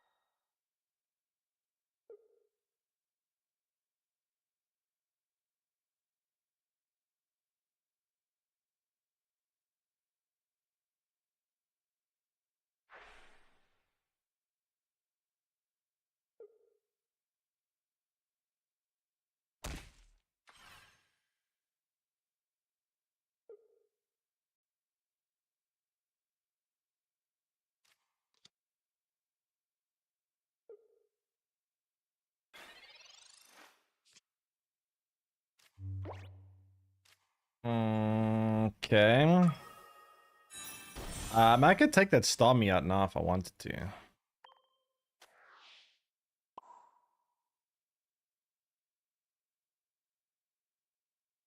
don't think I'm going to. I'm just going to do this.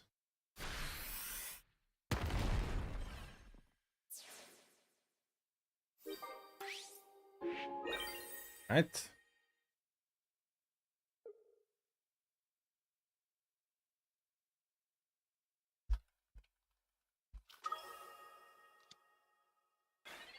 Stormy. Thanks, follow Mario Loter, welcome stream.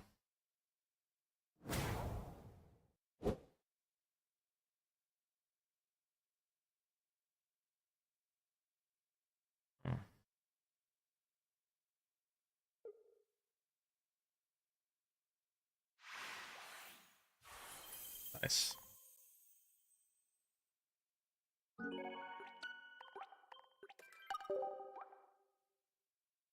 All right.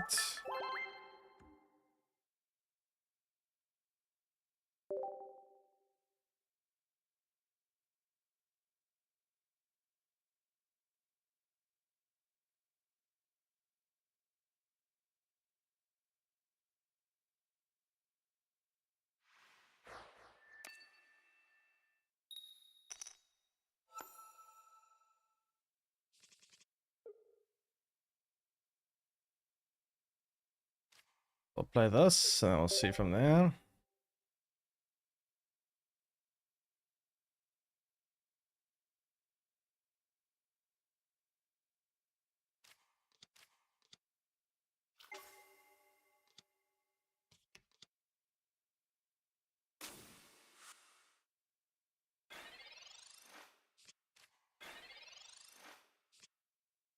All right. What do we got here?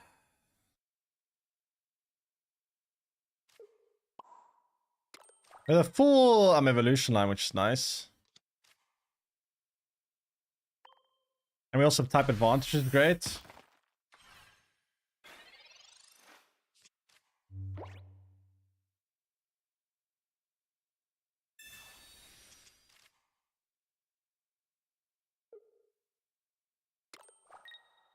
Hmm.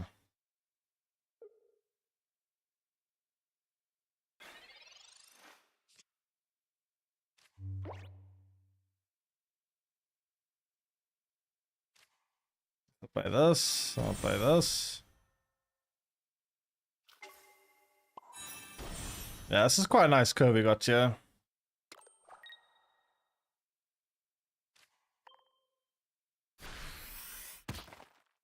I should use Giovanni. I could have one-shot that. Whoops.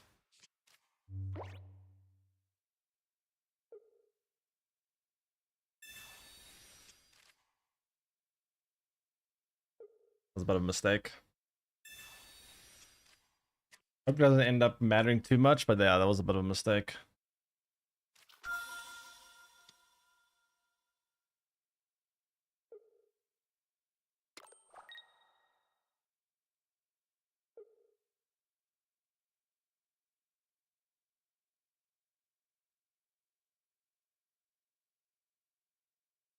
Hmm.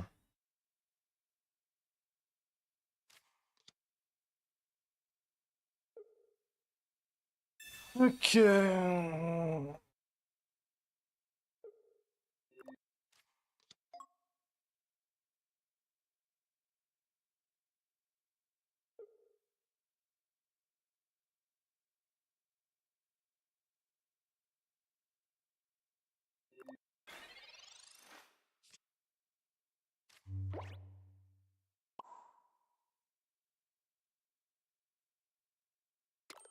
Wait, why'd I do? Nah, actually, it's fine. Kind of. This takes us out. I mean, we should be winning here. Probably should have evolved into Machamp though, but it's fine. Let's have a Giovanni, then it could be kind of bad for me. Hopefully no Giovanni.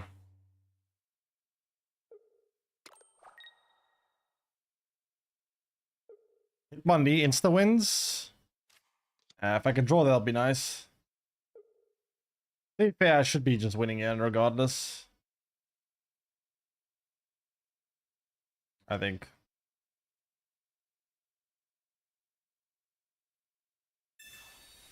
Sabrina, that's also fine, I guess.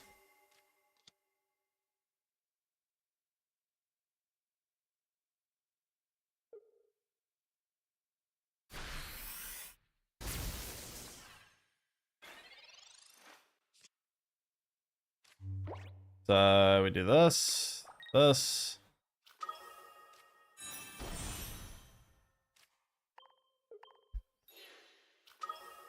Okay, anyway, yeah, I mean, type advantage here is quite nice. It's a pretty good match for us.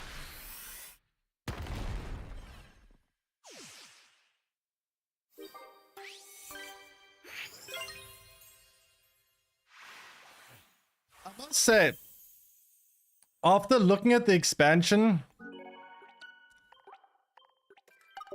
I think metal definitely gets a lot better. I think dark still has the same problems though, to be fair. I don't think dark is gonna get that much better. Like, they do get some new toys, and yeah, there's some nice stuff there. But the biggest thing that dark needed was a big, heavy hitting EX card, which they didn't get, unfortunately. I mean, they did kind of get one, but it's not very consistent. So I don't think dark is going to be that much better. I do think that metal gets a lot better. Fighting, I think, gets better. Electric, I think, stays more or less the same in terms of how good it is. Fire, I don't know. Fire got some interesting stuff. I think fire gets a little bit better. That new fiery monkey and that and the new magma, or the evolution of magma, whatever it's called, I think are quite interesting. Grass.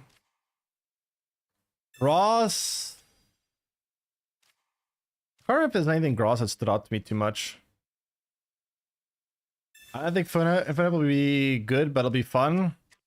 I mean, it has 170 HP, to be fair. It can do 140 damage for 2 energy. I don't know. Doesn't seem terrible to me.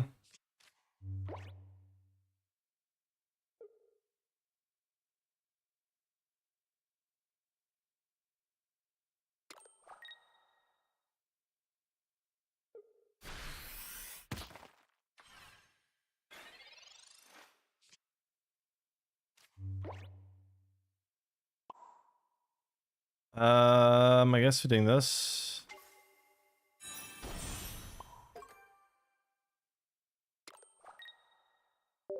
Oh.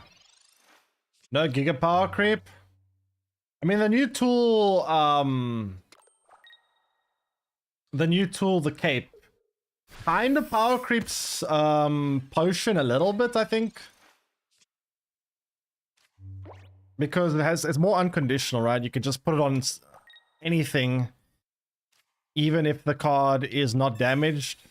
Granted, you can only put one cape on at a time, or one tool on a time, but I think if I were to play my deck, either a tool or that cape, I'd rather play the cape in most cases. Different applications? I mean, not really. 20 extra HP is the same as healing 20 HP, except by giving something 20 extra HP. Like, for example, let's say you have a Mewtwo, right? Putting 20 extra HP on it means it can't get one-shotted by a Gyarados or Giovanni. Whereas Potion doesn't stop that. Potion is reactive, whereas the cape, it's basically the same thing as being reactive, and it's also proactive. No option to update. I don't know. I couldn't find in the update. I also had a difficult time trying to do. I just uninstalled the app and reinstalled it, and that updated it, but it wasn't exactly convenient. You can double potion, yeah, but who still plays double potions?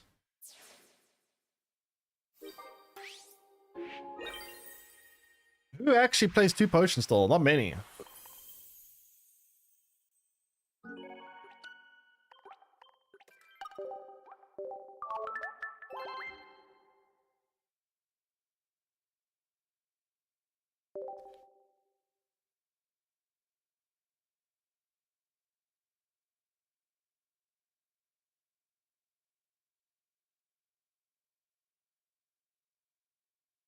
Hmm.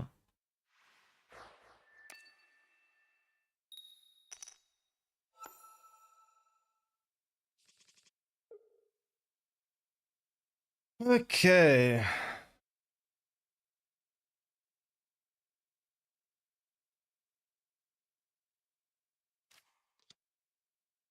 Hmm. Got the full evolutionary line here, which is nice. We might get more anti-tool stuff. I mean, I don't know when, but right now we do have 1. That's about it.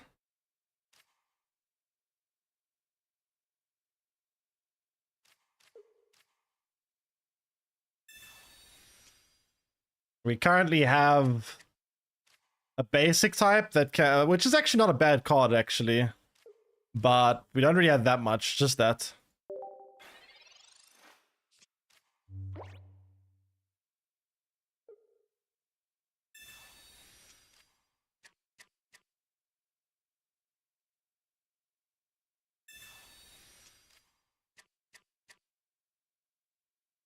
Does this say what confused does?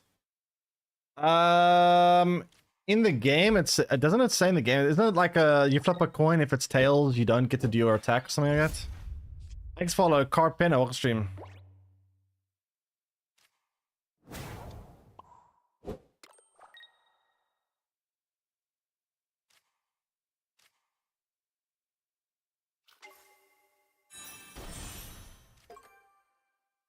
I don't really want to evolve this. I want to keep it on curve.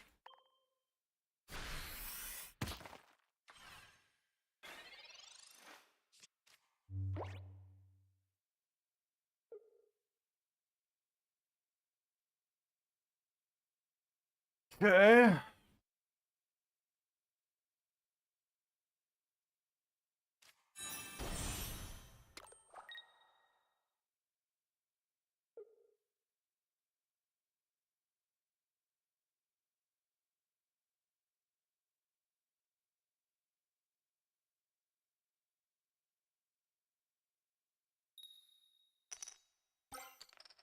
Heads.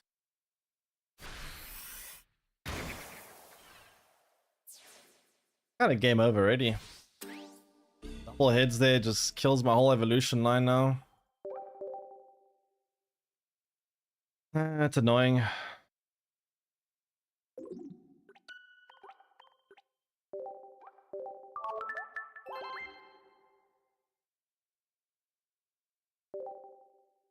Alright, sure.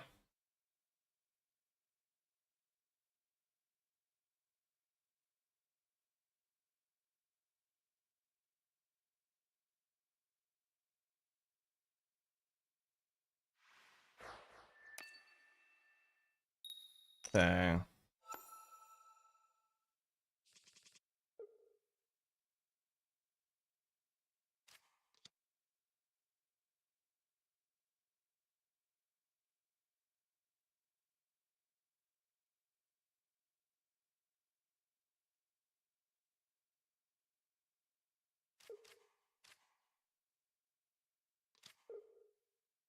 Like that.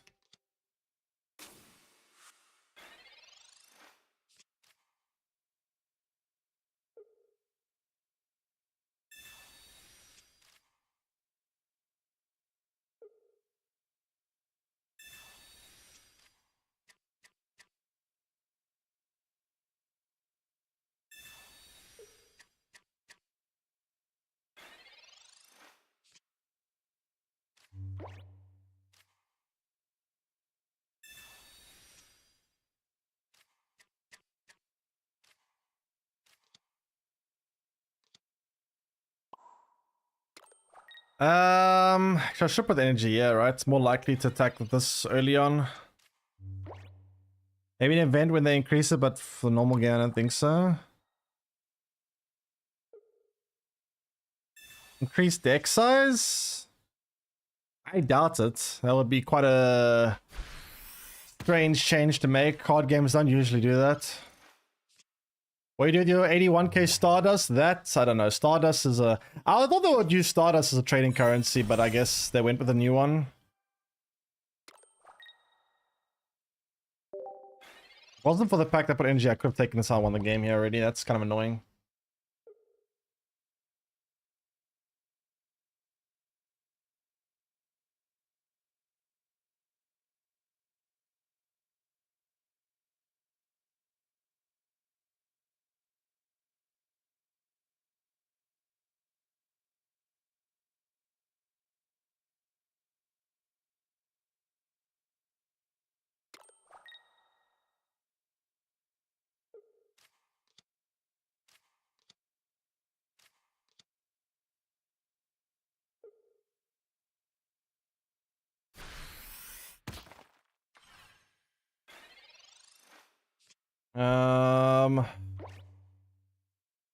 So we do this.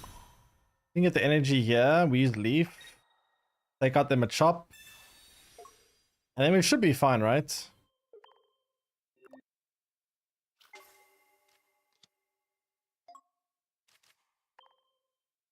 Alright.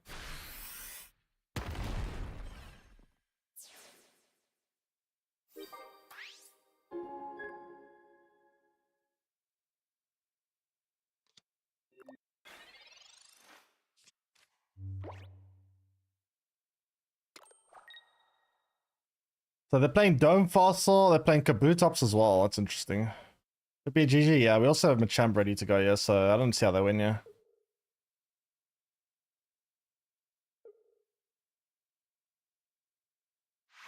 Yeah. Yeah.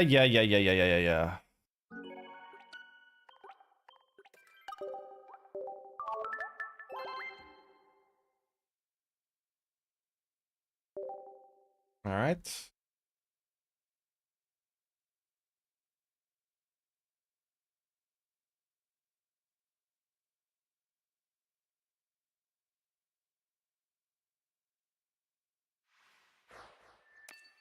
Okay.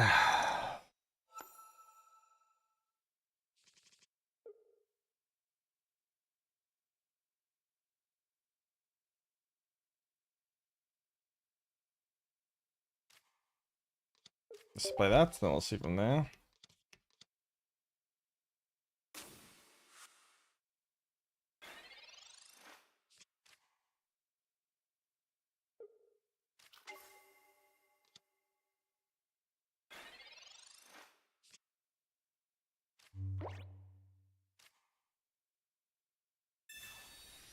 Chances to come back. Game pocket is so small compared to Snap.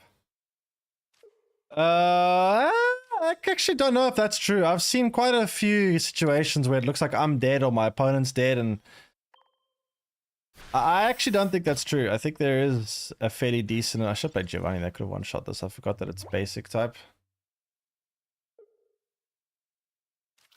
I think there's a fair amount of comeback potential in the game. Red card, that's annoying. That's actually a very good hand I had and I'm not losing.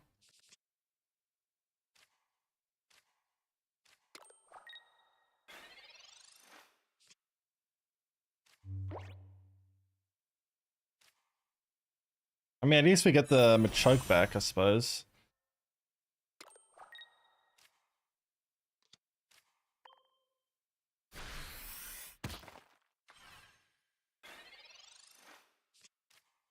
Rather just use gold to buy cards from the pocket than navigate the trade system.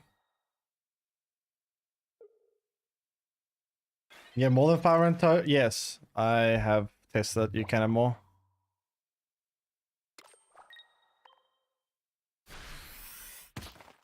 Man, he just threw away this EX for nothing.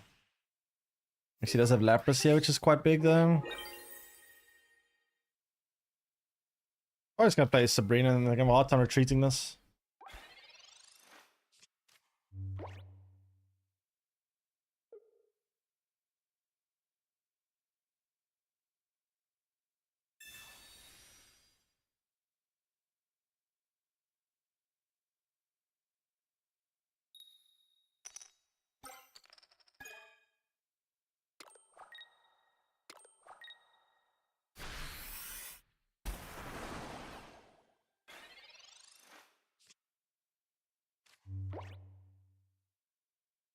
I play, yeah.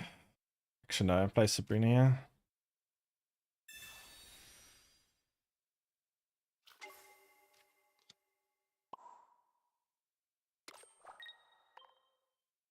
Or is it they've got Leaf, we've got a big issue here. I really hope they don't have Leaf.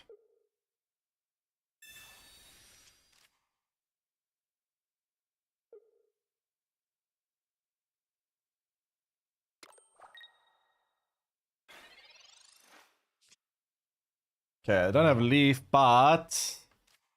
we don't have Machamp either. Never mind, we have Machamp. Nice. Oh, then we're fine.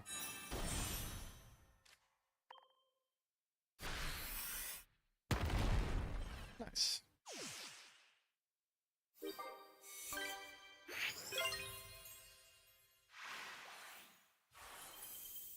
Choke. Choke was the biggest damage, was the most damage I dealt? I guess it did attack like 3 times. Yeah, 3 times. You have 600 tokens, what do you even need to trade for? For me though, I don't think I'm ever going to really use the trading feature personally, but since it's not limited to the next expansion set, you can't use it on like the current expansion. Well, the one, not current one, but the one that's coming out.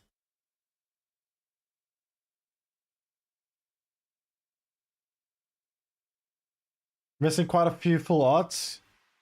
Wait, but how do you trade for full arts? So you can't trade full arts, can you? On full arts 2-star or they're 1-star? One star? I guess okay, then you can I guess use it for. I think I'm trainer full arts. Trainer full arts are more than 1-star. And the non-EX is okay. Fair enough.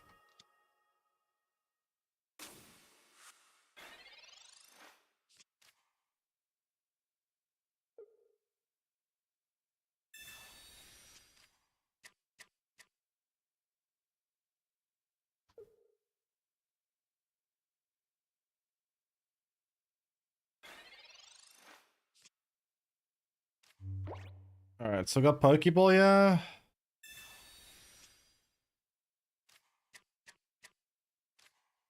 I'll play this. I need to retreat here and start attacking with Machop now, right? I need to draw Machoke though, otherwise his hand is kind of dead.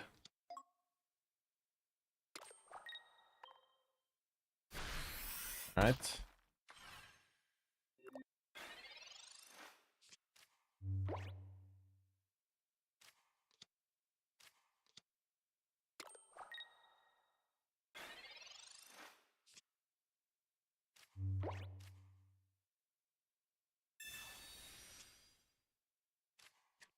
So, what are we doing here? This into... this, I guess. Hand isn't looking good though.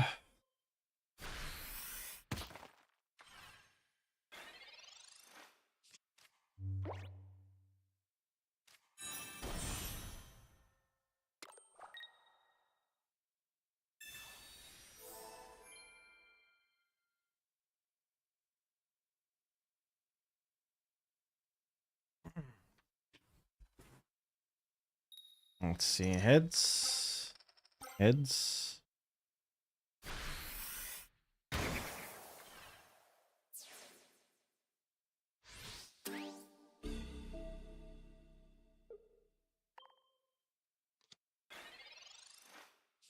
Okay, we got that at least. That's nice. After I got Superior though, if I got Superior, we're kind of screwed. If I get Superior, I can flip 6 coins, which is extremely likely they take out the Machoke. Please, no Superior. Please?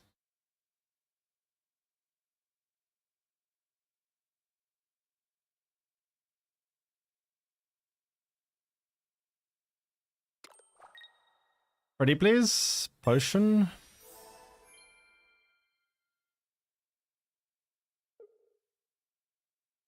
Okay. 3 coins, unlikely. Well, not that unlikely, but less likely than likely. Okay, nice. Okay, great. Then we should be fine. So Machoke can one-shot the Celebi, and then we just win.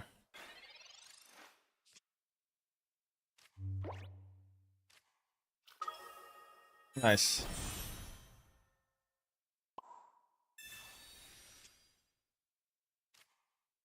Bye-bye, Celebi. See you later. And concede.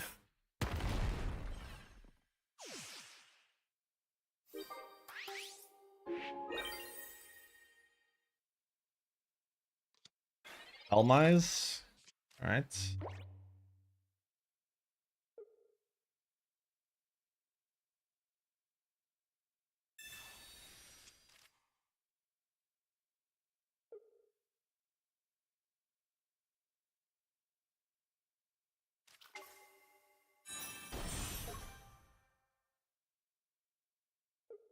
Hmm.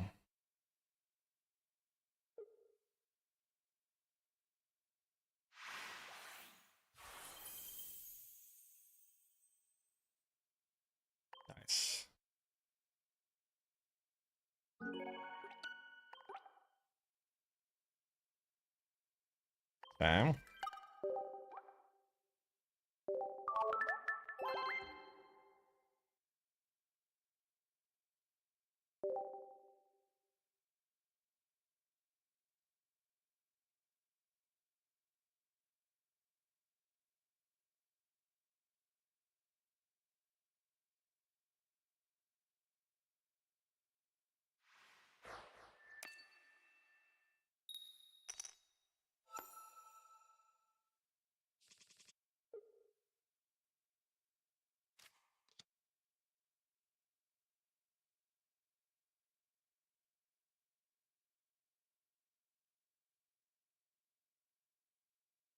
Okay, so you play you, and then we'll see from there.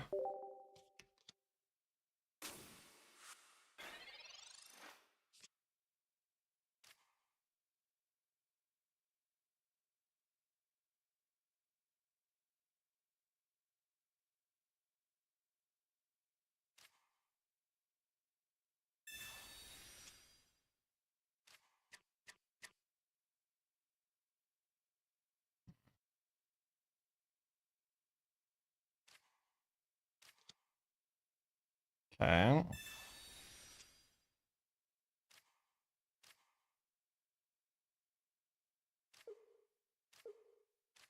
Let's play that.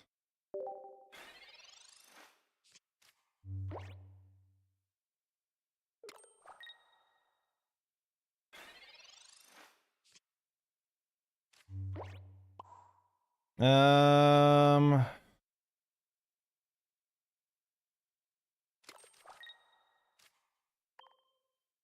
Play this.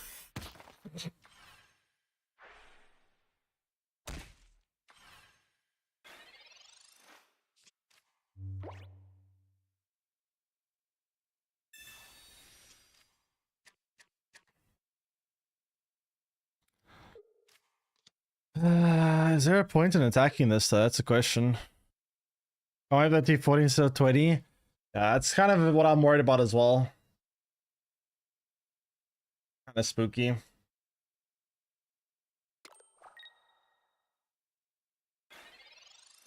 Kind of very spooky.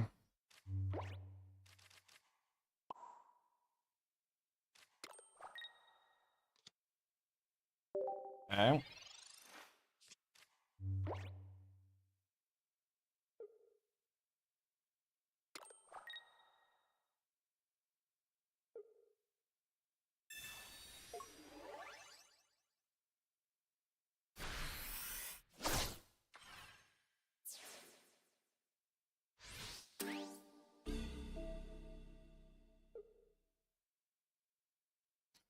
Well, this is kind of bad. Not sure I'm supposed to do about that now. Kind of didge.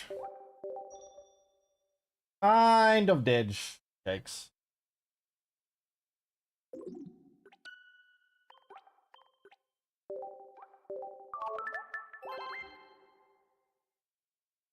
Hmm. Okay. Sure.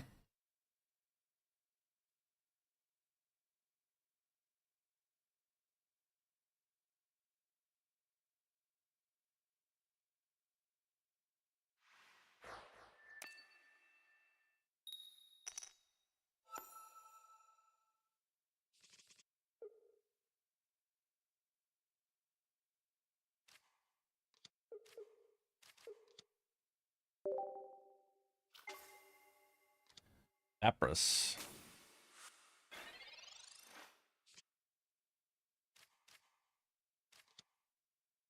Guess we'll get Professor. Yeah?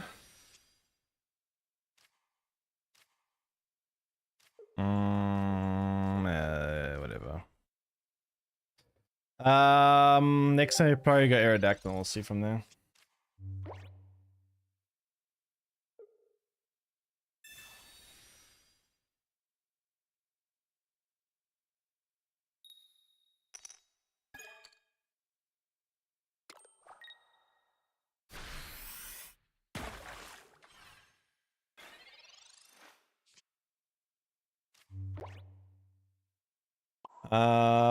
Can evolve that.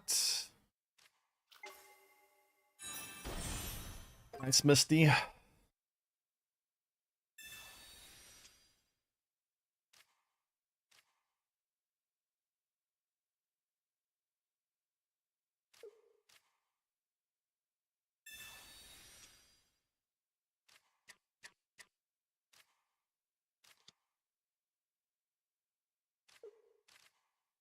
Sure. We have a leaf, we don't, so we can't retreat this next turn, which is kind of bad for me.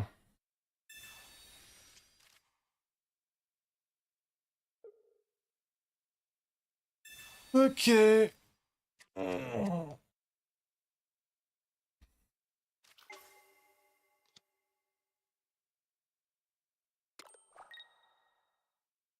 right, let's see. What's the plan here? Just keep attacking Lapras for now.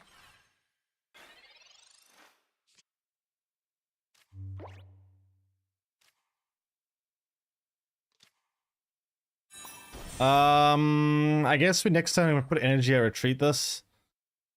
And then start attacking with the Aerodactyl and then start juicing up the Machoke. Problem with Machamp can't one-shot the Articuno though, which is annoying.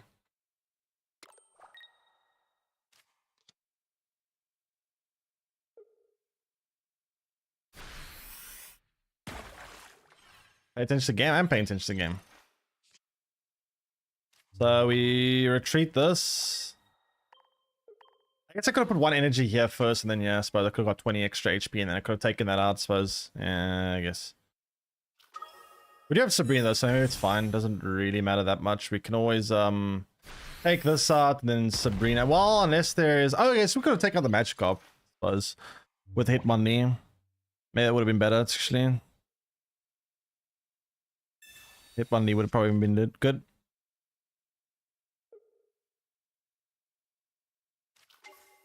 Yeah, they are Gyarados, but they don't have any energy on it, so I'm not really that scared of it unless they can unless they can do some funky stuff with what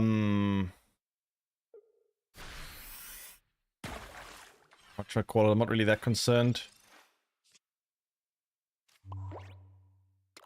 What actually we can do though is after we play Machamp and attack here. Well, actually, to be fair, they got 2 turns and they lose.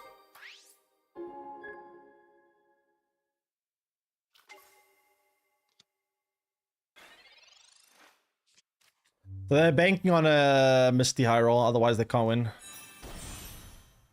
Okay, shit, that I didn't really anticipate. They do have Vaporeon, yikes. Okay, so I should have taken out this with Hitmonlee. Yeah, I guess I kind of threw this one. I mean, I could have used the Hitmonlee to attack the Magikarp before the turn to Gyarados, I guess. I didn't expect them to actually be playing with the Eevee and whatnot. With Articuno, it's kind of weird, but... I guess I should have taken it out early on.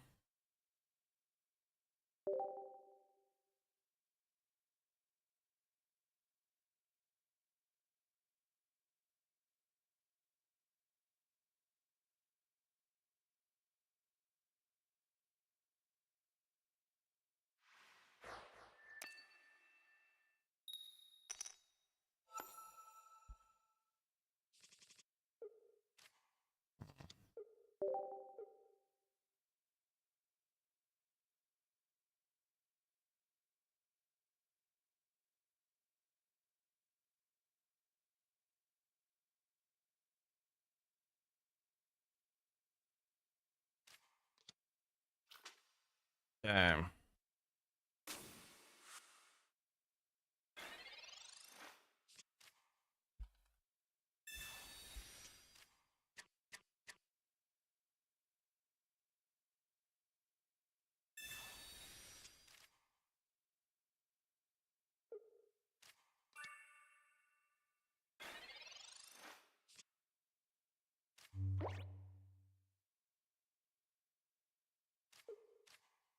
So do that.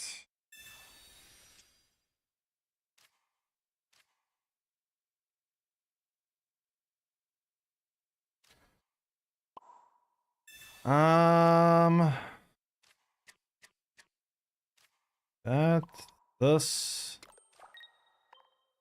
So this does 40 damage. If they retreat it, we can potentially use Leaf and bring out Hitmonlee to take out the Eevee, but they're probably just going to go for a Starmie. The problem is if they get Starmie out, then they can one-shot Machop, and that's kind of bad for me. That's a big problem if they do.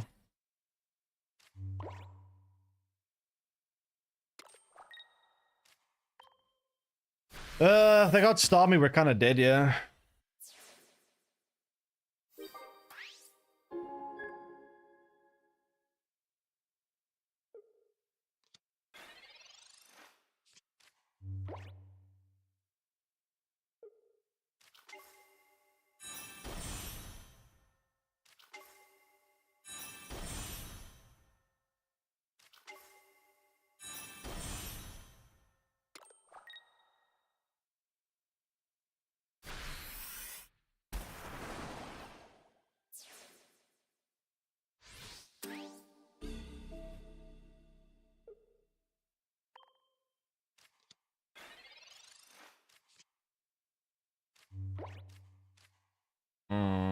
Rip.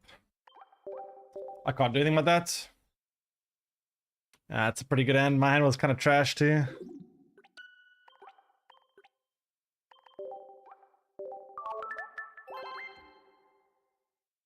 Okay.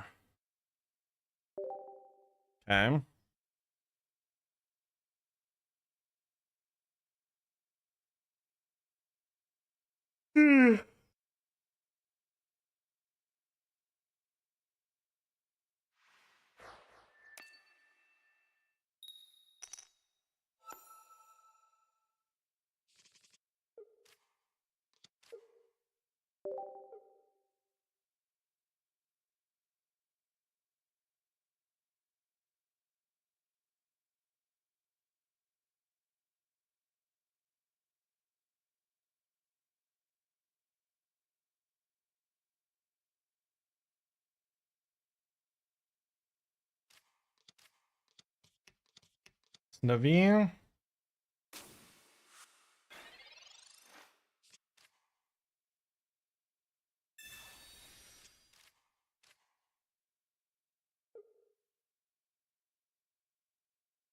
All right. So,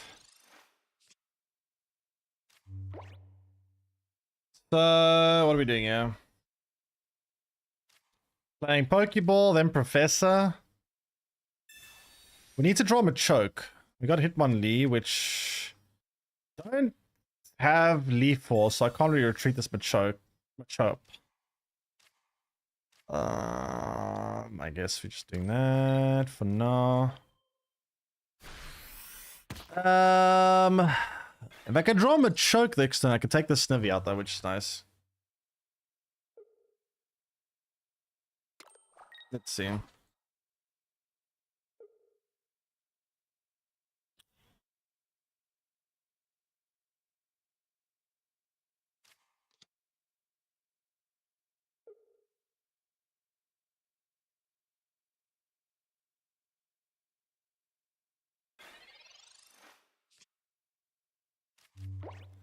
That's not the card I needed.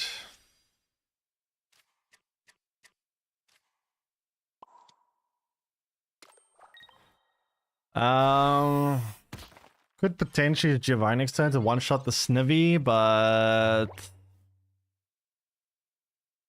I would prefer to have Machoke.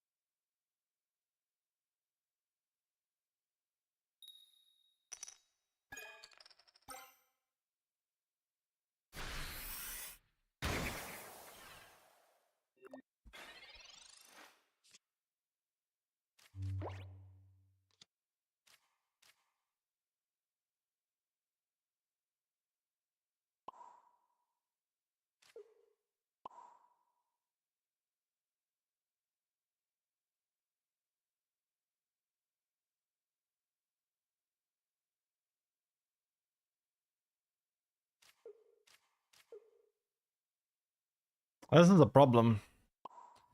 I guess I put the energy over here for now. But like... This is a bit of an issue. They have 2 Celebies, they got 2 Snivvies. It's kind of scary.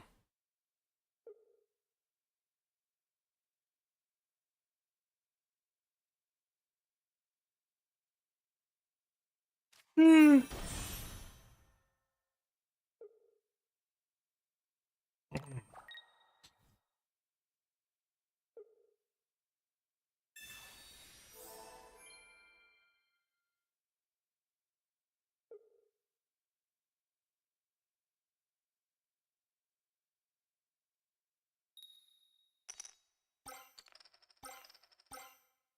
Three hairs, not that it matters.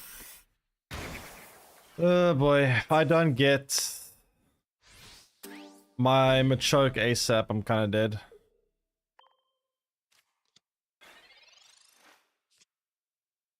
I got Machoke though, which is nice.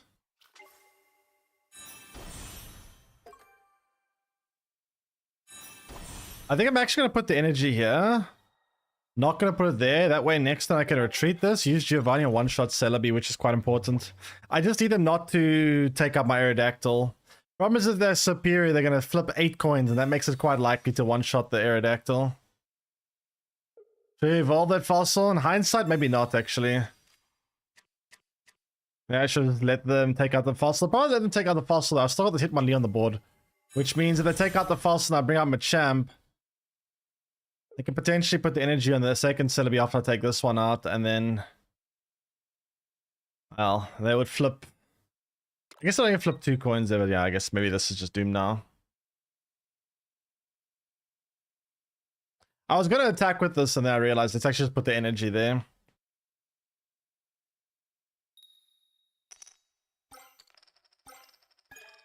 Rip. To be fair, it would be quite unlikely for them to knock enough points here to flip to win.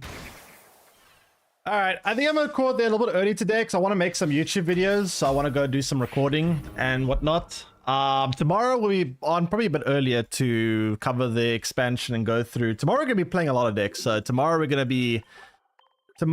going to be building a lot of things. Yeah, tomorrow I'm probably going to start off with metal. I actually want to try... well, actually, am I going to try metal? I don't even know. There's actually a lot of things I want to try tomorrow. I don't even know where to begin. So I'm going to probably call it the episode today. I'm going to go record some stuff for YouTube. And then tomorrow we'll be on bright and early for some new expansion shenanigans. If you guys do want to do trading, remember I do have a Discord section opened up for trading. If you need to organize someone, add someone to your friends list to trade with. If you're looking for specific cards and you don't really know where to start, go to Discord and you can trade there. Otherwise, I'll see you guys tomorrow and we'll do some expansion deck testing tomorrow. That'll be quite fun. I'll see you guys again then. Take care, everyone, and bye-bye.